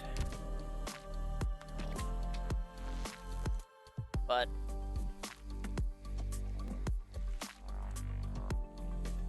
I ain't exactly about to start another one at 4:30 in the morning. I do think that it is time for bed.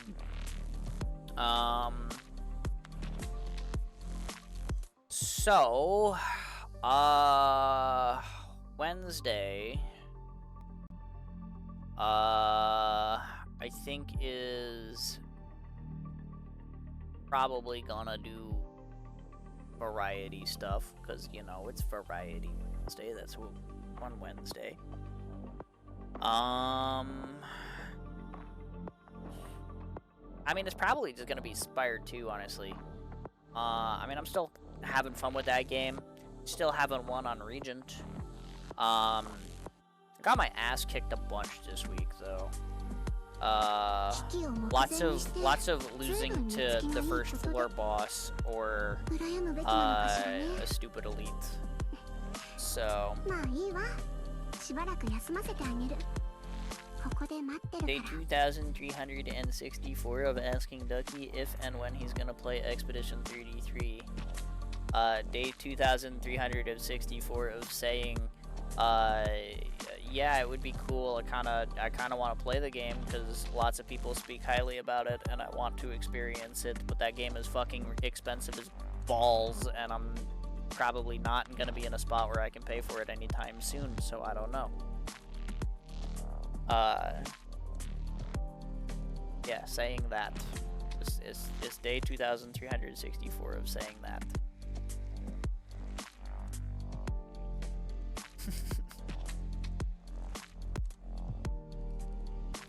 Honestly valid, yeah. I mean, yeah. It's like I want to play it, but like I can't afford to buy the $5 monthly pass in fucking Arknights. I can't afford to get the fucking $2 fucking Endman weapon in Enfield. Not that I want to anyway. I want to keep my Enfield free to play. But you know, like, you know, like if I can't afford to do that, you think I can afford to pay for a fucking $70 fucking game? I don't think so.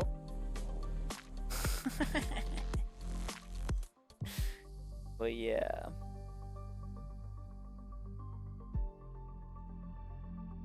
When it does, I'll definitely follow up on every VOD if I do miss the live stream. Fair enough, fair enough. Yeah, I don't know. I'm also like, I haven't started like a new variety game on stream for a while. Like I got Donkey Kong because I wanted to play Donkey Kong and like try to do like some speedruns in it and stuff. You know, like I got that with the Switch for Christmas, right? But like I haven't, like I want to like you know, have like go through that like on stream and stuff too, but I haven't like felt like starting a new thing on a Variety Wednesday yet, unless you count Spire 2, but that was kind of like a special circumstance, you know what I mean? So yeah, it is what it is. But yeah, I don't know. I mean, like, I unless I feel like starting something new and starting Donkey Kong on Wednesday, it's probably just gonna be Spire 2 again.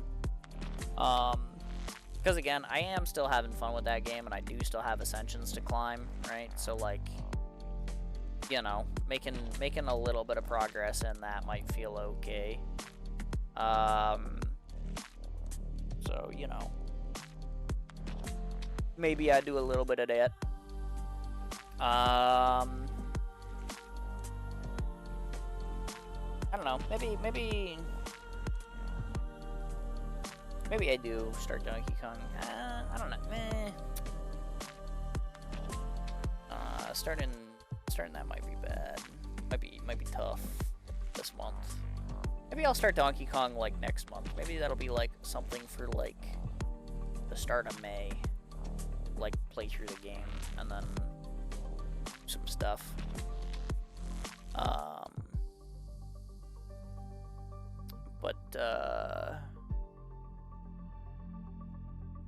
Yeah.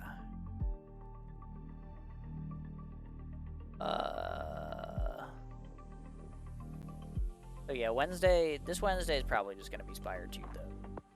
I still need to get a singular win on the region, so you know, maybe that'll happen. Going back to the other ISs and going for the pins would be a neat idea too, I think. If you go for the pins? What do you mean the pins?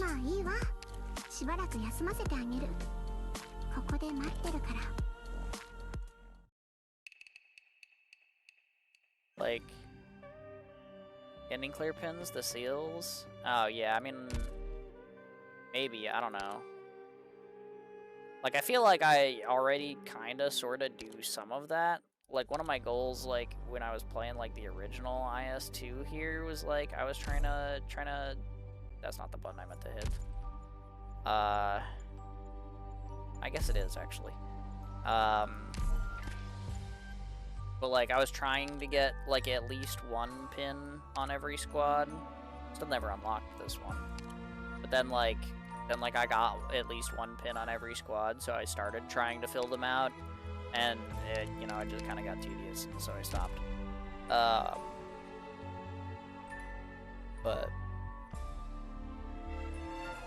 yeah, I don't know. Maybe. I mean, I still need to get ending 4 in, like, every IS, so... Adge. Yeah, Adge. That's what happens. Get talking, get distracted, there's an ad. So it goes. Again, I can't turn them off. I can only, you know, run my 3 minutes an hour, so... it is what it is. I don't really like them either. Although I guess I do like the couple of pennies that they give me. That's like not the worst. But I cannot stop them from running, unfortunately.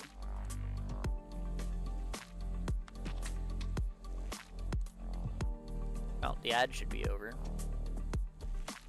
But yeah, I don't know. Like, I started doing like pin stuff in like IS2 back when, like, you know, IS2 was like the thing. And like, yeah, I don't know, like I got somewhere with it, but not like, you know, like I have like a pin on like every squad.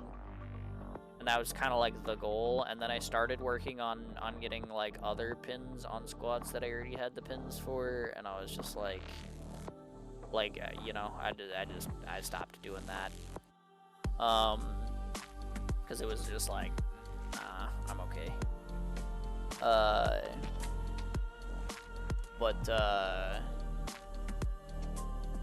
I also like still haven't beaten an ending 4 in a single IS like ever. So, you know, like, before I focus on pins, I probably would want to do that. Right? So, yeah. I mean, it's technically not true, because in one of the monthly runs, I beat IS3 ending. It just, you know, didn't count because it was a monthly run. So I mean, like, Or actually, maybe it wasn't a monthly run. Maybe it was a deep exploration. One of the fucking two. No, I think it was a monthly run.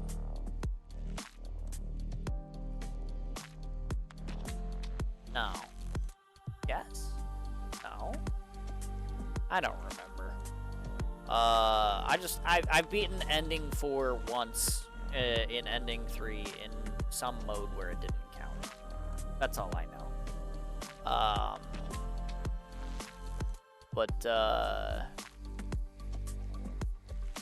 Yeah. Technically, according to what the game knows, I've never beaten an ending 4. So, yeah, like, I mean, one of those under my belt would be nice, I guess. But yeah.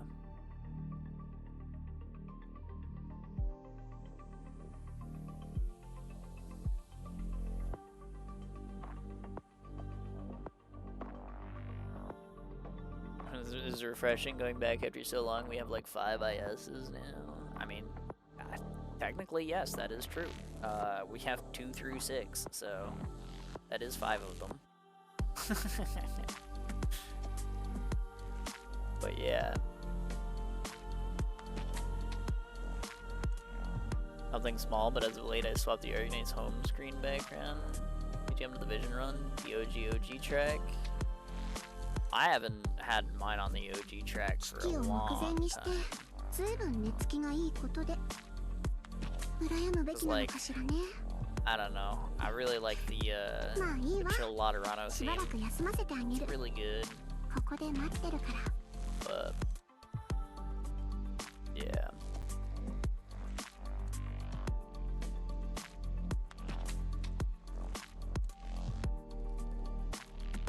Made me tear up. Makes me miss my girlfriend a lot. Well, yeah. I mean, if you got like, you know, more emotions poured into it, like, yeah, that'll definitely do it for sure. But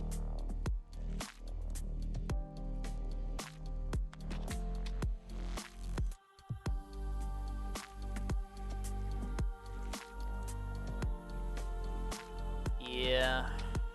Yeah.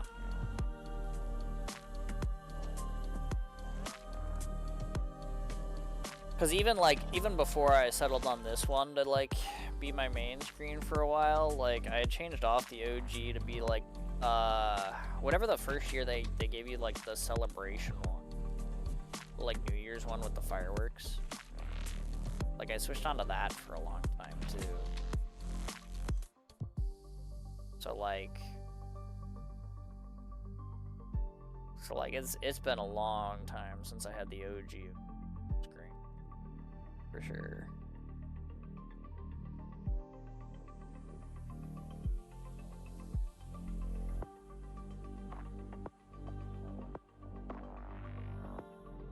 Oh. But yeah, so Wednesday is gonna be variety, probably SES2. And then Friday is gonna be the Keurig event, because that'll be out by then. We'll do, you know, the usual run through. I've got my squad prepped. Not that one. And then yeah. Reminds me of the New Year's trailer with Chen and Hoshi that they dropped. Ah, yeah, dude. Where they have to deliver like the cake that may or may not be a bomb. Yeah, that was a good one for sure. For sure. But yeah, we'll be running through the Keurig event with this group of misfits that I've got here. And then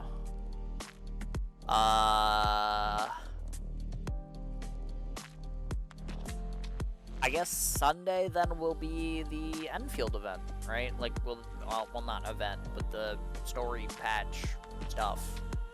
Because supposedly the new Endfield stuff is going to be out by then too, so I guess that'll be Sunday. But, yeah. Wait, which niche are you doing for it? The one on screen. But, yeah, Keurig. But yeah, so, I mean, hey, like, it's kind of a big week, I guess. We get the Keurig event, we get Enfield content.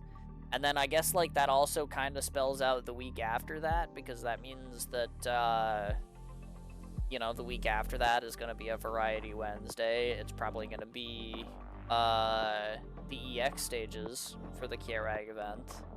And then, Sunday will probably be me reworking my base for whatever new shit they decided to add in the rest of Wu Ling. Make large batteries or whatever the fuck, I guess. So yeah, I mean, like, I guess, like, the next, like, 2 weeks are planned out. Also, it's a limited event, so it's probably gonna be a 3-weeker. So there's probably gonna be S stages, so that's probably gonna be the Friday after that. Not gonna lie.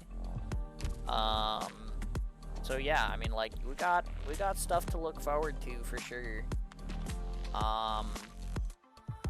But yeah, for tonight, I do believe that is gonna do it for me.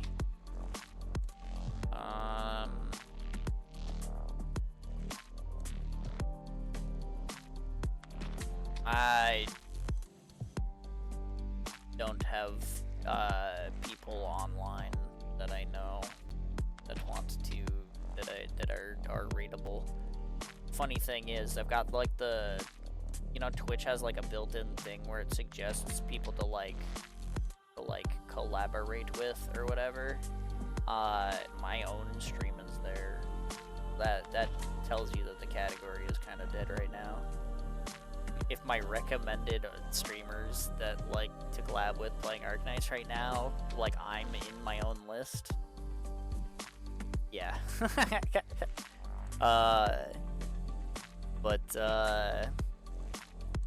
Yeah. That is gonna do it for me, though.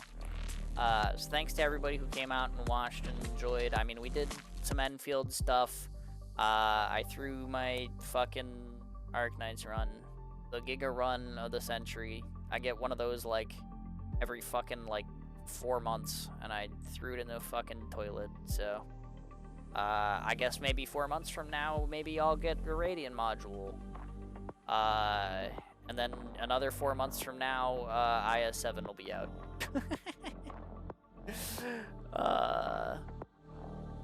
But, oh well. It is what it is. But yeah, thanks again for being here and stuff. You know, it's as always, you know, the lurkers, the chatters, everything, just always much appreciated. Because without you guys, I'd just be yapping into the void. But also, like, you know, a special shout out to Zobni and Shlu for the raids earlier. It's also very much appreciated. You know, bringing eyes to my terrible gameplay and my fun 2-hour-long yap sessions. But yeah, so thank you guys very, very much for watching. Good luck and have fun in all of your games. And until next time.